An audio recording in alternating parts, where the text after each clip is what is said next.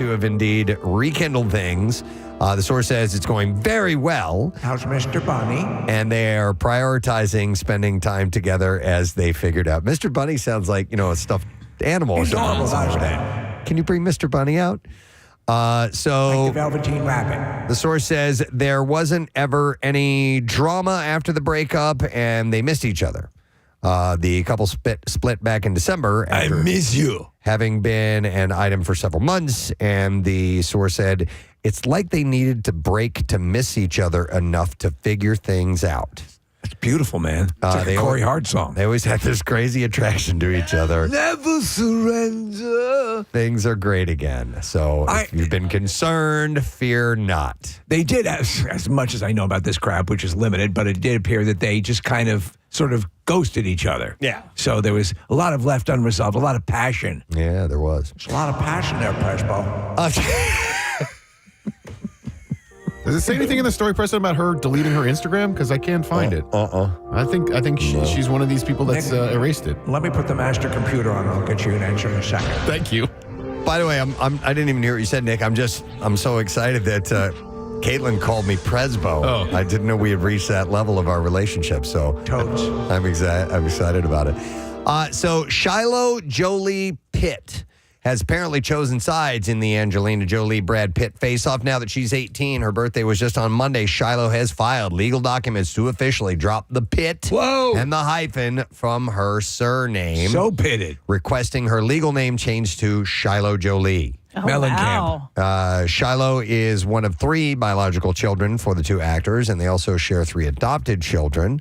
One, Zahara, who is 19, has made a similar decision regarding last names, now going by Zahara Jolie. Wow, so they're dropping him. They're all dropping it, yeah. Wow, That's man. bad. How so effed up. You remember when this all went down initially when they were Mr. and Mrs. Smith and he was with Jennifer Aniston? Yeah. And this was, the passion was just bubbling to the top. And now there's nightmarish thing that's been going on for years. Well, seeing your sibling being choked by your dad on a plane might cause you to have some pretty deep-rooted anger issues. Yeah, man. You know? We've all wanted to choke our kids on a plane, Yes, we but have. we just don't do it. By the way, if you need me to, if you're traveling and you would like me to choke your kid for you, I'll do it. Yeah, that way they would never have any They're absolved. deep-rooted scars. I don't know. He just came out of the bathroom and started choking my child. Yeah, Kath, we don't do it, I don't think, because I think it's because there's hundreds of people on the plane. If you're on a private jet, I'd be choking away. You know what I mean? I got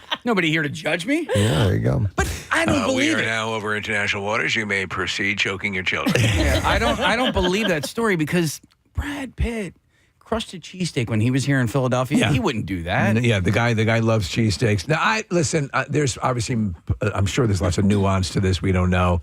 But on the surface, even Brad Pitt has admitted that he had issues and that he's attempted to take care of him. He feels he has taken care of him. And there are a number of people in his corner who speak glowingly of him. But Who his knows? biological child decided to drop their name. Yep. Yeah. That's crazy. So here's an interesting story. Hollywood legend Pam Grier was on the Jennifer Hudson show yesterday, and she dropped a who knew tidbit about Snoop Dogg.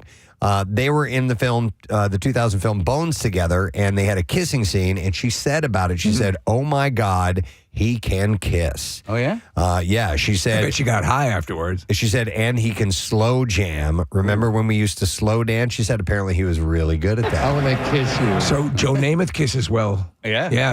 Yeah, but I thought that was kind of interesting. Pam Grier saying Snoop Dogg is. Pam Grier would know. She would know. Really good kisser. You know her story, right? She was working as a secretary at famous Motown. Okay. And they saw her and they said, oh, we need to do something with you. Yeah. Nice. Comedian Matt Rife canceled 2 shows at Indiana University at the last minute Wednesday night over an unexpected medical emergency. On his Instagram story, he explained to fans, I am so effing sorry. Due to a last minute medical emergency, I have to reschedule our shows tonight again. The shows were canceled a mere 20 minutes before showtime, angering some fans. An email that ticket buyers received revealed Rife had to cancel shows after he experienced, quote, extreme exhaustion symptoms and nearly fainted heading to the venue. He's currently under advisement from his medical team to take immediate time off from touring for 2 weeks. You're a big Rife fan, right, Kathy? Yes, I do. I'm not big, but I do like him. Yes, I do. I thought his last stand-up special sucked ass, but I didn't prior see. to that, I didn't watch that. I watched this movie with God. We've had him on the show many times. A local guy. But Matt Rife plays a vampire. Oh, and how was that? Horrible. Okay. It was like a comedy. Who was the fresh out of Malibu? Where we've had Jamie Kennedy. Oh yeah. Many times here, and it was just terrible. I mean, horrible. Yeah. I have an update on Kendall Jenner's Instagram. Oh, okay. She blocked us. What? Yeah. Nuh-uh. How? Why would she take the time to block I do not know. Wait a minute. She has 200. Confusion, Preston. Yeah, She has 293 million followers. She's following 242 people. She has not blocked me on Instagram, but Wow, she has you're- blocked the show on Instagram. Interesting. Maybe there are people just go out and block. Yeah, I mean, I don't know. Doesn't that? See if Pierre is blocked. I kind of see that as like Defensive Badge of maneuver. honor. no, a badge of honor. Oh, yeah. I'm like, oh well, Kendall Jenner blocked us. Yeah. Who else? Corey Feldman blocked us. Yeah. Boy, with that and now Caitlin calling me Presbo, this is day. turning out to be a hell of a day. Friday, right? Yeah, no sad, bro. Absolutely. That's weird. I can't access her either, Steve. You're I mean, blocked? yeah. I don't know if I'm blocked. Shut up, you dumb bitch. She has another one. I want to be blocked. But I have like no association like whatsoever. Case, do you think that a lot of times what they do is they sort of have their people go out and sort of preemptively block? Maybe. Why? Why would I don't know some- to protect. It's like to keep the king from seeing the. Well, yeah, maybe like they Yeah. heard something. Right, Somebody right. heard something, and that's why we were blocked. Maybe not necessarily her. Wow. Okay. Well, anyhow, we'll look into that.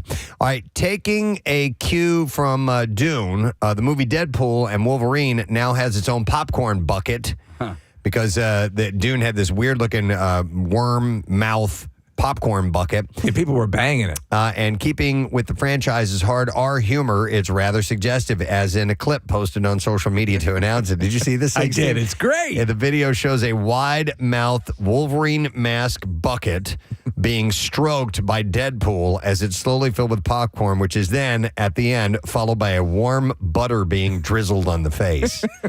So slightly suggestive, as you might imagine. Did you get a Dune bucket? I did not. Oh man, if you should have gotten one of those. I didn't. I didn't need my Dune bucket, but I might need this Wolverine bucket. This is pretty solid. You know the guys at this special effects website, the Corridor Crew that I often bring up on the air. They took that bucket, Preston, and reenacted the worm rising out of the. Oh, really? Out of the sand? Yeah, and they showed how difficult it is to make it look convincing. That's great. So anyhow, you can get your Wolverine bucket for the next Deadpool movie.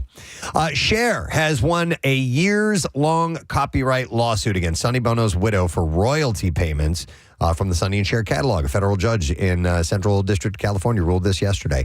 The dispute tied to Cher's suit goes back many years. When she and Sonny settled for divorce in 1978, it was determined that Cher was entitled to a 50% stake in the Sonny and Cher publishing catalog. Yeah, how could that even be contested? Well, then after Sonny died in 1998, Cher and Bono's heirs entered a partnership over the songs. But in 2016, Mary Bono exercised the Copyright Act's termination rights, which allows songwriters or their heirs to win back control of their U.S. publishing rights after 35 years. So there's this time limit that things can be reconfigured.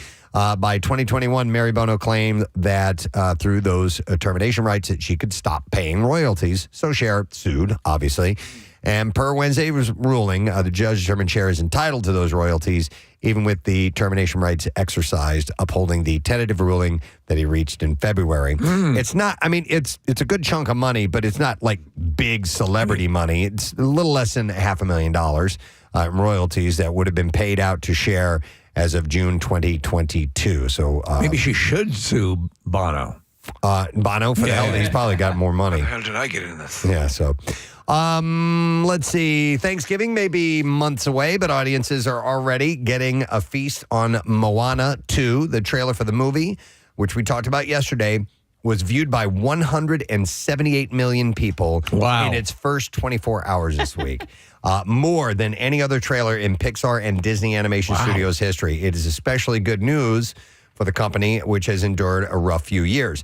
Box office pundits believe Fellow Pixar title Inside Out 2, opening theaters on June 14th, combined with Moana 2, will change the narrative regarding the storied animation company. If they can get the steam back, because they were on top of the world. They could do no wrong. Yeah. Inside Out 2 is tracking to open to $80 million to $85 million, although one service believes it might cross the $90 million mark. In terms of trailer viewership, the previous record for Pixar was Inside Out 2. That got 157 million views. The previous best for Disney animation was Frozen 2 with 116 million. It also came in above Pixar's Incredibles 2 at 113. Moana 2 will open in theaters on November 27th. Looking forward to seeing both of those movies. Saw this morning. This is pretty cool. Bill Skarsgård is not done clowning around. The Swedish actor will reprise his role as Pennywise. Whoa. Of course, the demonic Harlequin from It and It 2. And it will be on the Max prequel series called Welcome to Derry. And he'll serve as an executive producer on the show. Oh, that's pretty cool. It's sort of a crossover, too, between Fast and Furious, right? Yeah, it should be, yeah. Welcome to Derry, which is a working title, was announced in February of last year. And like the It movies, will be based on Stephen King's novel about the group of kids who are terrorized by the clown. Director Andy Muschietti, who helmed both films, developed the project for TV, along with Barbara Muschietti, who worked on both movies, and Jason Fuchs, who produced and acted in the second installment. King previously said in a statement, "I'm excited that the story of Derry, Maine's most haunted city, is continuing. And I'm glad Andy Muschietti is going to be overseeing the frightening festivities along with a brain trust, including his talented sister Barbara. Red balloons all around." So in retrospect, both It and It 2, as you look back on them, are you happy with the way they came out? Oh, yeah, I think they did a great job. Especially the first movie. Yeah, I thought It 1 was very, very well done. Since he last played Pennywise, Skarsgård has appeared in John Wick Chapter 4. His upcoming credits include Nosferatu with Nicholas Hoult and Aaron Taylor Johnson, and The Crow, which he headlines with FKA Twigs. FKA Twigs. So I thought that was some really good news this morning. Let me see. We got some time for another story or two here. Let's go with, I got a whole bunch of things. Netflix is hoping you like reality TV because they've got a lot planned. I don't. The streamer has renewed a bunch of reality TV series and announced a few new ones as well. The Ultimatum, Marry Me or Move On, is getting a third season, while its spinoff, The Ultimatum Queer Love, is set for a second season. They still moving ahead with Get Off the Couch, Dickhead? Don't know about that, but Selling Sunset is getting a spinoff as well, with Selling the City, about real estate agents in New York. But Netflix isn't stopping there. They've also announced Building the Band, which I mentioned in Music News yesterday, which is like Love is Blind, but for music. And finally, Battle Camp. We'll see people who have starred in other Netflix reality programs face off in physical and mental competitions. These shows join previously announced shows like The Mole, Too Hot to Handle, and A Perfect Match. Well, okay, since they're entertaining all these new properties, we should do a reality show based on You Dumb Bitch PR. I like that. Right. You like dumb Selling bitch. Sunset. You guys saw we released a statement yesterday. Oh, absolutely, yeah. Yeah, we'll get to that in a little bit. Good for you guys, though. Getting out there. You got We on really it. wanted to get Got to get out ahead of it. It was in the whole Kylie Kelce thing. Yeah. You dumb bitch. They took her advice, PR yeah. had helped that woman It make a took statement. some convincing, but I got her to do it. All right, and then I mentioned this other thing on Netflix, although not a reality program, but an animated series they've announced is centered around Minecraft. The plot details are not yet known, but according to Netflix, the series will feature an original story with new characters, showing the world of Minecraft in a new light. I wonder if they've repurposed what was to be the movie into a series. The game came out in 2011, and 13 years later, more than 140 million play each month. So it's still very, very popular. Does Caroline still play? From time to time, I think, that will creep into the repertoire. And I just found this out last year that quite a lot. What ends up happening is, people that have Minecraft worlds forget about it for months and months and months, and then become obsessed with it for a couple of weeks, and then they forget about it for months, and then obsessed for 2 weeks. Right. I believe it. All right, let's talk about new movies opening this weekend. Oh, okay. I'm ready for you in a second. There Okay. it is.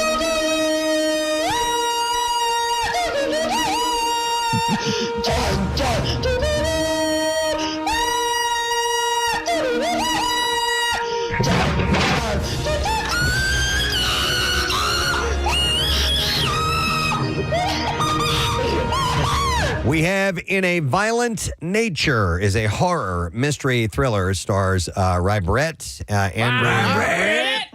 Jesus. I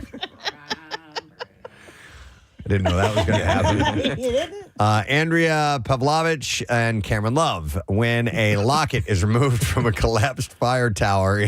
What's the guy's name? To call rye bread.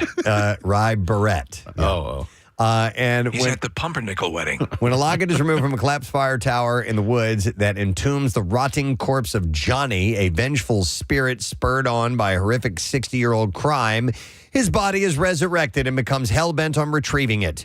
The undead golem hones in on the group of vacationing teens responsible for the theft and proceeds to methodically slaughter them one by one in his mission to get it back, along with anyone in his way.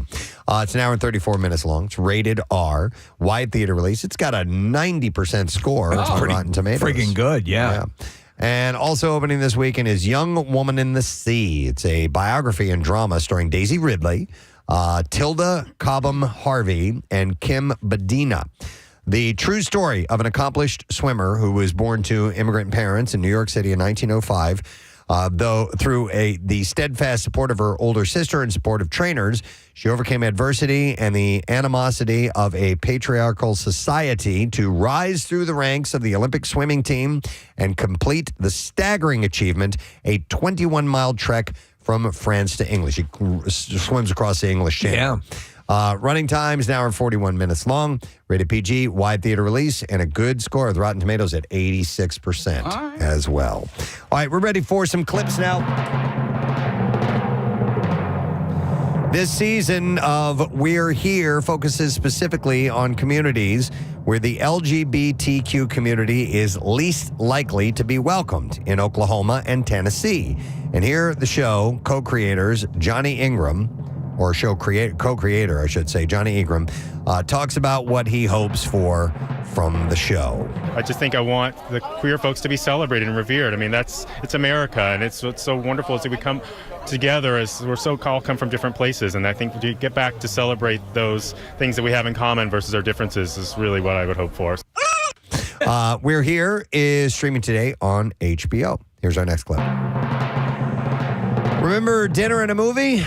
Well, it's back with new hosts Jason Biggs and Jenny Mullen, bringing the party to small screen every Saturday night. I used to love Dinner and a Movie? To watch Dinner and a Movie. Yeah. They would show a movie. It was on commercial television with breaks and so on. And coming in and out of the commercial breaks, they would work on a recipe and talk about the movie. It's a great idea. Cute show.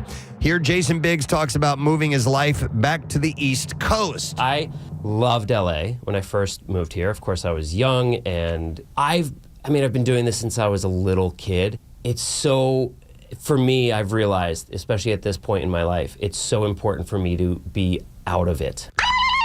Dinner and a Movie premieres Saturday, and you'll be able to see that on TBS, which I think where it used to air. Yes, I believe that's the case. All right. What did you do to your shoulder during that end of that segment? I watched you like wince in pain. Like I had a little tweak in there. All right. Yeah, I'm okay though. All right. I'm all good. Worried about you. I'll hang in there. Did you go see Magic Hands yesterday? I did. Okay. Yes, at Trinity Rehab. So You okay, Preston? I'm on the mend. Thank you, Caitlin. Even I could see it on the sensors. Most of it showed up. There was an electromagnetic discharge.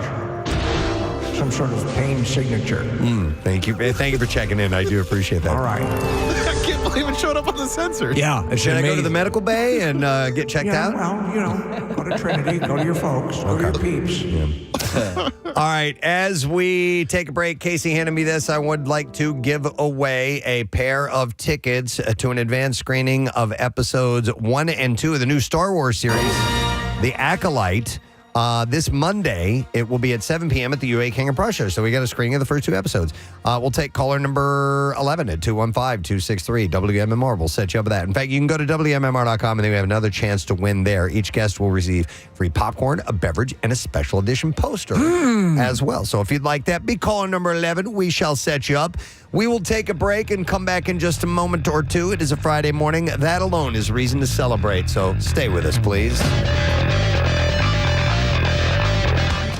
You saw him do the non-discreet security hand movement that.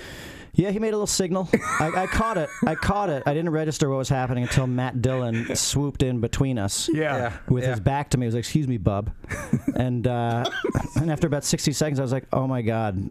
Swayze gave him the signal, the help signal, and they were not coming back to me. And I sulked and I walked away. And then Heffernan was waiting for me, and he was so fired up. He was like, "Oh my God, Patrick Swayze and Matt Dillon, tell me everything."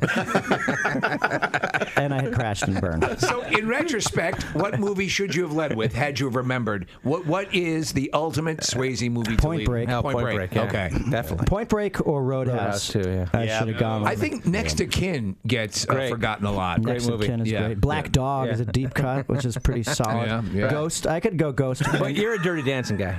I'll You're do a Dirty Dancing. Hey, guy. look, in Club Dread, I play a character named Juan Castillo. Yeah. And if you translate that into English, it translates into Johnny Castle, which is the name of Pete Swayze's character in Dirty Dancing. Pete Swayze. Yeah. That's our homage. That's homage. Yeah. Wow. Sofia Vergara's attorney, this is a follow-up, spoke out about the reports the actress is being sued by her own embryos and an ongoing legal battle with former fiancé Nick Loeb. Are they going to put the embryos on stand? I'm wondering if that's a bold legal maneuver or not, and if they'll try it, but we'll wait and see. The Right to Live lawsuit was filed on behalf of the fertilized eggs, listed as plaintiffs Emma and Isabella on Tuesday in Louisiana. The defendant, Sofia Vergara. The plaintiff, her embryos. Loeb and Vergara created the embryos in 2013, and Loeb has since been battling to have them carried to term and then taken to custody. And then he takes him to custody. The latest maneuver, this is according to her attorney, this latest maneuver is nothing more than another attempt on the part of Mr. Loeb to keep himself in the public eye by keeping himself linked to Miss Vergara. You notice that's always what lawyers say. This is another attempt at publicity. Another shameless attempt. They always go there. We have every intention of putting the embryos up on the stage, and I will cross-examine them vigorously. So there's the... Look at you. You're not even developed. You have no arms or legs. You're simply an embryo. You're a gelatinous mass, and you show up here without even wearing a suit. You insult the court system. I think you should be held in contempt. Yeah. Mm-hmm. Not entertain this circus. Loeb's suit comes just 1 week before it Besides that, you left a slimy trail all the way up to the stage. And everyone else will now slip in it. And that might be a lawsuit. That could be another right lawsuit there. in the making. And I am frankly shocked that the court would allow this to happen. We ask that anyone taking the stand, please clean up their slimy trails after them.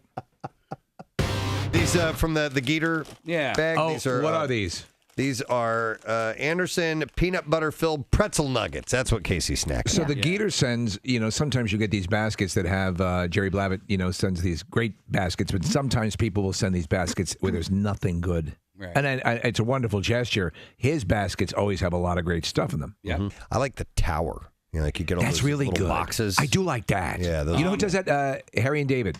Yes. Oh yeah. Oh yeah. And they got the. Oh yeah. They have a very good the holidays. It's the number one place to shop. It's a holiday season upon you. Harry and David are very good. Nick became full blown. Shogun. Yeah. Excuse me. I'm interested in purchasing a tower of delectables for holiday season. Your name is Macaroon. Cookie here. Cookie here. Brownie here. Duck chocolate covered the blueberry. I said the blueberry. Blueberry. We don't have any blueberries. Son of a bitch. I know where you work. I'm coming to avenge me. He really did. He got very emotional. I like the popcorn with the chocolate. Oh, you got to do the you like the blueberries, right? The Harry and David dark chocolate covered blueberries. And here's the difference. Here's where it all comes down to. They're actual blueberries covered in dark chocolate, as opposed to blueberry mush.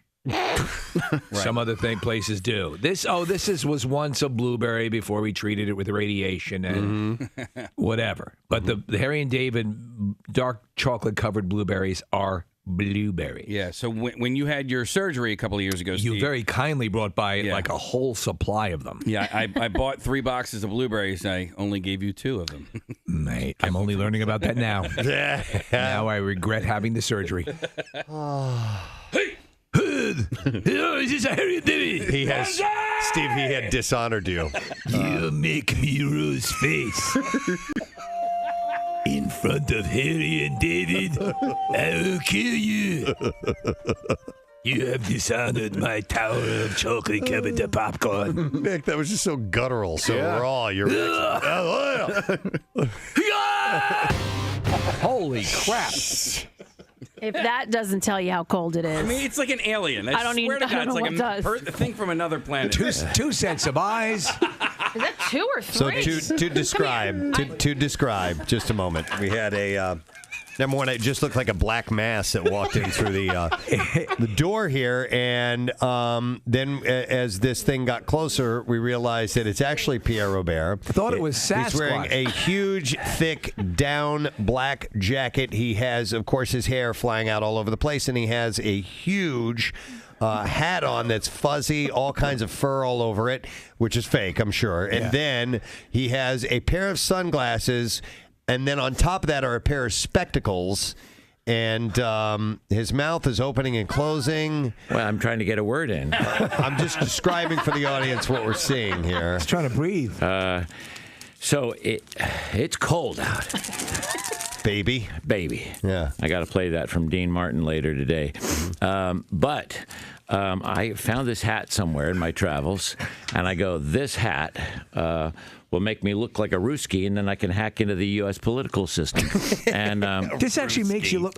Who's the guy who's saying, I just want to stop and tell you how I feel about you? Do you remember that guy, the Canadian guy who was super hairy? Kenny Rogers. I never saw him. I know the song. Yeah, it's just an amazing. You do look like Sasquatch with bad eyesight. I could be totally speaking out my ass here, but Steve, do they do prescription sunglasses these days? They absolutely do. Claire has, my wife has them, and they're absolutely manageable and doable. What are you laughing at? These people are laughing at your multiple sets of glasses. People that give me funny looks while I'm driving because I'll have my sunglasses on and then my reading glasses below my sunglasses. All right, this is the guy, Gino Vanelli. Gino Vanelli is who he was That's talking who you look about. like. That song. And yes, it does look like him. Well, there you have it. For your love. Yeah. He's a handsome devil, just like me. Wait, so are your eyes dilated right now? No. Oh. I could take them off. Yeah, you can take them off. There you go. Yeah, there. You look like a Sasquatch safecracker.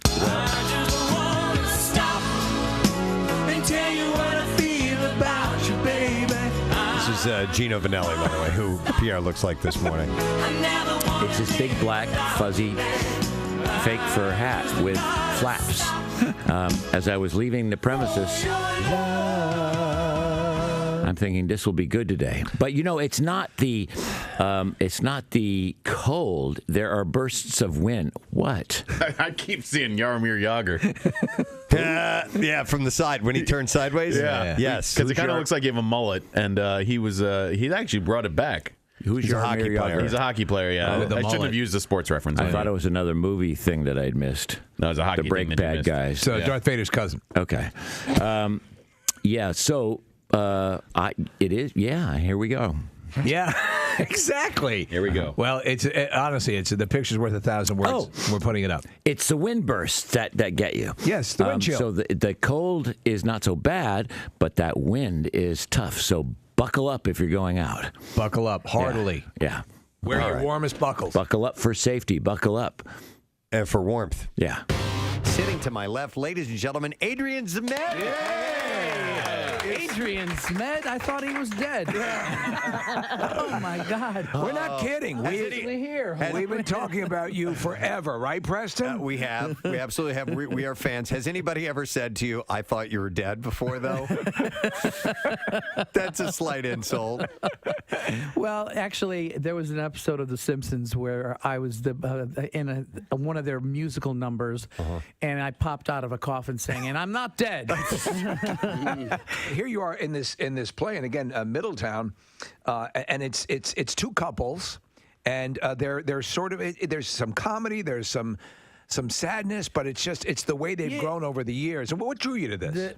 Exactly that. I'm used to, I've been through the Eastern Seaboard so many times with musicals. And I'm used to just being drenched in sweat by the end of the show and doing it. And then I read this play, and it was such a simple play. It's just about two couples who have dinner every Friday night for 33 years. Right. They're best friends, and they're normal people, and life happens to them. Mm-hmm. And it truly is a roller coaster of emotions. I mean, we suck you in by all our little charming quirks that the couples have and everything, and then life happens.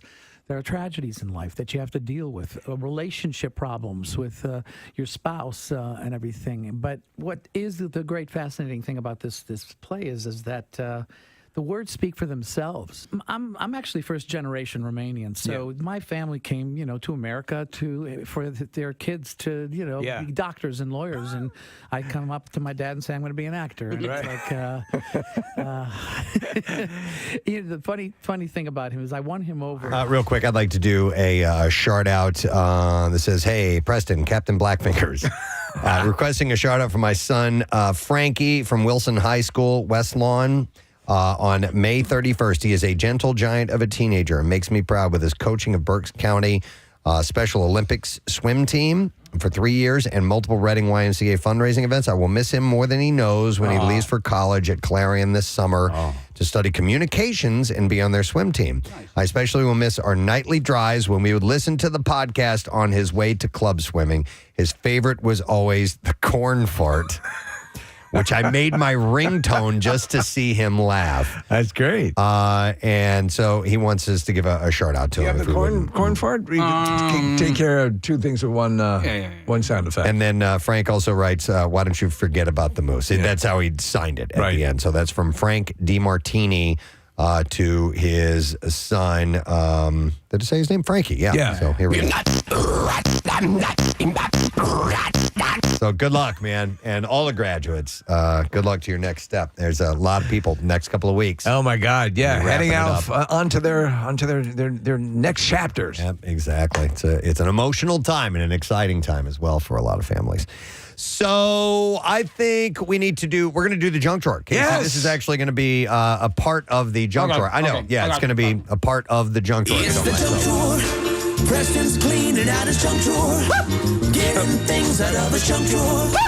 Finding stuff here in the junk drawer. All right, so a series of stories that I don't want to get away from. Let me reach into my junk drawer and see what I can find. Oh, look what I found.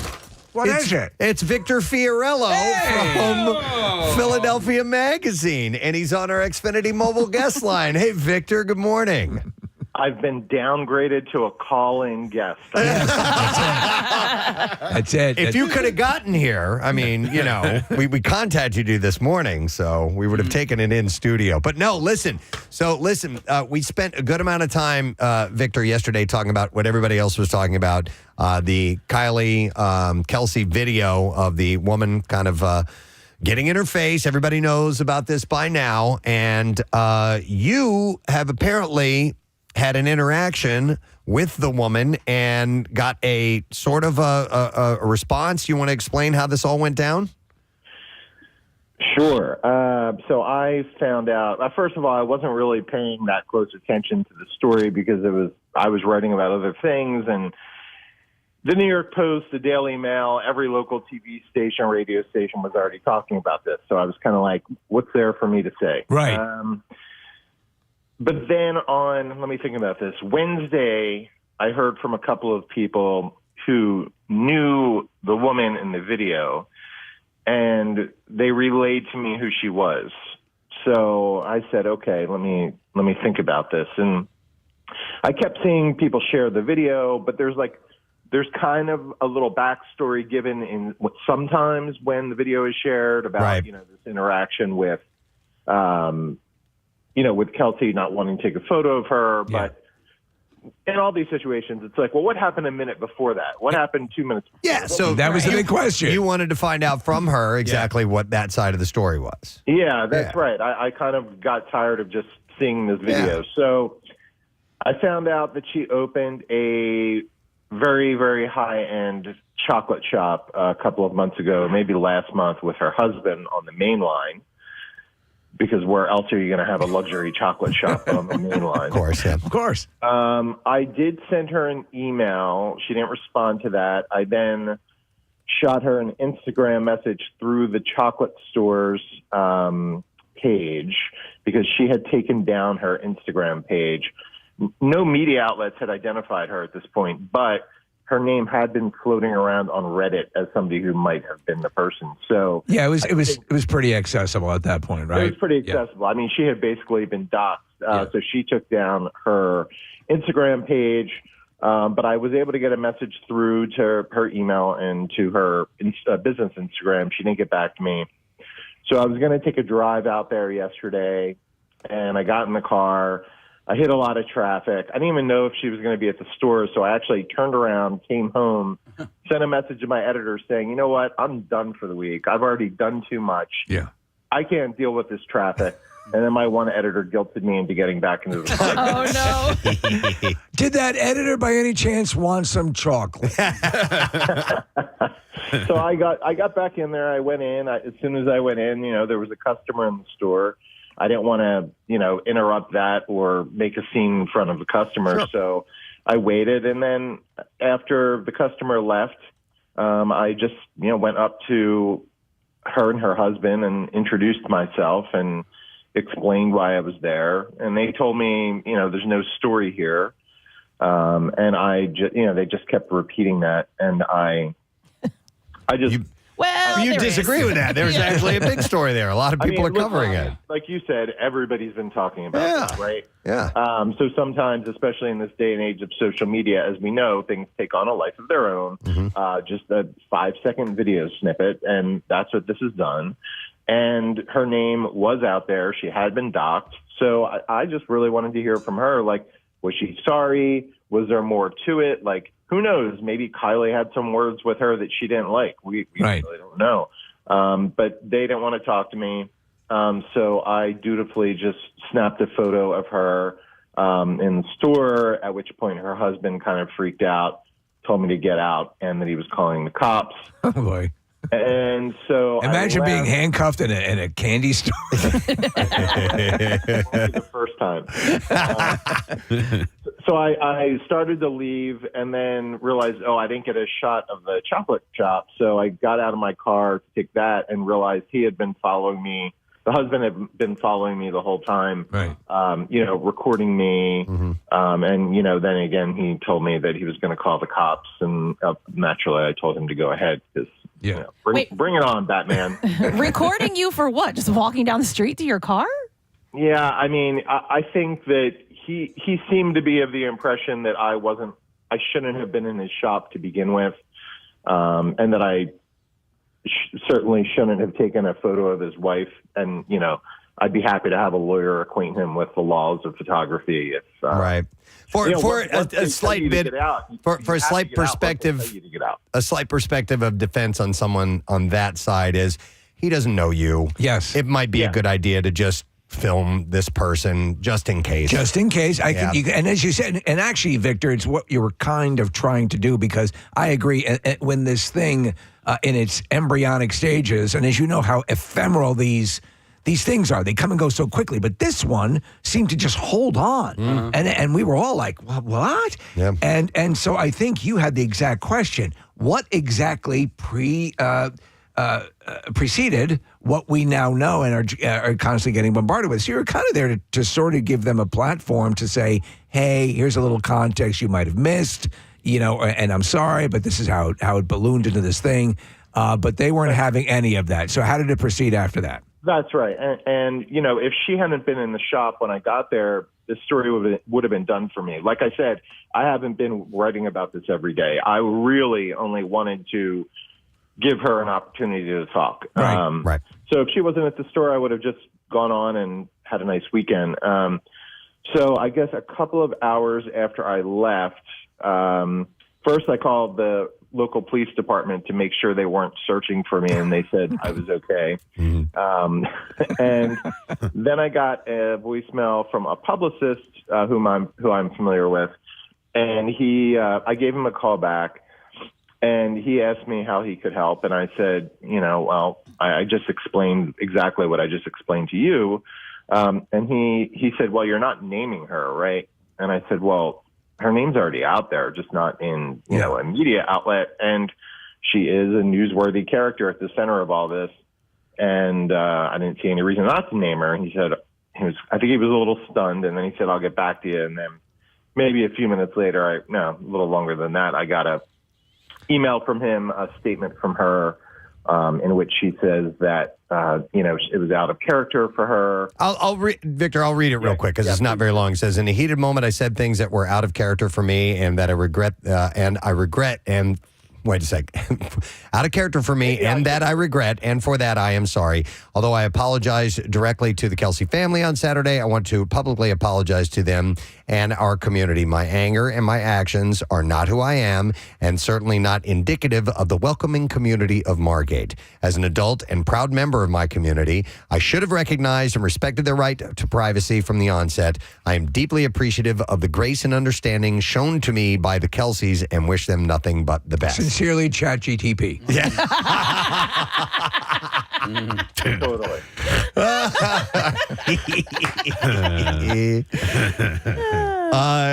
What did you think when you got that, Victor? I thought it was kind of boilerplate. I also heard from somebody who was down there who said I should ask the Kelces if she actually apologized, because their impression was that she didn't, or maybe she made a very, very brief apology that she's spinning into maybe she said something like just I'm sorry as her husband was dragging her away, and that's what. Sorry, I ruined your night. Yeah, that was the apology. You know what, though, Victor, and I'm sure this is something that you endeavor to do, is to not become part of the crop of villagers with lit torches, because things like this, the reaction can be just as hyperbolic. And this one, I think, because of the figures of Kelce and his wife, who are beloved, they have an incredibly altruistic kindness of spirit, that it just seems such a weird person to take on in a battle. And I think this is why this has had its legs. Give me an ETA on when this is finally off the third or fourth page now of the paper, and when it's being eclipsed by the next TikTok challenge. Yeah, I mean, I think it's back to front now that she, now that we found her, and it will sink back through the weekend, and by Monday, hopefully, we've forgotten about her. There has been there's obviously a huge backlash to her. There's also a backlash to the backlash and to my story. Lots of accusations of how we're trying to destroy a small businesswoman, which is surely. Listen, I like chocolate. I might check the place out, but this is you were simply, and I believe you when you say there was a genuine curiosity about, is there a part of this we're not hearing? Might as well give them the platform to let. And that's what she. Victor, we joke that I should have my own image improving PR company PR firm, because that's what she should have done. That would have helped her if she would have sent you or even talked to you while you were there with a genuine apology. It would. No, you're not ruining her little chocolate shop. She is, by kicking you out, videoing you. Just be genuine about it and apologize. And even if you're not sure what to say, I'm sure, Victor, she could have said, "Can I get back to you in a couple of hours, and I will have something to say."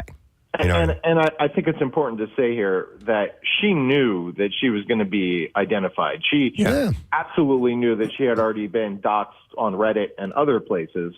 She knew that this was going to come to a head. The fact that it took me going out to her luxury Swiss chocolate shop, showing up unwelcome in the door, having her husband say he's going to call the cops on me, the fact that it took that for her to issue the public apology is kind of the problem to me. This public apology could have been out 24 hours earlier. She's like, oh no, Victor Cher. Well, again, this will be a blip in the in all the other stories that are coming down the pike. But I'm blown away by how much this has stayed in the news for as many days as it has. Me too. I'm happy to be done with it, and I'm happy to let them go on about their lives and wish them well with their business. Excellent. All right, Victor, thanks for the check-in. We appreciate it, bud. Thank you. Take care. Have a great weekend. All right, Victor Fiorello, Philadelphia. Yes, during the junk drawer. Yeah, junk drawer. Very rare. By the way, I'm sorry, go ahead. No, I forgot. I wanted to ask him if he had ever been arrested doing a story. We'll have to ask him next time. Next time, definitely. You can ask me. By the way, speaking of chocolate, I had, for the first time in a while, Milk Duds. We were at my youngest rock band final concert of the year, and I forgot how much I enjoy that little treat. So let me tell you, I'm a dark chocolate fan, but there is a place in my heart for the dud. The dud is all good. All right, let's go. Let's go back into the drawer. Here, I got this. The 96 Scripps National Spelling Bee was yesterday. Oh, yeah? And the winner is a young man named Bruhat Soma. And he won the big prize, defeated fellow 12-year-old Faizan Zaki in a spell-off, which I'd never seen done before, the spell-off. It's like that knife fight in the Beat It video. It's just like that. They tie their hands use together. words. Yeah, to kill each other. No, he said, my heart was pumping so fast when I realized I won. You think you can spell?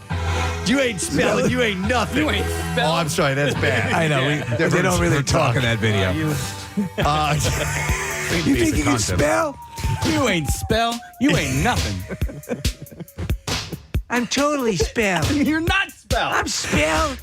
By the way, you know what I liked better was in Weird Al's parody of the bad videos. Is that what they taught you up in that sissy school when you? It's kind of ironic that Michael Jackson had two videos where fighting was one of the main themes. Yes. You know? Kick your ass. Is such a badass. Son of a bitch. All right, well, anyhow, Soma said, I had a good feeling that I would win because I did pretty good. But yeah, you never know. Actually, should have said pretty well, right? Yeah. That'd be more grammatically correct. Stupid idiot. He said, I still couldn't absorb the moment yet. With organizers calling for a spell-off to determine a winner following 14 rounds over 3 days at the national championship, Soma spelled 29 words correctly in a 90-second span to beat out Zaki, who recorded 20 correct words in a 90-second span. So, what's his name again? So that's the spell-off. So his name is Bruhat Soma. And what is the family lineage? Are they Indian or I didn't see anything that I don't know. There's Steve. such a legacy. They're such a legacy. I mean, you talk about a record that goes on and on. It's astonishing. Mm-hmm. He's a dark-skinned young man. I do know that. But for every 1-hour practice session, Soma's spelling coach, Sam Evans, said that they would do 3 spell-offs. Soma was ready for a spell-off. He was calm on stage every day. Soma said his father used a program to pronounce words in 90-second sprints to emulate the spell-off. That was first introduced in 2021. It was used for the first time, and before yesterday, the only time at the 2022 competition. So this is kind of new ground for a lot of these spelling bee champions. They had bandied back and forth the notion of a ball tap to decide. Okay. Yeah, and then they said, stay with the spelling. Yeah. So the national finals began with 245 spellers from all 50 states across the globe as well. 97 individuals bowed out during Tuesday's preliminaries. 45 moved on to the quarterfinals to semifinals Wednesday, and only 8, a smaller group than normal, advanced to the finals. So he gets $50,000, more than $50,000 in cash, in addition to another prize or 2 for his victory. I got to tell you, there have been times when I've seen, and I know that these modifications have been to alleviate some of this, but there's sometimes when you're like, this kid's going to die of stress. Mm-hmm. Like it gets so tense. Yeah. So to help him spell out loud, he employs the strategy of typing, pretending to type with his left hand on an imaginary keyboard. He said he was strategic in choosing which sections of the maybe the encyclopedia to memorize, and can you imagine that? The ones that most likely to hear at the bee as well. So yeah, well, I did well by memorizing the encyclopedia. It's crazy. I wonder if people with Mary Lou Henner's memory would do well in a spelling bee. That's Good question. An incredibly, yes, I was wondering that same thing. If it falls to a certain level, but doesn't get to the specificity of that. Yeah. In other words, what were her grades like in school? Yeah, and what Bruhat did is obviously a skill, and he uses a bunch of different ways of learning these things, and they do the whole country of origin and use it in a sentence and all that kind of stuff. So that helps them process what the word might be and how it might be spelled. But is a lot of it just strict memorization of how words are spelled? And so what defines, that your capability to do that? So you're talking about him actually using in his mind and actually moving his fingers to a keyboard. Do you remember Chisholm Bob? I do. Yeah, I the do. Korean, which you were moving I never understood how it worked, but you used your fingers basically to do rapid calculations. Yep. It was a South Korean method of mathematics. Yeah, and it ended up, it turned out to be not as efficient as I think they had initially. Well, there were a lot of said it finger was. injuries. or there was something to it, Steve, the reason why it went out of phase, and I forgot. But yeah, these kids could do these complex mathematical calculations they would tap their fingers on a table or something like that. I remember that. I like watching the spelling bee. I didn't watch it last night, Preston. Did you say what the word was that he ended up winning on? No, golf. No, because he had to spell 20. He had to spell. He spelled 29 words in a spell off, and they're rattling off these words. I watched a little clip of it, and it's like they're speaking another language. Yeah. Oh. These words that you have to spell. This is English? Yeah, totally. So it's very impressive. So and the word is.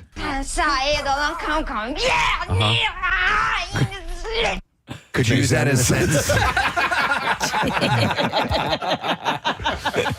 But speaking of another language, real quick, I was getting my haircut the other day, and my barber, she does it in her basement, and her daughter came in, and they started like gossiping, and they were talking about some stuff, and then it got to a topic where they didn't want to discuss it in front of us. Right. So they started speaking a secret language, and I'm just sitting there with my son, and she's like, I swear to God, this is what it sounded like, and it made sense to the other person. Hi, Grandma. Yeah, I swear to God, that's exactly what it sounded like. And she's like, and then the mom goes, hang on, I missed that last part. What was the last part you said? And she was like, oh, So hang on. Yeah. This is not a foreign language. This is something they made up. They made up. Wow. Something bordering on Pig Latin? Yeah. Okay. Yeah. Wow. We had those guys in studio. We did. They hitches. Yeah. Yeah. It was for not your average listener, right? Yes. And they made up their own language. Yeah, and so they could communicate speak in code. Wow. Yeah, that'd be fun, wouldn't it? Yeah. I guess. I don't know. I don't think I could do it. I don't think my brain operates that way. No. I have exactly the opposite of what Mary Lou Henner has. I can't even do English right. Casey, hand about a show about the manga. Yeah. I was hoping you were going to do some gibberish in return. I was trying to understand. I'm like, did he actually say something? Well, play your grandma, Rand. He was like, "Oh, this is our special language." This is our special language. Okay. I don't know what Preston's saying. At least you're on the same page. I have audio interference sometimes, so sometimes somebody might say something to me, and I actually have to stop and process what those sounds that came out of your face That were. couldn't have been good. What just happened out of I just can't hear. That's my problem. So, all right. Wait, we're getting some calls, so I don't know if I should move on to something else. I do have other things. It's the horse lady. Do you want to talk to her? No. Can she speak horse? Katie, the horse lady. Hi, Katie. Hey guys, good morning. Hey, good morning to see you. What are you calling in about, Katie?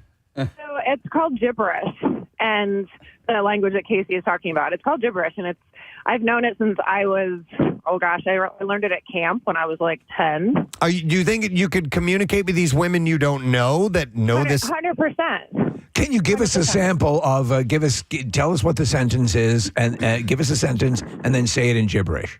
Okay, I'm going to say good morning to see you. Okay. Ready? Yeah. Good, Minagorn, and again, Good, Minagorn, and again, to the goose, to the gee, to go. Okay. Told you. And you know what? A number of people are texting in that are saying it's gibberish. It's literally and I see what you're doing. It would take me a little bit of practice. Hang on. We have other people calling in. Let me get Amy. I'm going to see if you guys can communicate together. Hi, Amy. Good morning. Hi, Amy. Are you there? Yeah. Amy. Hello. Hi, Amy. You're on the air. Hi. I'm sorry I couldn't hear you. Okay. That's okay. Amy, do you speak this gibberish language? I don't speak it. I tried so hard to learn it when I was in high school, like back in the 80s. And I couldn't do it. I tried so hard, but I had friends who would do it, and it's the and I couldn't do it. So Amy wants to learn it. Katie's laughing. All right, so we have a couple people who actually speak it, Preston. Sorry, Amy. We're going to let you go, and I'm sorry you couldn't do it. I didn't know gibberish was a thing. Like, I've heard the word a million I times. always but just thought it was a mishmash of All right. gobbledygook, which is actually a skin condition. Judy can speak it, so maybe Judy and Katie can communicate a little bit. Hi, Judy. Good morning. Good morning. All right, so you do speak gibberish fluently. Correct. My cousins, my sisters, we passed it down, so our moms never knew what we were talking about. Okay, Judy. Yes. Judy, you're on with Katie. Introduce yourself and have a short conversation in gibberish, please. Okay. Is a guy to the gay to the gee, is a guy is again for the gum, with the gorse to the gown, to the goo to the gur to the gee. Okay. Hang on. Had a guy to the gay to the gay, at a guy at a gam for a gum, met a gal, but a gurn, put a gee, at a guy, and at a gant, at a guy, what again, to the goo, skid goal, what a gas, met a guy. Okay, what did you guys say? I heard school. Okay, Katie, I'll repeat the last one. I know where you're from. I don't know where you're Okay. from. Yeah, at a guy, what again, to the goose, good goal, what a guess, and then the geck. Okay. Where's she, Judy? Where's she from? What did she say, Judy? She's from Malvern, and she went to school with Nick. I heard school. I didn't hear Nick. Jersey. Oh my God, that was completely alien to me that you could discern that information. And so you guys completely understand each other, Katie? Yeah, it's not hard. Gosh, I haven't done it in a while. My tongue's like a little but yeah, it's so much fun. I mean, and like people think you're like amazing that you can. It's not that hard. You just have to get the pattern down, and a lot of people can hear it before they can say it. So is it akin to Pig Latin, which is sort of very very much so. You're just putting ediga where the syllables are. Ediga. Yeah. So Steve's name would be Stidigiv. Nick is Nudigek. Kathy is Kudagath Stidigi. Okay, and I would be Prediges Predigan or Prediges Degan. Yeah. So, but in monosyllabic words, you have no syllable break to put the giddige in. Yeah, but she did it with Nick and Steve. Yeah, I know. Yeah, so you have like, to arbitrarily the pick. word for would be Fortigan. Fedagor. Fedagor. Okay, yeah, because it goes where the vowels are. Edda. Oh, I got you. All right. Okay. Edda, and then so Ediga. Ediga. Wow. And Casey, this is what they were saying in the hairdresser? Yep. Zit. Yeah. That's exactly what they were doing. Is it great? Go ahead, say something. Talk to each other again. Give us a little. Yeah, Katie, you start this time. Okay. Edigai, Bedigat, Tidigo, Mediga, Nidigi, Pidigi, Pudigol, Edigar, Medigad, Bedigat, Widigi, Edigar, Edigun, Kudigov, Vedigar, Redigang, Vedigas. Judy, what did she say? I bet so many people are mad that we are uncovering this. Wow. Don't worry. You're uncovering it, but we can't understand what We're you're too saying. old to learn it. Yeah. Oh, yeah, I'm not going to take the time to learn this. That's fantastic. All right. Thank you guys both. We appreciate you. We should simulcast our show in gibberish. All right, we should. All right. Thank you, Judy. Thank you, Katie. You're welcome. Goodbye. All right. See you guys. They should have said you're welcome in gibberish. Yeah. How would you say that? I can't do it. Yuriger, Wediger, gotta come, something like that. Yeah, you can. Gonna come. Oh, I know what you're Anything saying. you want. I know Can I what come? you're Can I come? Can I come? Can I come? Can I come? Can I come? Can I come? saying. Guys, you got it wrong. That's not the language. Gonna come. All right. Okay. Butt stuff. Can I come? Can I come? Butt stuff. So there you go. Let me go back in the judge. Oh, all right. Yeah, we're doing that. Oh yeah. Sorry about that. All right. Kathy, you're up on trends and whatnot. Okay. Apparently the side part is enjoying a comeback. Oh, okay. From the middle part. Yes. Yeah. The Generation Z. Are we talking about genitals? Had decided wearing your hair this way makes you look old and declared that it was over, just like no-show socks and skinny jeans. But the side part is back in a big way, thanks to celebs like Zendaya and Sigalina. Zendaya, Selena Gomez, Jane Fonda, Zoe Saldana, Kirsten Dunst, and Greta Gerwig. So we're talking. Obviously, these are all women. By the way, Greta Gerwig sounds like it's Greta Gerwig. Yeah. Greta Gerwig. I always had a part. It would be left to right. For the longest time, I went down the middle because in the 1970s, a center part was the way it was, and like feathered bangs and stuff like that. And I stuck with that for a long time. It wasn't until I probably grew into adulthood that I started doing a side part. I have had a side part basically my whole life. Now, like as an adult, my side part is a little bit more like forward and then to the side, but. Steve, there was maybe a 3-day stretch where I tried the middle part, and unfortunately for my mother, that was when I was taking my senior photos. So that's what the senior photos are. Middle part. I got this freaking really. Oh my god! I'm like, what the hell were you thinking? Yeah, I kind of swapped back and forth from the middle part, the side part, but I'm more of like just a slight side part. Slight side part. Yeah. Okay. Yeah, right. but I've seen it. I've seen like the side part come back because everybody was going straight down the middle for a little while. The Kardashians would slick their hair back and go straight down the middle. Yeah. So apparently, hairstylists predict this will be the summer of the side part. This is for women only, or yeah, I believe it's women. Yeah, these are all women that he's talking about. That parts will keep moving further and further to the side. Yeah. Okay. As things go. It's like everything else. It's just the wrapping back around. Yeah, it's cyclical. Yeah. So you know the like the boys' haircut now, like the bird's nest thing that they got going on. Yes, I do. Hey, listen, I'm not gonna judge it. Look at my senior photo, Dude, okay, guys. Ben has totally been rocking that look. Yeah, but you're right, Case. Like they just don't care. Yeah, well, no, they do. Well, they do you're right. because so yesterday, my son was getting picked up to go to this banquet, and the kid that was driving was wearing a hat. I'm like, wait a second, are you wearing a hat to the banquet, or are you forming the lettuce on your head? And he's like, no, I'm forming the lettuce on my head. Gotcha. You know what I mean? He's using it as a mold. Dude, I keep referencing it because it's hilarious. The parents who copied this, the guy is with using actual lettuce, using lettuce. I and love boots. that.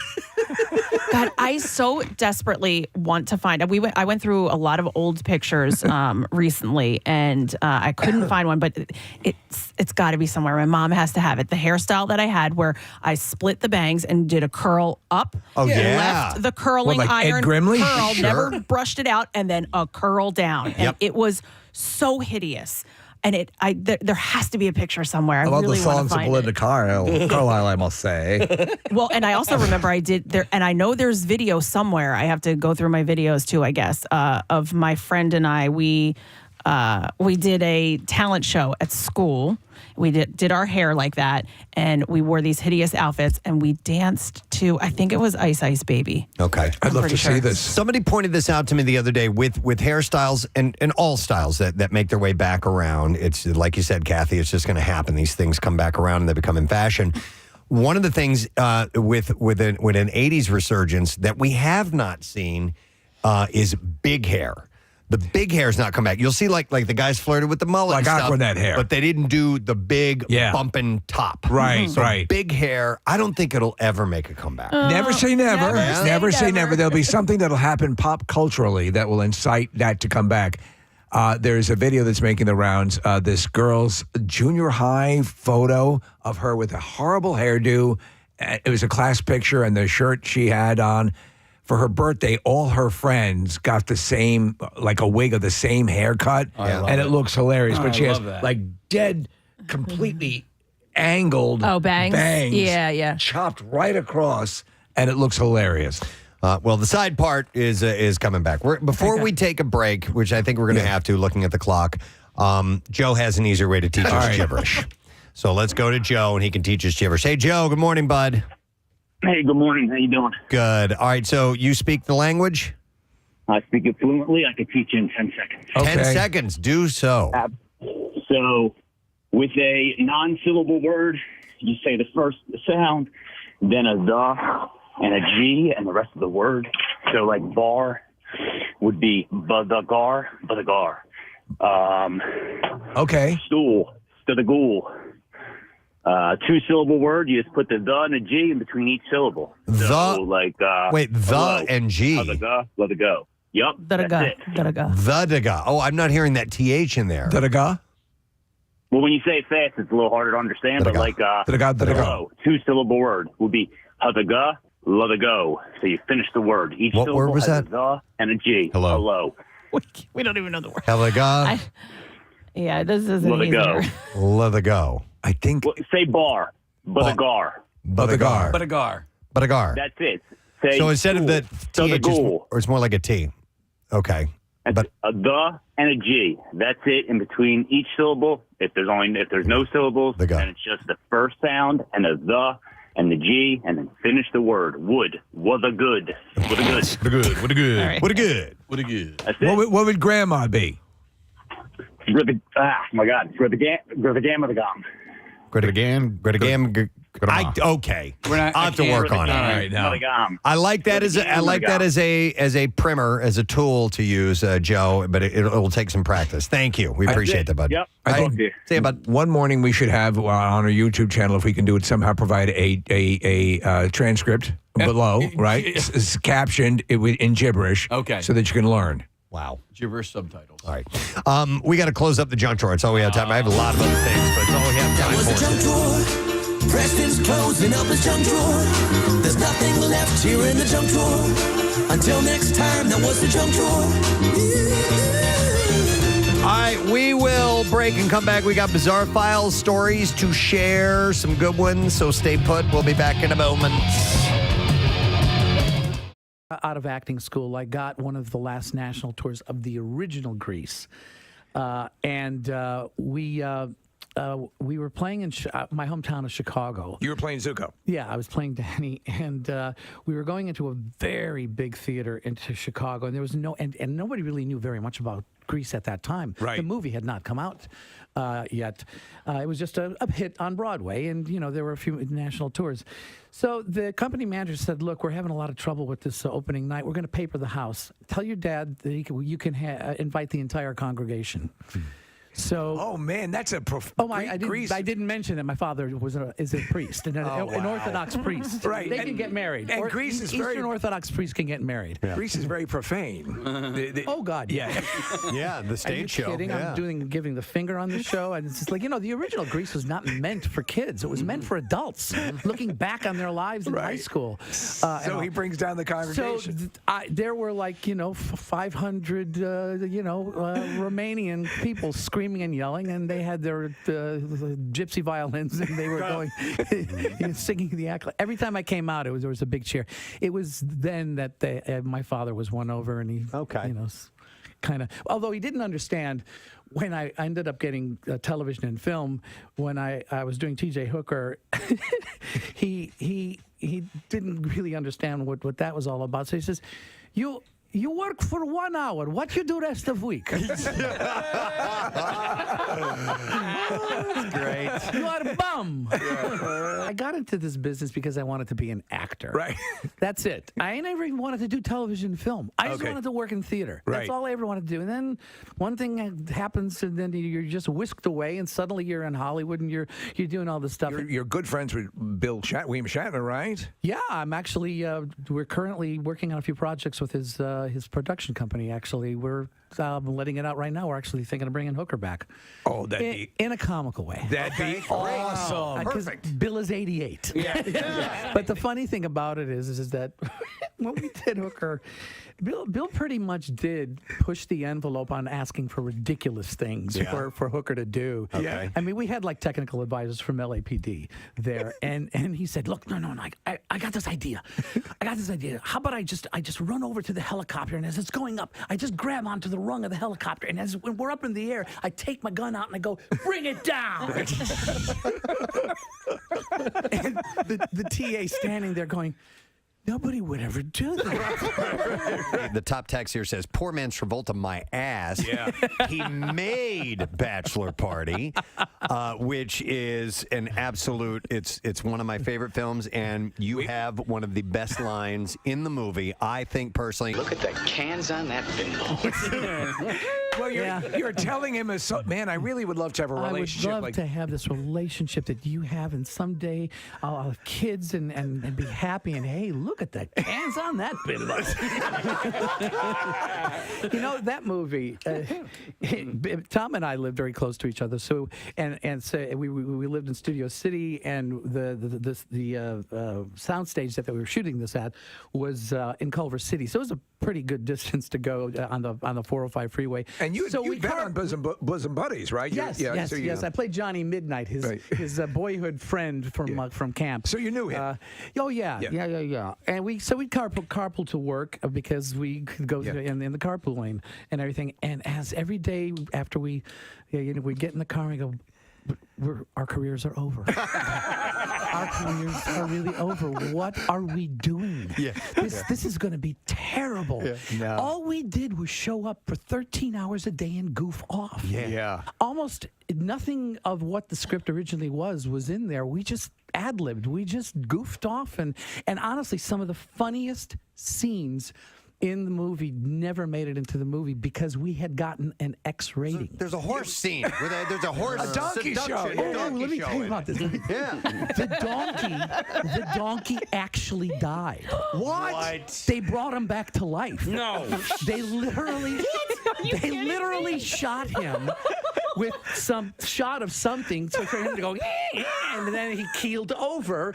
And his heart stopped. Oh my God! And we've got all these people. There's like 100 extras. Many of the girls are half naked and everything. We're all standing there going, "Oh my God! They killed the donkey!"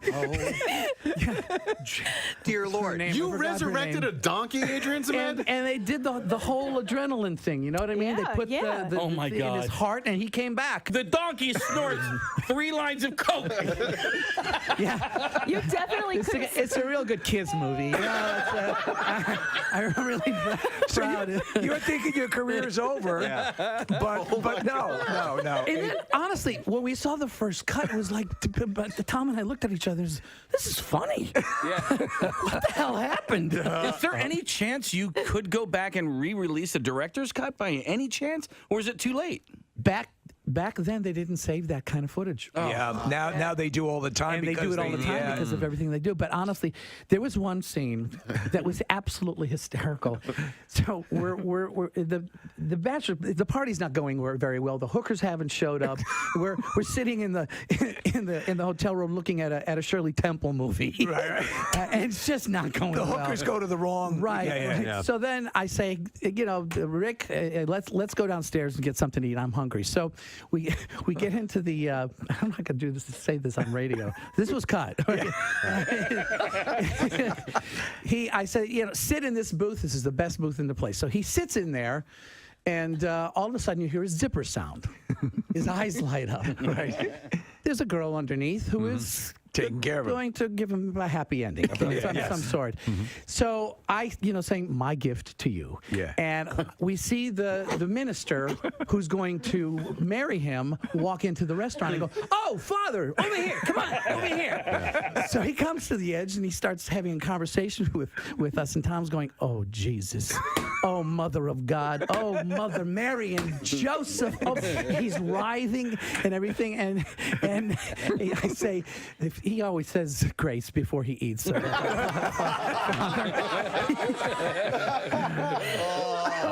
That's great. He can't take it anymore. He gets up and runs out. And I said, "Father, sit here. It's the best seat in the house." Close up on his face, you hear the zipper sound, and his eyes go like that's great. Didn't make it in the movie. We had offended everybody else. They didn't want to offend the Catholics. It's so freaking funny. You and Tom were friends. Could you tell then what a talent he was and what he was going to go on to and be? honestly, one of the nicest guys in the business. Everything that's ever happened to him, he deserves every bit of it. He's a great guy. That's great. Very talented. Wow. Yeah. I wanted to ask you. A lot of people don't know this, but Tom was not originally cast in that role, and neither was Tawny Katane. Tawny Katane was the it girl of the time, and she was the White Snake videos. It predates, I think, the White Snake video. Who was? Well, we shot 1 month with the other cast. Who was it? Oh, no way. It was Paul Reiser. Really? And Kelly McGinnis. Oh, my goodness. Did they get fired?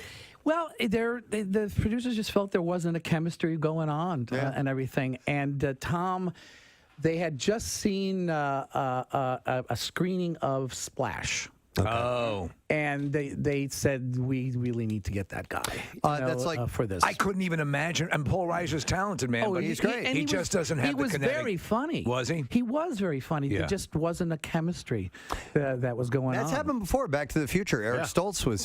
They filmed for quite a while with him in the lead role. And the scene where he falls and hits his head. That's Eric Stoltz's head. When he falls out of the tree, bonks his head on the. I didn't know that. Yeah, that's Eric Stoltz. Wow. Okay. Did not know that. It's if you've never seen Bachelor Party, and it's worth going back for a visit. A number of people also texting in asking if we're going to bowl tonight, Adrian.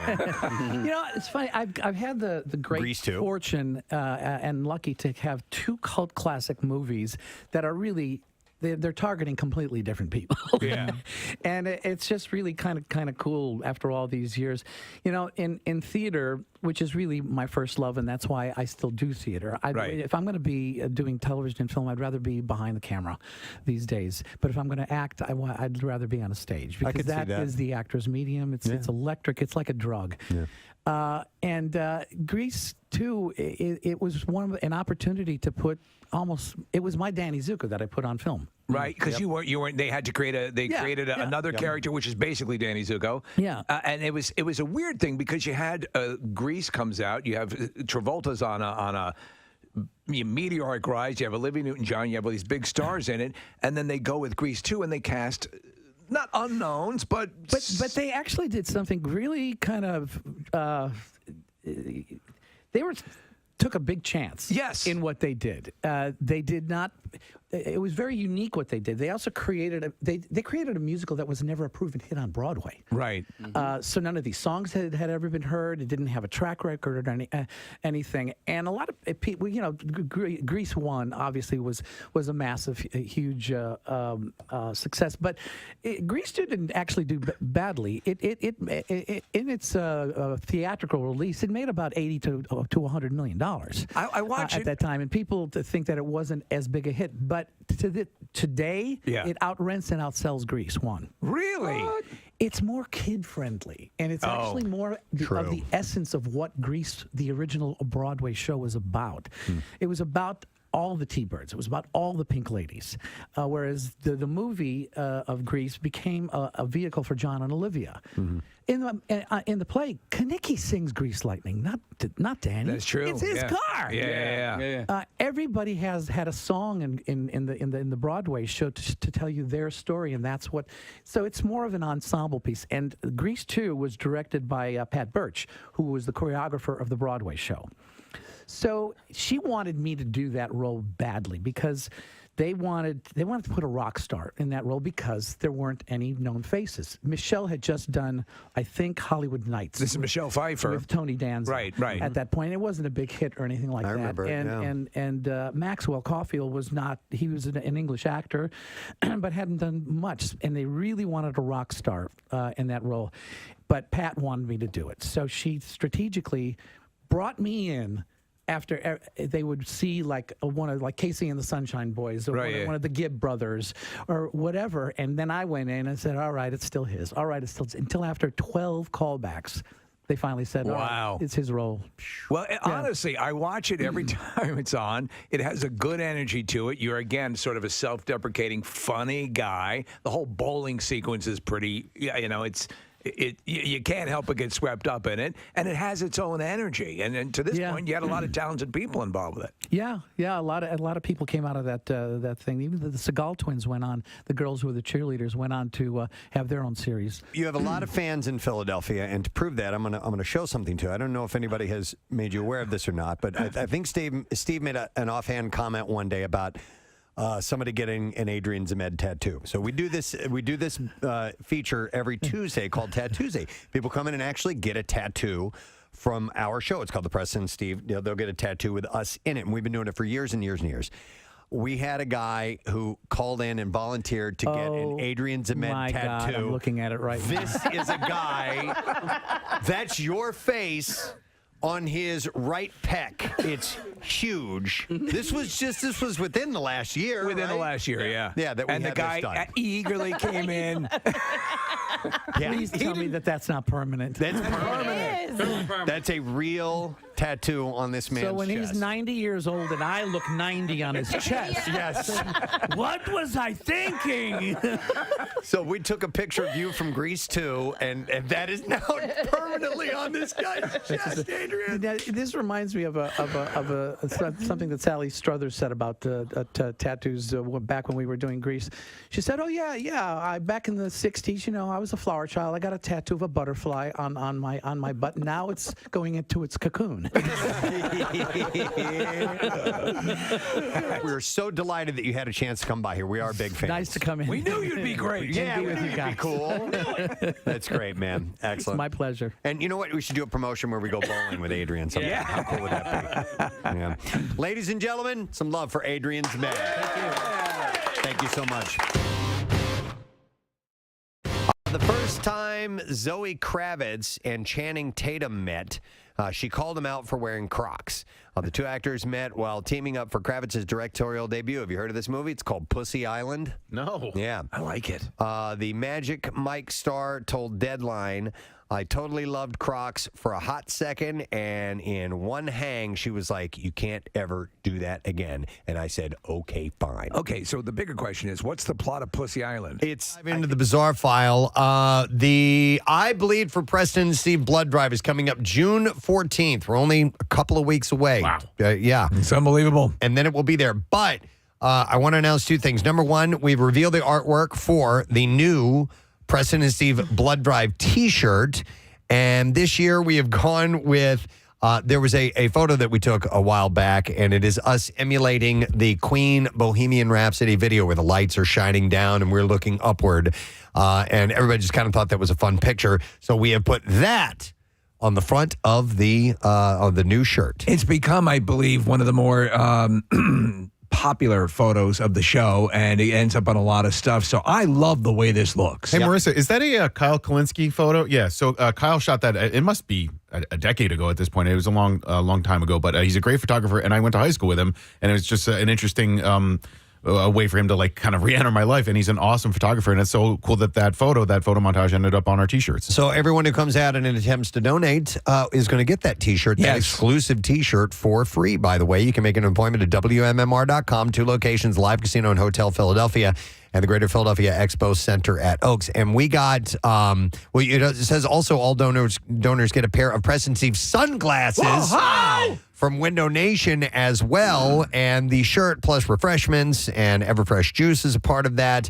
We are approaching our 20,000th donation. 20, and it will has to be happening that day, right? It will be happening that day because we're right on the edge of 20,000. On the cusp. So for sure, we will get our 20,000th donation that particular morning. And also, we got word from the Red Cross. They are in a tough spot right now. It's horrible. Are desperately in need of more blood. We got the press release yesterday, so we want to urge that. If you've been on the fence about getting out and donating blood, if you've never done it before, this is a time where we really need you to do it. So, and come out and do it with this like-minded group of people. It's a really fun event, and we'd love for you to be a part of it. But obviously, our eye on the ball, the important thing, saving lives, donating the blood and making this happen. So obviously I'm going to donate for our own blood drive, but Preston, I can tell that what you're saying about the need is absolutely accurate because I get texts constantly from the Red Cross. Yeah. So for the donations. We want you to be there. It is brought to you from the American Red Cross, and we're trying to put Philly first. It's what we do. So WMMR.com. Make sure you check that out. And we will be broadcasting live from the Expo Center. Brent Porsche will be broadcasting there later on in the afternoon. And Jackie will be doing some check-ins during our show at the Live Casino location, and Pierre Robert does his show from the Live Casino. Love it. So no matter where you go, you're going to get some interaction with MMR. Casey, you wanted to mention the event here, Delco Days. Yes, so Delco Day. Delco Day is what it's actually called. And yeah, so our friends at Delco Live have been doing this for a few years now. Last year, they had a really, really great event. So tomorrow, and I want to give them a lot of love in the air because I told them initially back in February that I would go to the event, but my daughter's graduating high school tomorrow, so I'm unable to make this event. It's a 12-hour party at one of the locations that I've seen Saint perform, JT Brewski's. Yes. That's on Oak Avenue in Seacane. So yeah, it starts at 2 p.m., goes to 2 a.m., and all money raised is for the Headstrong Foundation. And so is this a list of businesses and things that are having this? No, it's just the one place. Just the one, okay. JT Brewski's, just a big old party. Which is a great place. Yeah. So yeah, it is a great place. Yeah, so if you want to be able to get so last year they raised $23,000. They're looking to obviously beat that from they last year. want to do less this year. No, they want. So, but listen, I mean, I'm the Headstrong Foundation. I awesome. love the Headstrong Foundation, and I love the fact that Delco Live is doing this tomorrow. It's Delco Day. Right. 2 p.m. to 2 a.m., JT Brewski's, Oak Avenue, Seacane, all proceeds going towards the Headstrong Foundation. Thank you for that. Very cool. No problem. Yeah. Also, one last thing. If you want to see the artwork for the new T-shirt, WMMR.com. We've got it up and available for you to view. Hey, it's Friday. Oh, Froggy!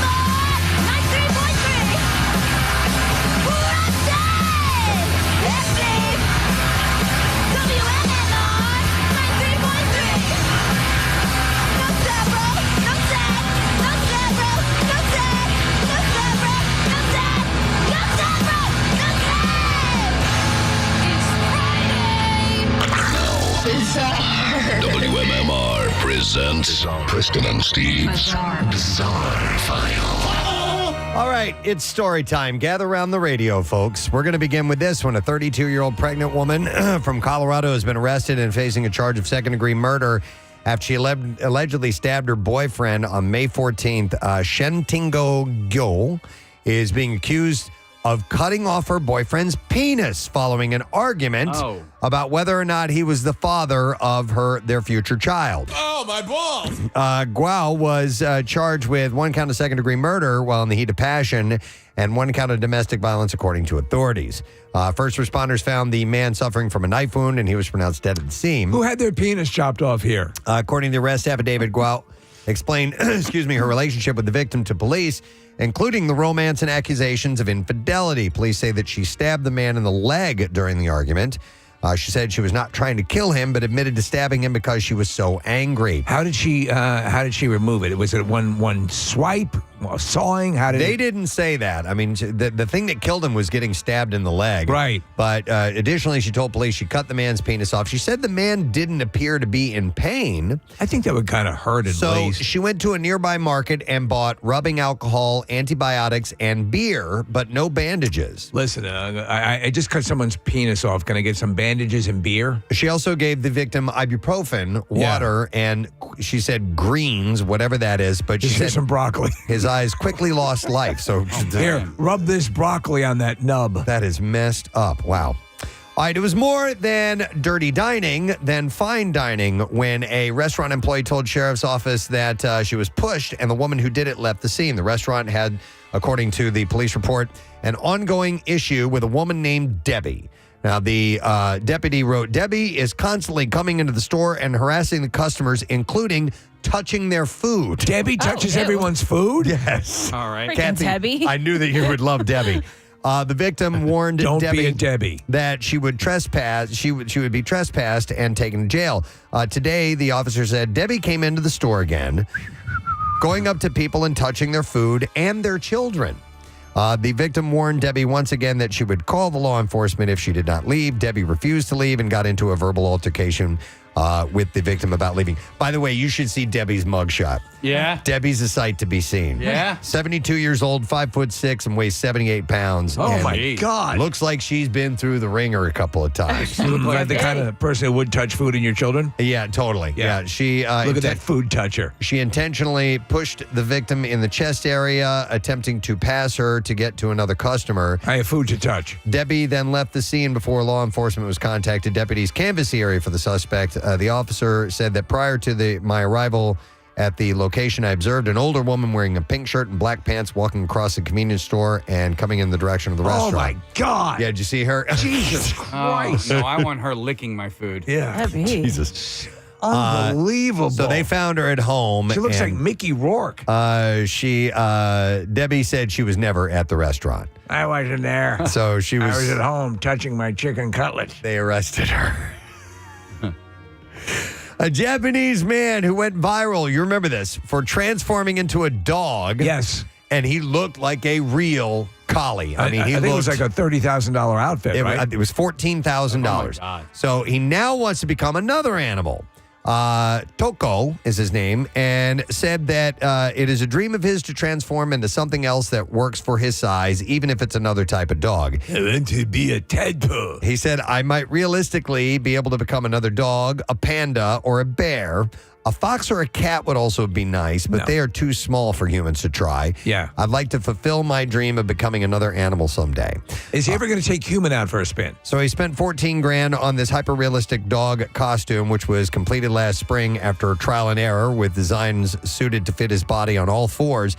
He chose to model the suit after a collie since the larger breed works better for his size, and the furriness would hide the human bone structure. Toko has been documenting his journey into dog life on his YouTube channel, where he engages in canine activities like playing in the yard, rolling on the ground, eating dog food, and going for walks. I mean, when he's standing still in the costume, it's very convincing. Did you hear his reason, by the way? He found it hard to walk like a dog. That was, yes. No. Like that was a shock to you? Yes. That was his reason for the what? long term doing a dog was proving damaging to his back. It definitely would be. All right, here's another messed up story. The body of a missing Texas woman has been found in the mouth of an alligator. The Houston Police Department said that the remains of a woman believed to be in her 60s were found on Tuesday in the jaws of an alligator in the Horsepen Bayou. Officers located the remains while searching the area for a woman who had been reported missing.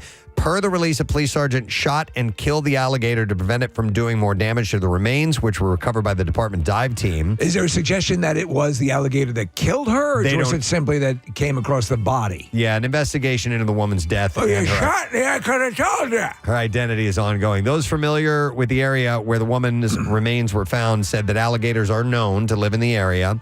Alligators are typically found in swamps, rivers, bayous, and marshes in southern states, including the eastern third of Texas. So I was not aware that they do get gators in that area from time to time. They have big cowboy hats. But attacks involving alligators are rare in Texas. All right, one last story, and then we will wrap it up. How about this? A would-be thief in Argentina learned the hard way not to underestimate his victims when security cameras captured a female martial arts expert unleashing a beatdown after he tried to force his way into her store. I love footage like this. I do too. The hooded crook initially asked shopkeeper Yanela Caceres for a drink of water to lure her into opening the service hatch. But when she handed him the bottle through the slot, he attempted to barge inside, quickly finding himself on the receiving end of a beatdown. Despite the assailant's efforts to grab her, Caceres' kickboxing skills proved too much, with footage showing her on the verge of putting him in an arm lock before he managed to free himself and flee empty-handed. While the beatdown left the shopkeeper's knuckles bloodied, she emerged otherwise unscathed. And that is what I have in the bizarre file for you at this point in time. We're going to take a break. Want to do Connoisseur when I think return? we should. All right, we'll have your chance to win a bunch of stuff when we get back. We'll talk some food. We'll dive into it and get us in that Friday mode. Stay with us. I think it is. I think the name about vaginas. It's not that. Oh, okay. It's something else. At least that's what I read a blurb. I didn't go into detail about it, but I heard it's not supposed to be vulgar, like Lord of the Buttholes. There you go. It's pretty much the same story. Yeah. Yeah. Instead of the conch, they blow something else. Exactly. Right.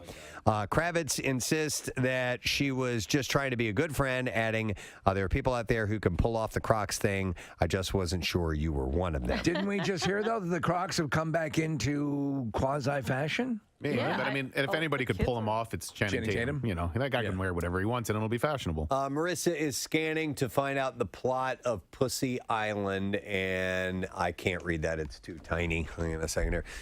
Frida is a young, clever Los Angeles cocktail waitress who has her eyes set on the prize, philanthropist and tech mogul Slater King. When she skillfully maneuvers her way into King's inner circle and ultimately an intimate gathering on his private island. She's ready for a journey of a lifetime.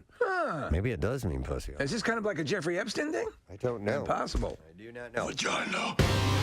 What would it be harder to lick the inside of my ear or the inside of my belly button? No, belly button. Okay. Yeah. Okay.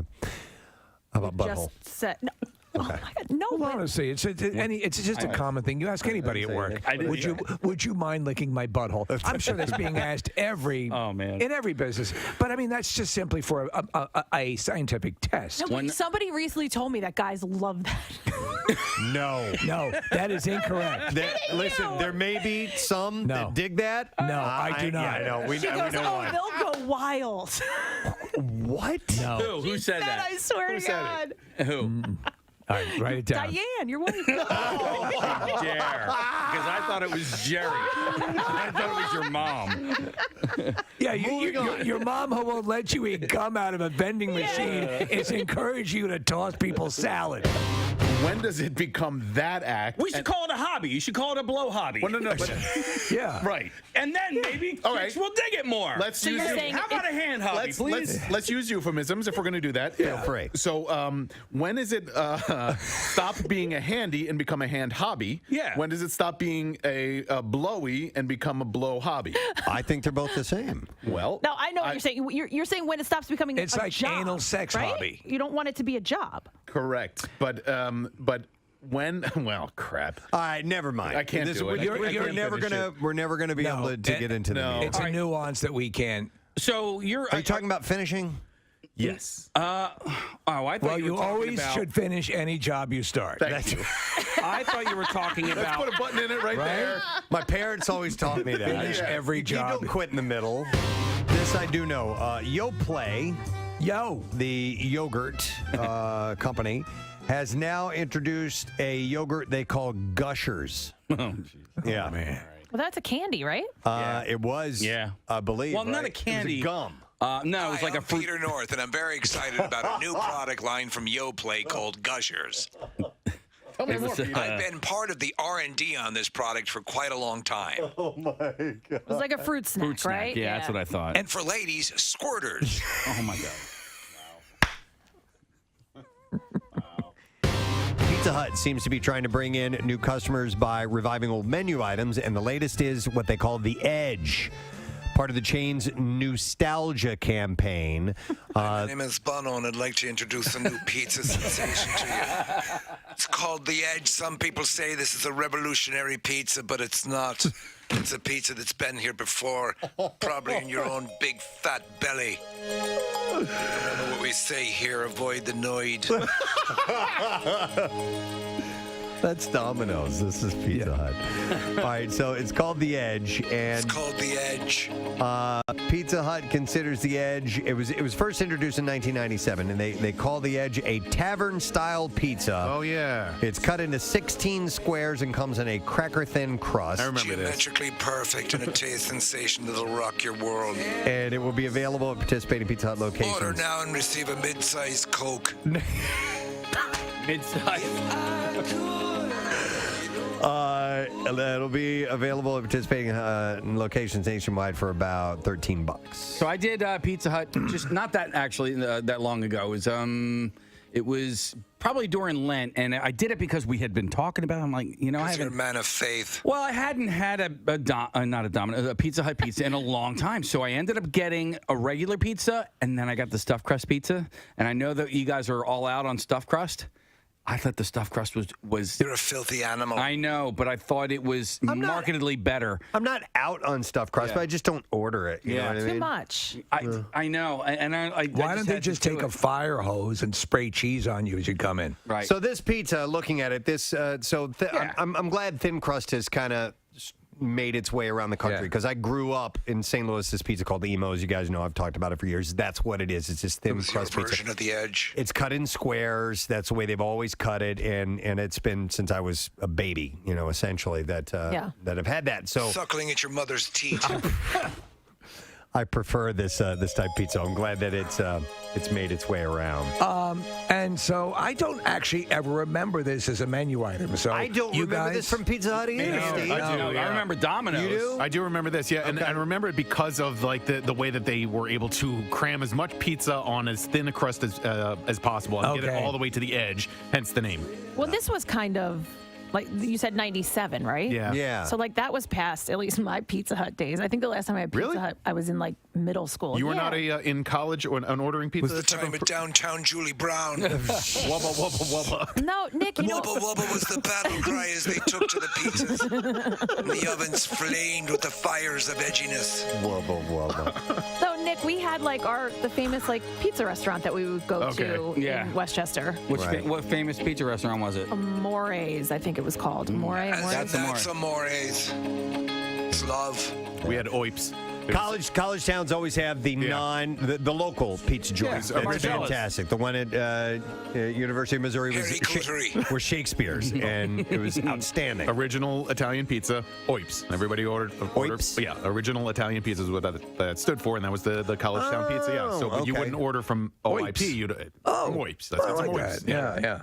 All right, let me move on to something else. You had mentioned your mustard, Nick. Yes. You may want to try that on watermelon. It's the latest thing that people have been sampling. Lizzo kind of made a big deal about it on TikTok.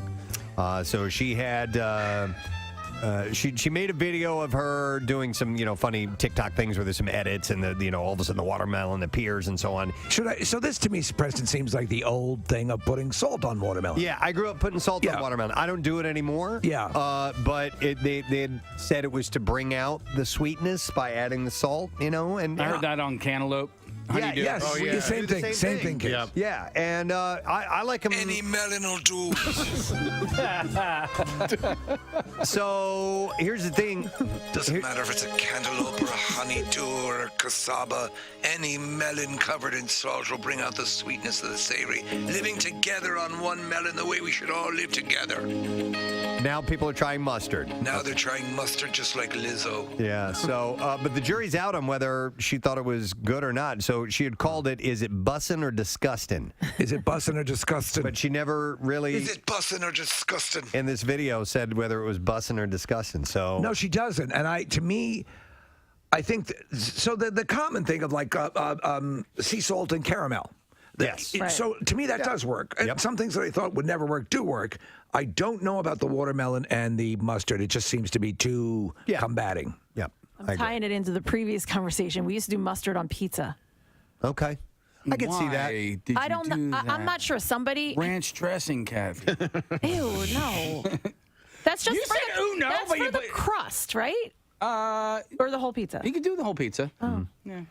Yeah, I know. I should've said, gotten ew, no, watermelon. yet I put mustard on pizza. Sorry. We should have taste tested this. Casey, when's the last time you've had ranch Ranch? dressing on pizza? It's been a while. been a while? At least like 2 or 3 days. Okay. Do we have something that could approximate a melon and put some mustard on it? Wait, I might.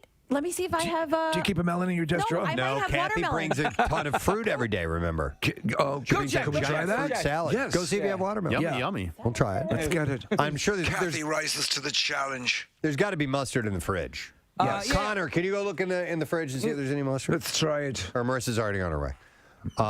But yeah, I got to believe no matter what, it's not good. And this is just a thing that people have done to make you eat mustard on Preston, watermelon. Here, try this. People are eating Tide Pods, so you have to take everything with a grain of salt. Here's a text. Somebody says, my husband always puts pepper on his cantaloupe. What? Interesting. What, in prison? No. Oh. But I've had, you know what? I've had fruit in salads before, and you put pepper. Like, there's strawberry salads and things like that. Do you know what I Pepper on do? that. So, and it's a weird. So, Honey Grow, I do the like a sesame noodle, whatever they call it. It's a salad, I guess it is. Okay. But pineapple in that. So something, pineapple and sesame and a sesame sauce work together really well. I could see that work. Sometimes when you have like a teriyaki dish. Yes, there'll be exactly. pineapple in that. That's the same thing. Sesame oil usually in that. So that'll play along. It's great. Let's see if Kathy is. Jennifer melons. Where's Kathy's melons? Hang on. Here we go. They're usually on display. Not in a non-sexual way. And the way she has a 44-pound. We got it. We do. So you got watermelon. So we can try this. Should I just hold off until we get Hold this? off. All right. Because Hold. but now we're in Braveheart. Yeah, there we go. I got you. Freedom! Do you want to live in chains, or do you want to live with salt on your watermelon? Ah! Mustard! My God. It's a Friday. It is a Friday. Isn't it? I know. Wow. Well, now I want to go watch Braveheart. I think they actually They're making love. They're pounding the actual mustard seeds right Pounding now. the mustard seeds. Pounding them out. 1 mustard seed. 2 mustard seeds. Slapping them down. Slapping them down. Slap at the base. Now we've gone to I Love You Man. Yes. Here we go. Wow, they eat plates and I don't want it. I don't want to have I will it. try it. You don't want to, yes, I'm chewing tobacco, so I'm just trying to be healthy, guys.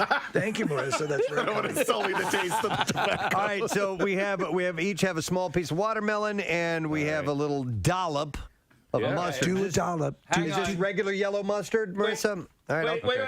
Don't What? do it. Oh, I want to do a countdown. I want to get everybody ready. Okay. Oh, we're all going to do it at the same time? Yeah, Just like they do in a temple. I'm going first. I'm sorry. You guys, hang on. That way I can talk while you guys are chewing. All right. And 3. 3, 1, 2, 3. That's disgusting. Yeah, you're not a fan? All right. That's horrible. There's nothing appealing about that at all. Not in the slightest. Well, maybe it was the mustard.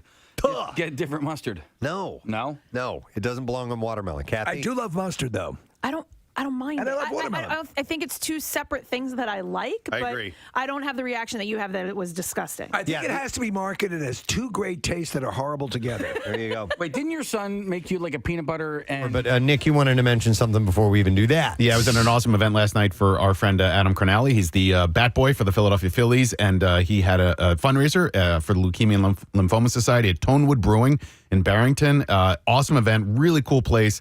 They raised a lot of money. Garrett Stubbs stopped by, which was really cool. Nice. Marissa was there. Chuck D'Amico stopped by. Nice. So it was a fun event. It was really well done. They raised a lot of money selling the cornhole board that we signed, which was cool.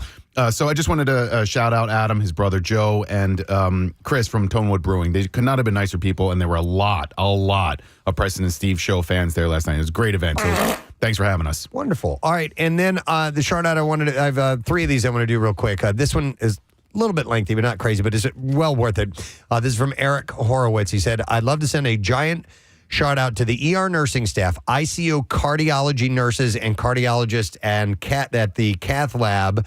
And finally, my girlfriend, Amy, for getting me to Jefferson Abington ER after I called her from the gym and told her I was having chest pain. Oh, geez. Wow. I'm 49 years old. I go to the gym 5-6 times a week. Oh, my During gosh. cardio, I had a piece of plaque crack in an artery. Whoa. And my heart threw a clot to help it heal, but instead blocked it off completely. I listened to my body, and within an hour of this happening was at Jefferson ER. After tests were run, they diagnosed I was having a heart attack and got me up to the cath lab to open the blockage and put a stent in. I was up and walking on my own Friday morning, which shocked the nursing staff. Amy and I were walking the ICU floor.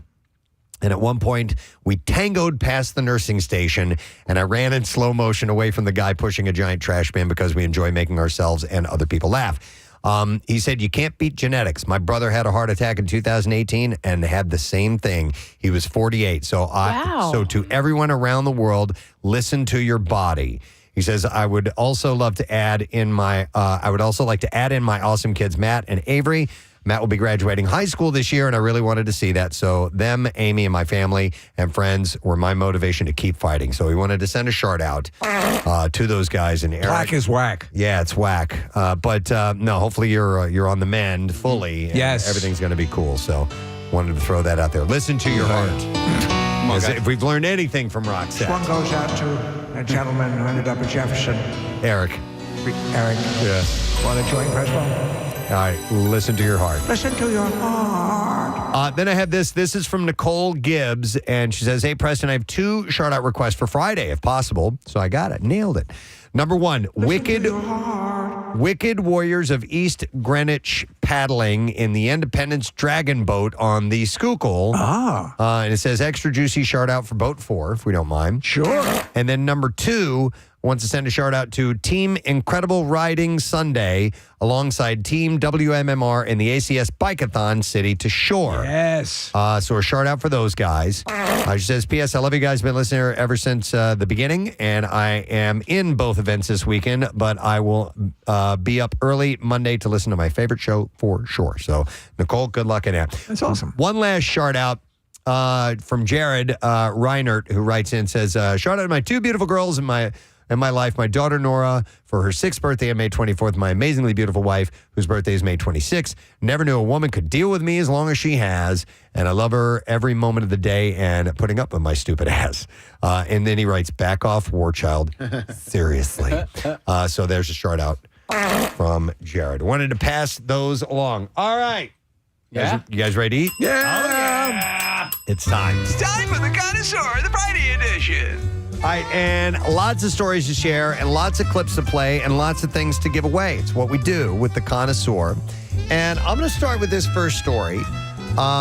People who travel sometimes choose a destination for maybe their museums or nightlife, but others, the trip is all about food. Yes. I actually just started listening to a new book yesterday, speaking of travel and food. It's called Taste, and it's by Stanley Tucci. Yeah, well, yes. His life is predicated on this life now. in food. Yeah, I'm only about an hour into it because I listen to audiobooks, and it just makes me hungry. Yeah. My mom read it, Preston. She loved the book, and I guess there was like an accompanying TV show that maybe he had on CNN or something like that. But she raved about the book. Yeah, it's really well done. He has recipes in it, and in fact, clips from that series, I think it was a series on CNN. Have become memes. Okay. So that's from street food to fine dining, discovering dishes you can't get the same way anywhere else can be the best part of a vacation, since there are a lot of places out there and life is short.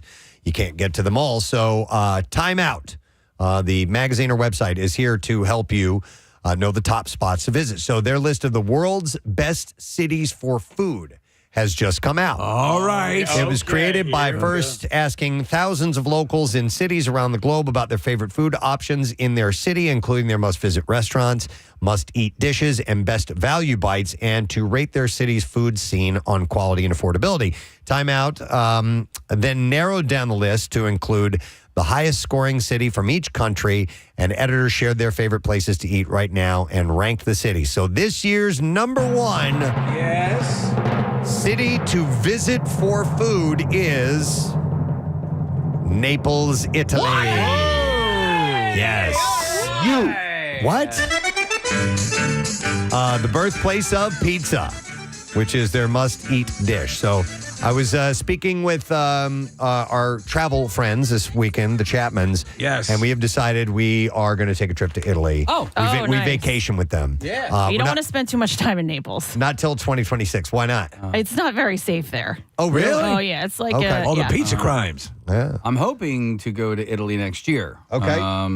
So my son plays rugby, and they do a international tour every other spring, and there's talk of maybe Italy. Yeah, give yourself time to learn gibberish. I've yet to take a vacation that is solely based on food, and I think that I was going to ask that question. A great idea. Because I figure you, with your palate, and there's certain things you like. Yeah. All right, so this could serve that purpose. Absolutely. Italy, yes. Yeah. So my wife has been to Italy. I have not. A number of times. She loves it and says it's probably the best, as you would imagine, for food. Yeah, I believe Just it. blows her away. So Naples, Italy was number 1. It's the birthplace of pizza. It's a great corn dog. And apparently it's their must-eat dish. The top U.S. city, there is a United States city that made it. Maybe overreacted. That came in at number 10, by the way, and it will surprise you. It's not New York. It's not Philadelphia. It's not the big areas that you would think it would be. Portland, Oregon. Oh, wow. Is number 10 on this list of best places in the world. I'll be there this summer. And there are some surprising spots. Number 2 is Johannesburg, South Africa. Wow. What? Followed by Lima, Peru. Ho Chi Minh City in Vietnam. I want to get there. Beijing at number 5. Bangkok at number 6. Kuala Lumpur is 7th for best places in the world to eat. Mumbai, India at number 8. And Dubai is number 9. They don't have Abu Dhabi. The people of Abu Dhabi and Dubai are different folks. Yeah. Because the people of Dubai don't like the Flintstones, but the Abu Dhabi do. Yeah, that's it. I told that joke this past weekend. How'd it land? It landed lukewarm. Okay. But I laughed my ass off. We have probably told that joke. I love it. Conservatively, 300 times on the show. I never tire of it. I love some it. people can't stand it. Abu Dhabi too. It's not the fun to say. only it time without. I like it is when somebody hasn't heard it before. Okay. Right. You know, everybody in this room has heard it. How many times, Steve? 300 times. Yeah. Well, that's the difference. So you ask if you were to ask the people of Dubai how many times, but the Abu Dhabi do know. So, yeah, if you're interested, they have the full list available through Time Out. And if you're planning a trip, you can plan it around some food. I bet you the cuisines that we're talking about, a lot of these locations would not be to my liking. However, Maybe not. Right? So, if you were to pick a food, so let's say in the domestic scene, United States, where could you see yourself traveling to? Okay, expressly for a dish. Maybe or not necessarily a dish, but various restaurants to go around to. Right. Maybe New Orleans is a good idea. Okay, because you've got obviously any great metropolitan area is going to have a good restaurant scene. Yeah. But you've got a good regional flavor with the mixture of the cultures of French and Southern and all of that in Louisiana and also, spicy. And there's, I don't know. It seems like that might be a good New food Orleans, town. yes, like a Paul Prudhomme kind of experience. Yeah, I ate at Paul Prudhomme's restaurant in New Orleans and also at one of Emeril Lagasse's restaurant, The Commander, I think is what it's called. But you could do a whole week of just food-related afternoons and evenings in New Orleans. Who wants to go first? Does it say why Portland was on this list? Because it doesn't. Okay, I didn't read deep, fully into the article. I've mentioned the Pacific Northwest a couple times on this show, and I love it out there. We have a surprising, anyway, to me, amount of listeners in Oregon. Every time I ever bring it up, I get messages on Instagram or emails of people like recommending places to go in Oregon. I've been there a couple times, but I haven't been to Portland since 1993. So I'm really excited. Back home to Oregon. I'm really excited to get back there this summer. Is it possible, Nick, that it has something to do with the great cheesesteak rush of 1998? Maybe. Yeah. A friend of mine travels the country for work and, goes to all the major cities. And one that she loves the most for food, and this is like what they do. They're there for work, so and they don't go out and party and stuff like that, but they go out to dinner. That's their thing to do. She loves Chicago. She said they have some of the best restaurants. Oh yeah, great. Chicago. Chicago. Most definitely. I was going to bring that up too, and we had a couple of great meals, and we were there for the Hall of Fame. Yes, we're in the Hall of Fame. You got so much to choose from. They need to make the Bear a real place in Chicago. Oh my God! Yeah. So right. After that success of that, so that show more than any will make you famished when you see what they're putting together. Yep. So if I were to say, where was the best steak you have ever had? What city was that in? Bala Cynwyd. Cynwyd? Yeah. So I'm not a steak eater, so I'll have to pass it over to you guys. That's a really good question. I mean, the one that we had in Chicago was pretty damn amazing. It was at the Regis? No. That's right. Welcome. Oh, Jesus. Thanks for coming in. It's Presbo with his lovely wife, Rochelle. Why don't you sit down? We'll send some couscous out to the table. Gibson's. I Gibson's. don't know where I got Regis. What about Regis? I was thinking of the St. Regis in New York. I don't know, Case. Do you have an answer? Yeah, it's actually the same place that I had the best New England clam chowder of my life, and that is at Abe and Louie's in Boston. but like you're going through this list, like, you know, there are definitely some places that I've been where I'm like, that's the best one of that I've ever had. Right. You know? Yeah. I had a filet mignon, Casey, I got treated to a dinner one time at the Beverly Hills Hotel. And I was lucky to be there. I'm very, very privileged to be there. It tasted like beef ice cream. Like, it was so soft. It was unbelievably delicious. Okay. All right. Well, anyhow, check this out. This list is from Time Out if you are curious. Let's play a clip. Let's give something away. Okay. All right. And see if you can identify what movie this food clip is from. Give me a liter of cola. A what? A liter of cola. Liter of cola. Do we make liter of cola? All right. 215-263 WMMR. Casey, I don't see that on our It's up here. list. Yeah. We ended up cutting it down and left it at liter of cola. And not that? Not that. Okay. that? Okay. All right. Okay. 215-263 WMMR. Let's see if you know the answer. Wait, what am I hitting? This. Order up. We're waiting for them to call in, and then we'll get the answer, right? Isn't that how we do it? Yes, that's how we do it. I think so. USA Today ranked this year's offerings in Major League ballparks around the country, and they have found the best ballparks for stadium food for this year. I hope we make this list. We did not make this. What, man? Not in the top 5 anyway. I didn't see Citizens Bank Park on here anywhere. But the number 1 park, I think these are in an order, or they're just, I don't know how they're ranked these. But anyhow, Oracle Park in San Francisco. Oh, man.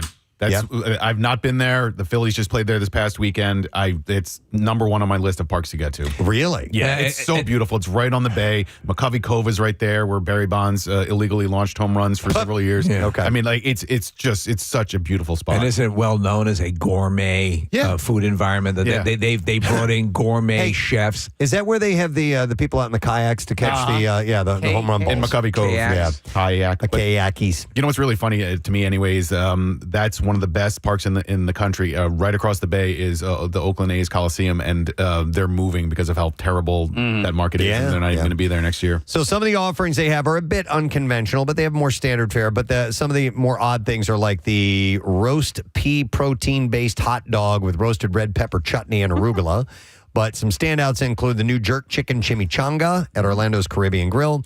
The Dungeness crab sandwich from Crazy Crabs gets the highest praise. And it may be the single best food item at any ballpark anywhere, they say. Wow. Pretty tall order. And they serve about 2,500 per game of those sandwiches. Another one on the list is T-Mobile Park in Seattle, back to the Northwest.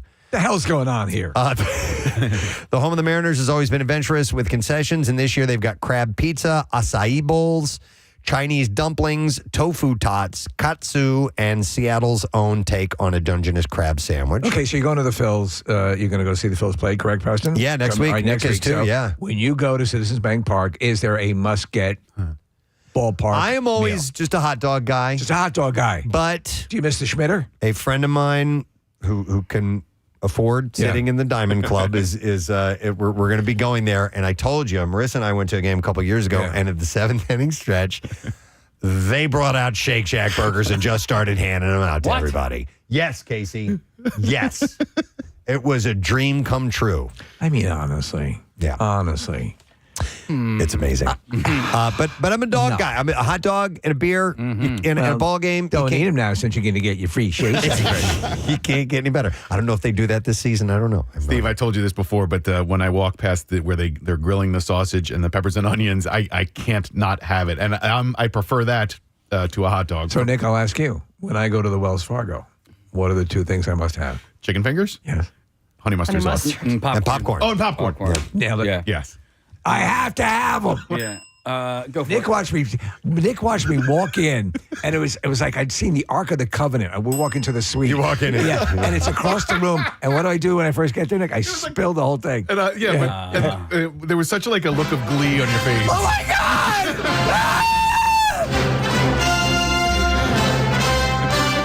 All right, Dodger Stadium in Los Angeles is also on this list. Their Dodger dogs now come in variations like extreme bacon wrapped, gluten-free, fried, grilled, and plant-based, and menus include everything from sushi to chicken katsu and carne asada. That's the second time I've heard you say the word katsu in this. Yeah, I don't know what it is, though, Case. Yeah, me neither. How do you spell it? Marissa, do you know what katsu is? I know what kudzu is. Yes, it's a pervasive plant that grows throughout the South. Citi Field in New York is also on the list. The Mets home has the incredibly popular Shake Shack on the center field plaza. Are you effing kidding me? As well as rotating lineup of local restaurants like Riri's Jerk Chicken and Benny's Cubanos. Ooh. And the new Korean fried chicken is getting excellent reviews as well. Katsu is a Japanese technique of breadcrumbing meat and or vegetables and then frying them, Casey. According to the page that Connor pulled up. You knew that. So the breadcrumbing is I knew that. panko. So Panko is that game they used to play on... no, Plinko. that's Price is Right. Oh, I'm sorry. But pankos are a type of breadcrumb, which is really, really yummy. All right, and then the last one on this list is Lone Depot Park in Miami. So lonely. Fans can enjoy eats from intentional walk. Yeah, I made that. On purpose? On purpose.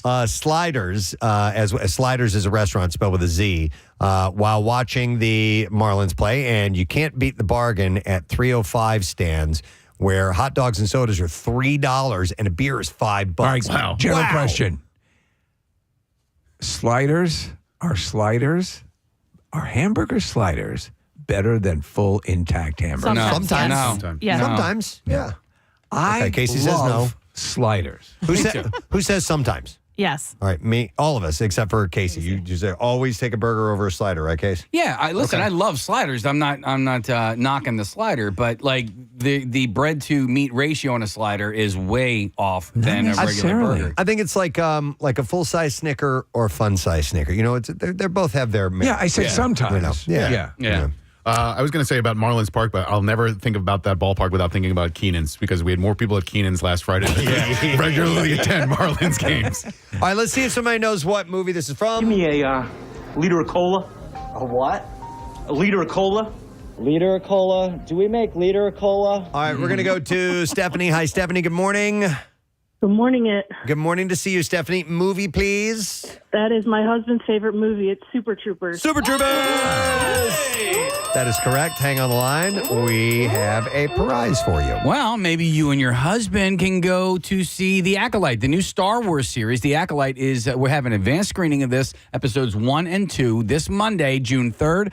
That's going to be at 7 p.m. at the UA King of Prussia. You can go to WMMR.com for another chance to win. And by the way, Star Wars The Acolyte, the 2-episode premiere is going to be streaming on June 4th only on Disney+. All right, we have a new movie clip. Let's play this and see if you can identify what it is from. No more cockamamie cigar smoke. No more Swedish meatballs there, Tootsie. And no more phony Irish whiskey. No more goddamn jerky beef. The party's over. Party's over! All right, 215-263-WMMR. Next story, order up. We'll go with a local story. Evil Genius Beer Company celebrates June as Pride Month, which starts tomorrow, with the release of the official beer of Philly Gay Pride Month, and it is called Love is Love. The Pride-themed charity beer returns for the month of June to raise money for the Trevor Project to help at-risk LGBTQIA plus youth. Love is Love Pride beer is going to debut at a special Pride block party, which is taking place tomorrow. It'll be from noon to 6, and Evil Genius will they'll close, actually, the street outside of the Fishtown Lab and present a full day of live music and entertainment and photo stations and the beer release. Face painting? Probably. Food and LGBTQ shopping and vendors. Could they make me a tiger? Make you a tiger. Yeah. They could definitely do that.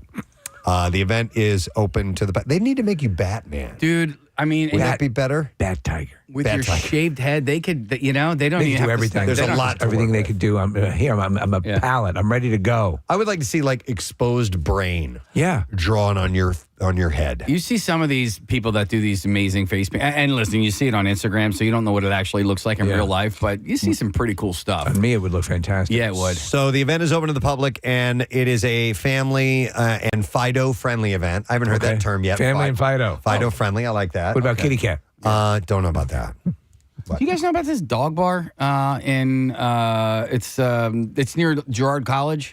Yeah. Marissa does. She's putting her headphones on. Yeah, you can only... Full glass of dog, please. I think you can only go if you have a dog with you. And they have like a little outdoor area with turf, lawn, and stuff like that. For crapping and pissing. It's the old North Star bar. Yeah. Remember the old North Star? Yeah. Yeah, they turned it into a dog bar. So it's like a bar inside and an outdoor area. There's a couple of places like this. There's one by the Manayunk Movie Theater. And then there's another one somewhere in Roxborough as All well. right. Do you know if you have to have a dog in order to go? I don't know, It's like if you show up at a fancy place and they give you a tie, they'll give you a dog. Yeah, BYOD. It sounds like going to a playground if you don't have kids. Like, Here's a it's kinda Burmese mountain dog. Yeah, like why? Is it called the Boozy Mutt? Is that the name of it?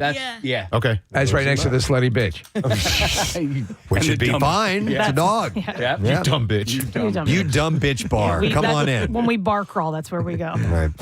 By the way, Evil Genius will also celebrate, I love this, the gay icons of Pride Month and music with 3 Pride drag shows in June, celebrating the music of Kesha. They're doing a Kesha drag event. Okay. Taylor Swift and country's female music icons as well. All right, we'll see if somebody knows what clip this is from. No more cockamamie cigar smoke. No more Swedish meatballs there, Tootsie. And no more phony Irish whiskey. No more goddamn jerky beef. The party's over. Party's over! All right, we'll go to Ken. Hey, Ken, good morning. Good morning. All right, Ken, what movie, please? Trading Places. Of course. Trading Places. Shot right here in Philadelphia. And Case, what are we going to set him up with? We got a pair of tickets. As MMR rocks, Ellen DeGeneres. Ellen's last stand up Wednesday, July 31st at the Academy of Music. Tickets go on sale for this show today at 10 a.m. via Ticketmaster. Kathy, are you going to that? You're such a massive Ellen fan. You know what? I really would love to, but I think it's during the week, right, Keith? Yeah, it's a Wednesday night. All right, we're going to play another clap. Let's see if you know what this is from. Here we go. Hello, my name is Bruce. Hello, Bruce. It has been 3 weeks since my last fish. On my honour, or may I be chopped up and made into soup. You're an inspiration to all of us. Amen. All right. 215-263-WMMR. Let's see if you know. Casey, I'm not even going to say anything if you will just hit. Oh, God damn it, man. I should have told you ahead of time. God damn. It's all good. I have a special piece of music that we play for this particular segment of the Connoisseur. And it's got a little thing that kind of gets lost in the intro. So here we go. Time for the fast food roundup. Got I have a handful of fast food stories to pass along to you. So we just had National Hamburger Day on Tuesday, which means Wendy's is offering a special promotion for a 1-cent junior bacon cheeseburger, which is my preferred burger there. Junior bacon cheese? Yeah, sometimes I go without the bacon, but I like their junior. I like their junior cheeseburger deluxe. With any purchase, you can get this for $1 through the Wendy's app through June 2nd to celebrate the occasion. They love that app. So you get, it comes with a fresh beef patty, lettuce, tomato, American cheese, applewood, smoked bacon, and mayo, and a toasted bun. And they recommend combining your burger with a Frosty or their fries and the limited time orange Dreamsicle Frosty. Yeah. Hello. Wouldn't be my jam, but I know you guys love it. Yeah, it's all right. I mean, my preferred, because I tried it, my preferred Frosty is and always will be the chocolate one. Chocolate Frosty, yeah, absolutely. Wendy's also Gave me has my first aneurysm. some other offers available that include their $3 English muffin deal that you can get at participating locations, as well as new sausage breakfast burrito that's available during breakfast hours. On to Chick-fil-A. They have there's a new sandwich coming to Chick-fil-A, along with the return of their peach milkshake, yum, June 10th. All right, so the new Maple Pepper Bacon Sandwich is a seasonal entree that evokes backyard barbecued flavors, and the peach milkshake returns to menus for the 15th year. Yeah. Both limited time items will be available nationwide starting June 10th while supplies last. Has Chick-fil-A ever done any sandwich non-chicken based? Not that I know. I don't think so. No. By the way, their pimento chicken sandwich is fantastic. I love it. Does breakfast count, Steve?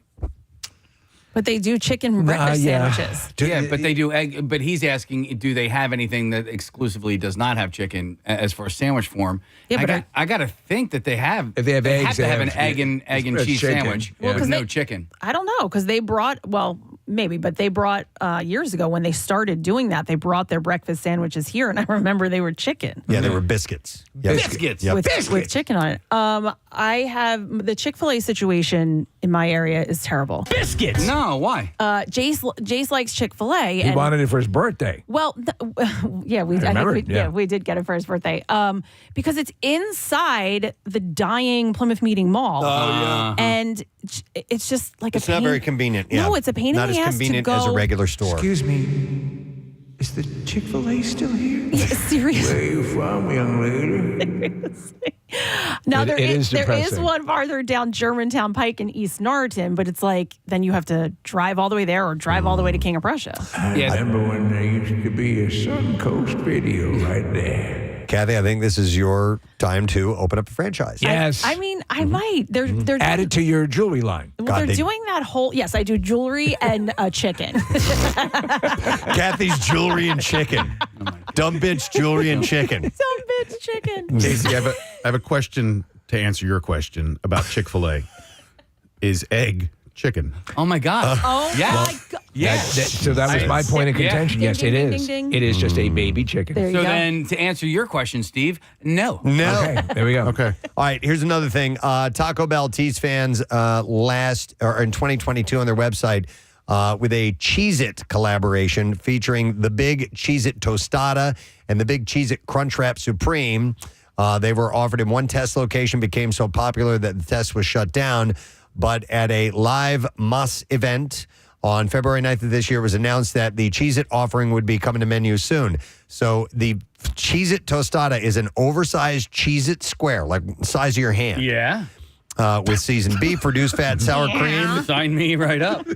fresh diced tomatoes, lettuce, and shredded cheddar cheese. The Crunchwrap Supreme wraps out a tortilla for an oversized, swaps out a tortilla for an oversized Cheez-It cracker with seasoned beef, nacho cheese sauce, reduced fat, sour cream, diced tomatoes, and lettuce. So beginning, actually, yesterday. Yesterday. Casey, you going to try it?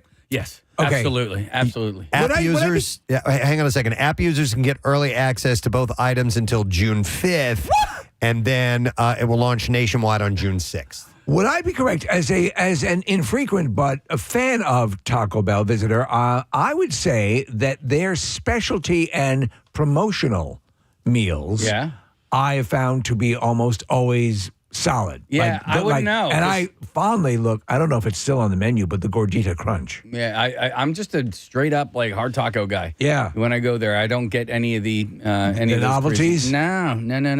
Very rarely. Taco Bell has an ad campaign right now with Jason Sudeikis and LeBron James, and they did like a fake sitcom with a robot.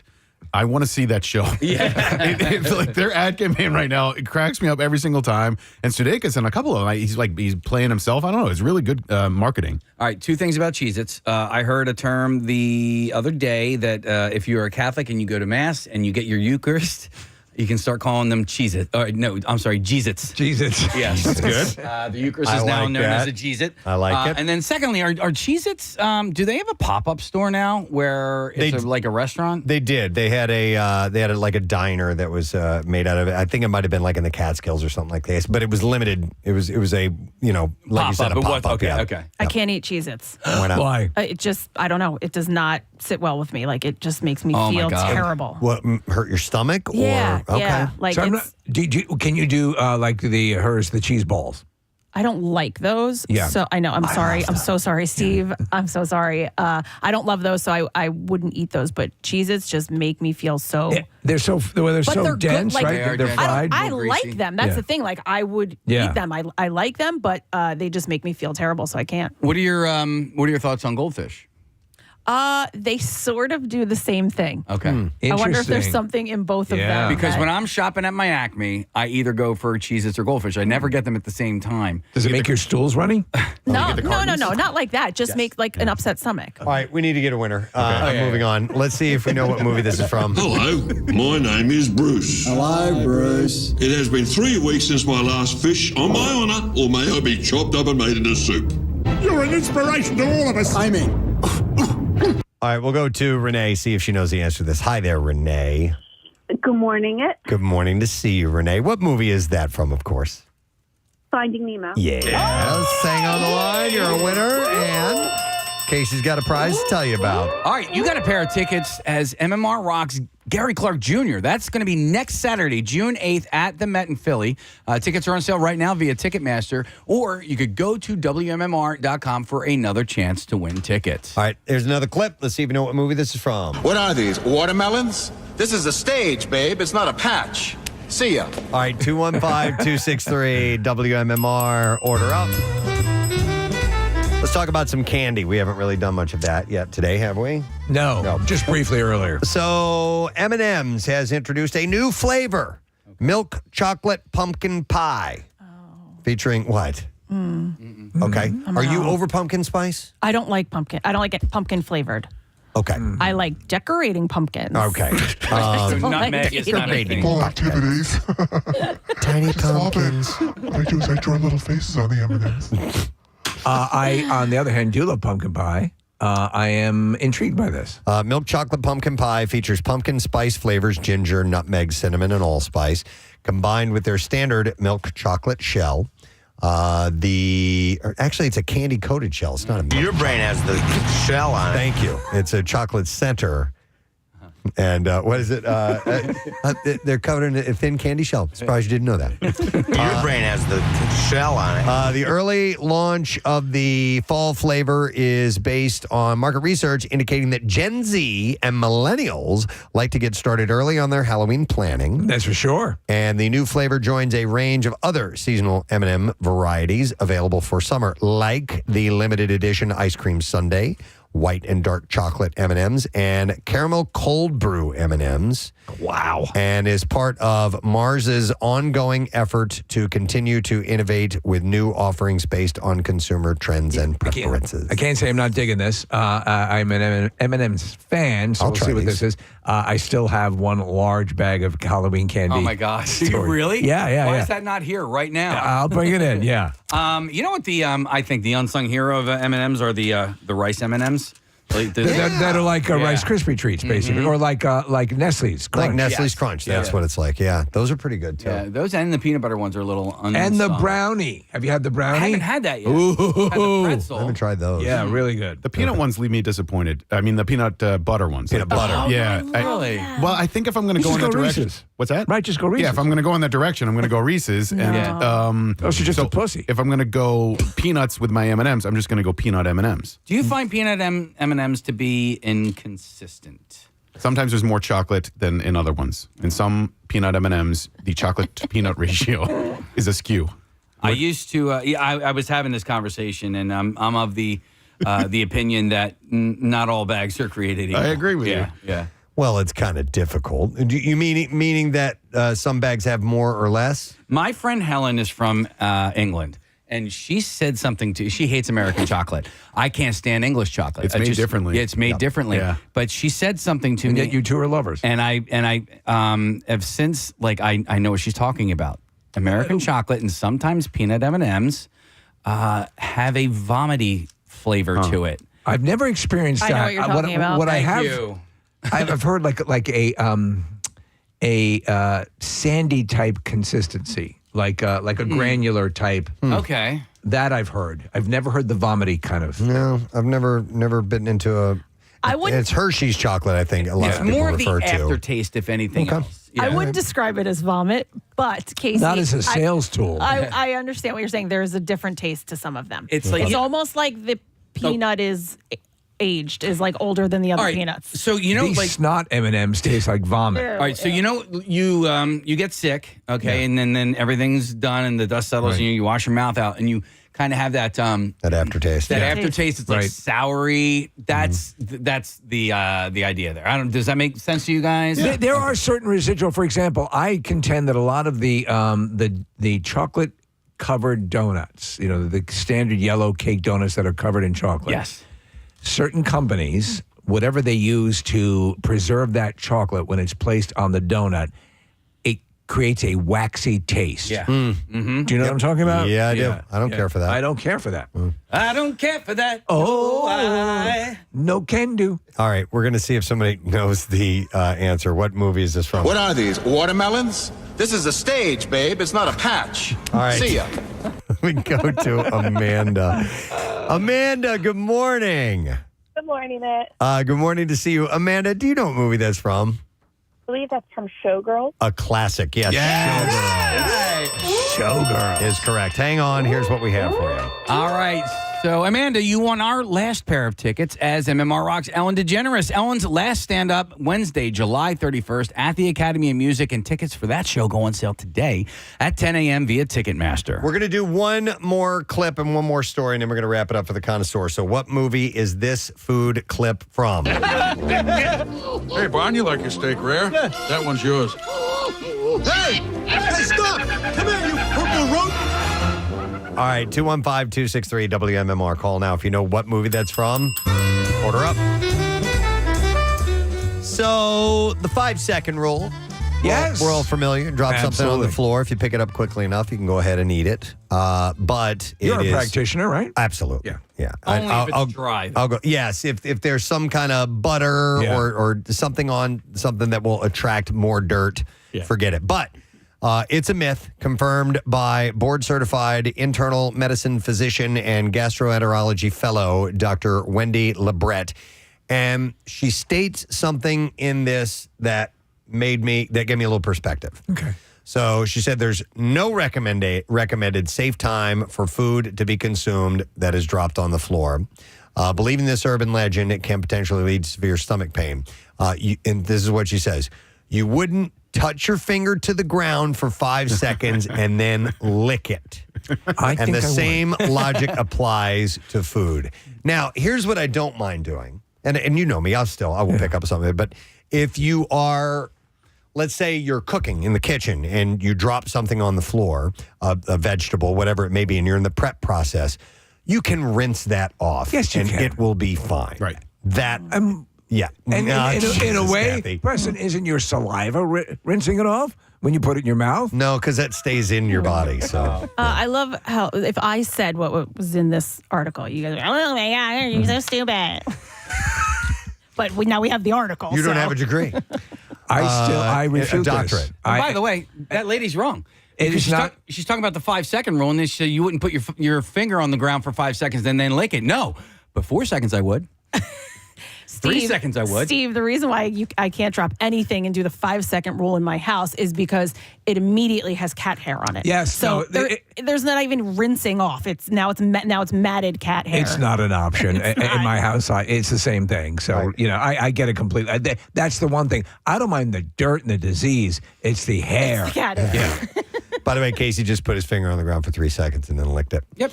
Why you're disgusting. Would you lick your finger, then put it on the ground for 3 seconds and lick it again? He's doing it right now. Okay, here we go. Man, haven't called out sick in a long time, Kath. You know what I'm saying? So bacteria. No, I don't. They said that bacteria can transfer to food almost immediately upon contact. While some foods and some services may take longer to be effective, research shows salmonella can contaminate some foods like bread and bologna really fast. Within those 5 He doesn't stand for baloney. Within those 5 seconds. So do you really want to take a chance? Instead of the 5-second rule, the doctor advises avoid eating anything that has fallen on the floor, regardless of how quickly it is picked What up. about if it hits a few things on the way down and you catch it before it hits the floor? Ooh, that's technicality. Doctor hasn't. Not so smart, are you now, Doc? Yeah, that's right. All right. We'll see if somebody can answer the question, which is, what movie is this food clip from? Hey, Barn, you like your steak rare? Yeah. That one's yours. Hey! Hey, stop! Come here, you purple roach! All right. We're going to go to Randy. Hey, Randy. Yes, sir. All right, Randy, what movie, please? Flintstones. Yeah. Absolutely. Hang on a second, Randy. Here's what we have for you. Dude, Randy, we're going to hook you up. You got a pair of tickets as MMR Rocks Gary Clark Jr. next Saturday, June 8th at the Met in Philadelphia. Tickets go on sale, are on sale now via Ticketmaster, or go to WMMR.com for another chance to win tickets. All right, and that is it. We've served the Connoisseur once again, dear friends. The Connoisseur. Thank you so much for joining us for that. We will take a break. I want to remind you, Pierre has got a special announcement coming up at the end of our show today. You do not want to miss out on it. Most of us here don't know what it is, so we're going to find out together. And also, sign up for the Preston and Steve Blood Drive while you're going on to WMMR.com. We desperately need your help. Very, very low numbers from the American Red Cross, so we need your assistance, and it's in 2 weeks, so we want you to be a part of it. And also, Jersey Shore 64. If you haven't checked that out yet, WMMR.com. We need your votes for that. We'll be back in just a moment. Stay with us. Preston and Steve on 93.3 WMMR. Tune into her story. Because he knew that you liked No, it was Gadzooks ice cream and shrimp. They were two of his favorite things, and he said they must taste great together. I let him learn that one on his own. Dogs can get sunburn. Yep, like people, dogs exposed to too much sun can develop some skin cancers and things like that, and you'll see their skin will actually get a little bit pink or red. Yeah, so Fozzie was looking all majestic and just laying in the driveway yesterday. I did not, Steve. What'd you say? You made love to him, too. He's big enough. You could. No, that's Reggie. Reggie's the larger one. Fozzie, I would split in half. Case and jeez. Oh my God. Oh, why did I say that? I sent you down that path, didn't I? And now you're thinking about banging your dog. Connor's face in the other room. He's like, oh my God. Wow. Yikes. Okay. God damn, that dog's looking good. Oh my God. You know what? Okay, I'm going to bring this up because I don't know when I'll have another opportunity to do so, but Stevie sent me this. Fancy boy. You sent me this article about the best brownies in Philly. Oh. And it's essentially just a list, and it's huge. There's about 50 of them. It's way too big to go through. We are in the best of times when it comes to brownies in Philadelphia. Yeah, what I didn't know was how many places are known for their brownies. And there's a lot of them. So there's Cake Life Bake Shop, Second Daughter Baking Company, Franklin Fountain, Dolce, Crust Vegan Bakery, the Frosted Fox Cake Shop. What's that, Kath? What do you love? Franklin Fountain. Yeah, but you got to make sure you're either A, ready to wait in line, or B, get there at a time where there's not a line, because it's really popular. It's fantastic. It's so good. You guys ever been? It's right on. I have not, no. It's on Market, and it's great. It's really Is it a bakery? It's like an ice cream shop, like an old-timey ice cream shop. Yeah, and so you go in and they have really good ice cream and really good dessert treats. So it's worth it. It's just not cheap, and you got to wait. Nick, a friend of mine did her wedding pictures there. Oh, yeah, I could see that. Yeah, it was cute. It's a cool spot. All right. Cookie or brownie? Cookie. Ooh. Man. I used to be brownie, but I feel like now I would do a cookie. Okay.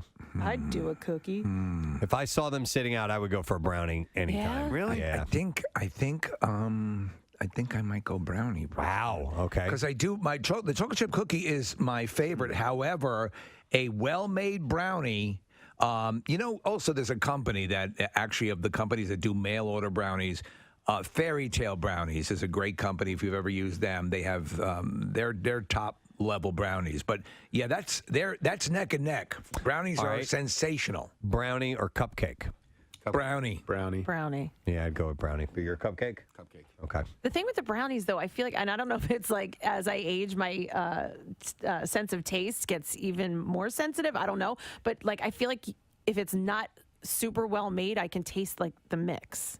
Really? Instead of, See, after you get a hysterectomy, that goes away. Stop. I hate you. I remember seeing the history of brownies and why they were created. And it was, I forgot the name of the place, but it was so that people could, I think, take them to the beach or something like that. Seriously? And so the brownie has a thicker consistency than a piece of cake. Like the cake would be too crumbly and fall apart. It's more cohesive. And yeah, so there's a little more goo to it. In case if you want to have some fun with that.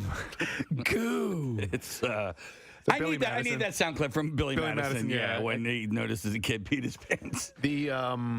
The thing about a brownie for me is that the cookie is a little more pedestrian, right? Like a cookie is sort of an everyday dessert, whereas the brownie All is right, fancy boy. Right? Yeah, I feel like a little bit of a fancy boy. You're too good for Philly. A fancy Nancy, if you will. When a brownie shows up, I'm like, look at that little treat. Look at Nick with his little waistcoat. Thank you.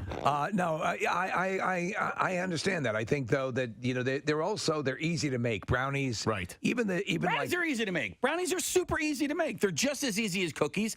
I'm standing firm on this. Cookies are far superior than brownies. Far superior. Oh, and there's a reason why there's more of them, and it's more because they're better. They're just better. And it's not to say that brownies aren't good. They're good. They're just not as good as cookies. I think they need more of them to make up for the fact that they're not as good as brownies. They say, hey, we have diluted the market with this product, and we're going to try to catch up to the brownie people. I think the tough part about, and the reason there are more cookies is because, and if you're talking like when you go to the grocery store, cookies are more rigid. They're easier to package. You can put more of them together. Yes. Brownies can kind of...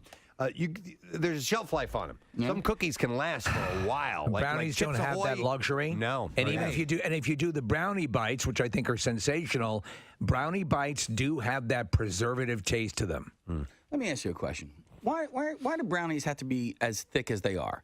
You can kind of cut them in half first, right?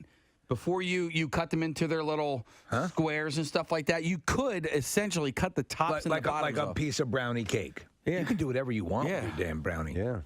I don't know. Make thinner brownies. Yeah. At your home when you make them. Yeah, our brownies are usually pretty thin anyway. Yeah, okay. You okay? You all right? I'm fine. Everything good? You guys, Steve. What? You cut me deep here, man.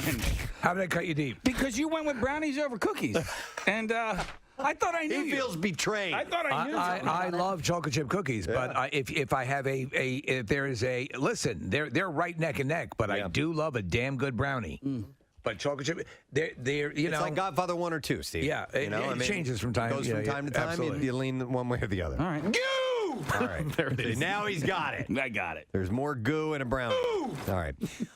By the way, Steve, this list of brownie places, what's I was in the Inquirer. The Inquirer. Yeah. Okay. So Inky. You can go on and find a list of great brownies, if you will, if you check the Inquirer's website.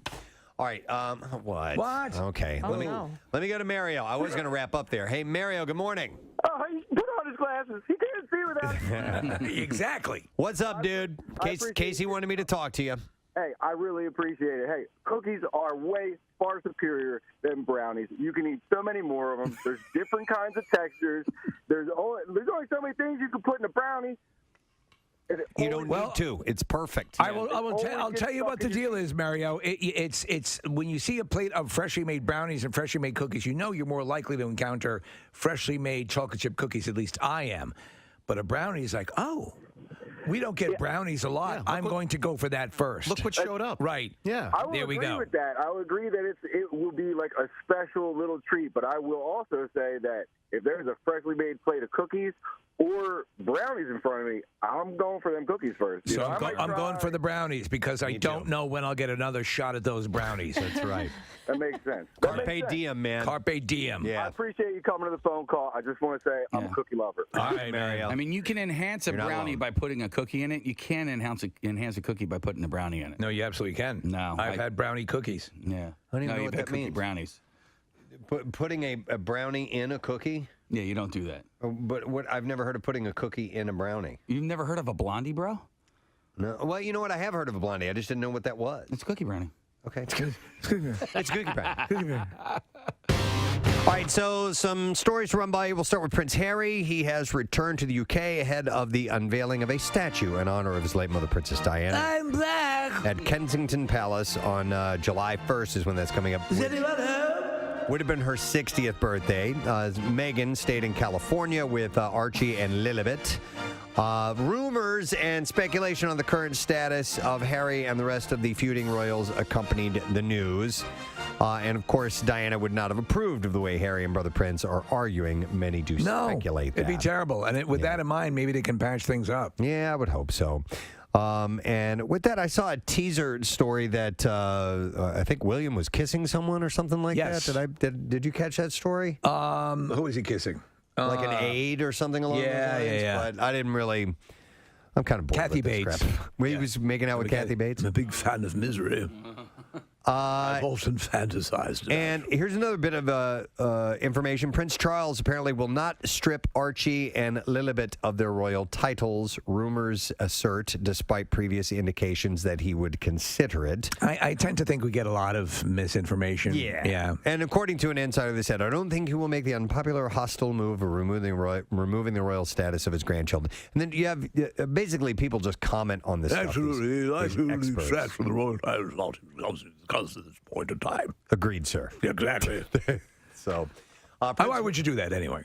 Hang on a second. What does it say? Oh, Prince William promised to give a 96-year-old woman a kiss once. The rules relaxed more during his mini tour of There you Scotland. go. So that was I it. would like a lot of tongue, please. You misunderstood. You were thinking of a more provincial kiss where I was looking for something more sexual. Hey, she's 96, man. Oh, I guess so. She can ask for whatever she wants. All right. Open. Give me more. Give me your tongue. Gross. Dear God, woman, I can taste your pancreas.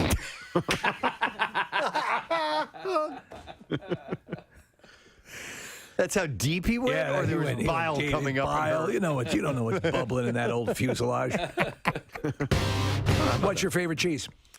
Of all time? Is that even possible I have to say? no. Well, America, Jack! No, one of the greatest cheeses I ever had was called a Shropshire Blue. I was given it as a gift from some friends who knew that I loved cheese, and it is actually an orange blue cheese. It's really good. Orange with blue veins, like a big penis. Really? Wow, yeah. Like a big, veiny, older man's penis. Sure, it's purple. Wow. Yes. It's an orangish yellow cheese. Like a senior citizen's penis. With blue veins in it. And it's, yes, do you have any cheese that would resemble a senior citizen's penis? And I've got just the thing. And I absolutely loved it. It's from Shropshire, England. Something that would resemble an older woman's dried out vagina. Oh, my God. Dear Lord. We don't have cheese like that, but we have plenty of meat like that. You know, sir, perhaps you're not interested in cheese. Yeah. My little cheese place in Chestnut Hill closed down. It did. I was devastated. That sucks. Yeah. Wow. All right, well, anyhow, so if you want to, you can use your Ritz cracker and try to cut your cheese with it. Remember when cut the cheese used to be a euphemism for farting? Yeah. Yeah. Did you just fart when I said that? I thought you were summoning me. He just... Kathy, did you see that? No. He's standing up. He squatted down a little bit right when we said that was the Yeah, I word thought for you were farting. telling me to do that. Can you, if I ask you right Fart now? on command? Absolutely. No, I wish I Do it could. right No, now. I Go can't. for it. I can't. Drop a deuce. Could you take a jump right here? I Yeah. just did, though. All right, so did you really? Yes. Dropped a deuce? No, he farted. Oh, my God. Wow. Please tell me that the microphones picked that up. Could you hear that, Marissa? I could hear it in my headphones. I'm telling you. It is This is the person we work with. unbelievable. Isolate it. This is the person we work with. I mean, we are adults at work. At work. This is our job. We're making money. We're We're at making work. good I money. think I just bonused with that one. I wish you would get fired. Is that what you want? You want my family destitute, Kathy? No, You want my family on the honestly, streets? She says just you. I'll just take care of your kids. What about my wife? What about my wife? Well, her too. When she comes looking for good loving. Don't worry, I'll take care of her. See if we can isolate that moment. Kathy's got that covered too. And relive it. Marissa just held up 3 fingers. I don't know what that means. One in the ping, 2 in the sting. Oh,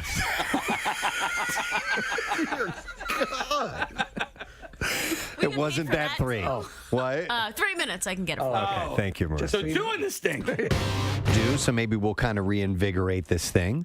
But we have decided to return with Battle of the Self-Proclaimed Experts this morning. Yes. And when I tell you that the passion was high for people to that have sent in requests to be a part of this, it's an understatement. It was just fanatical.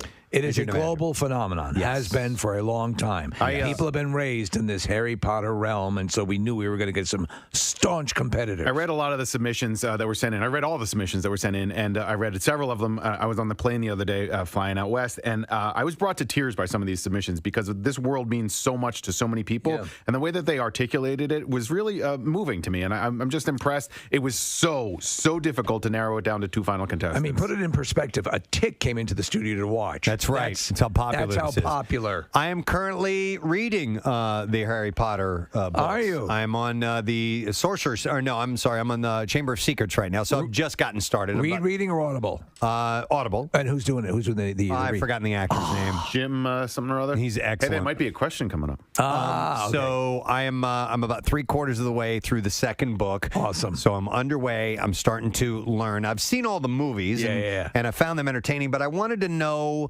because there's so many people that you talk to about this story.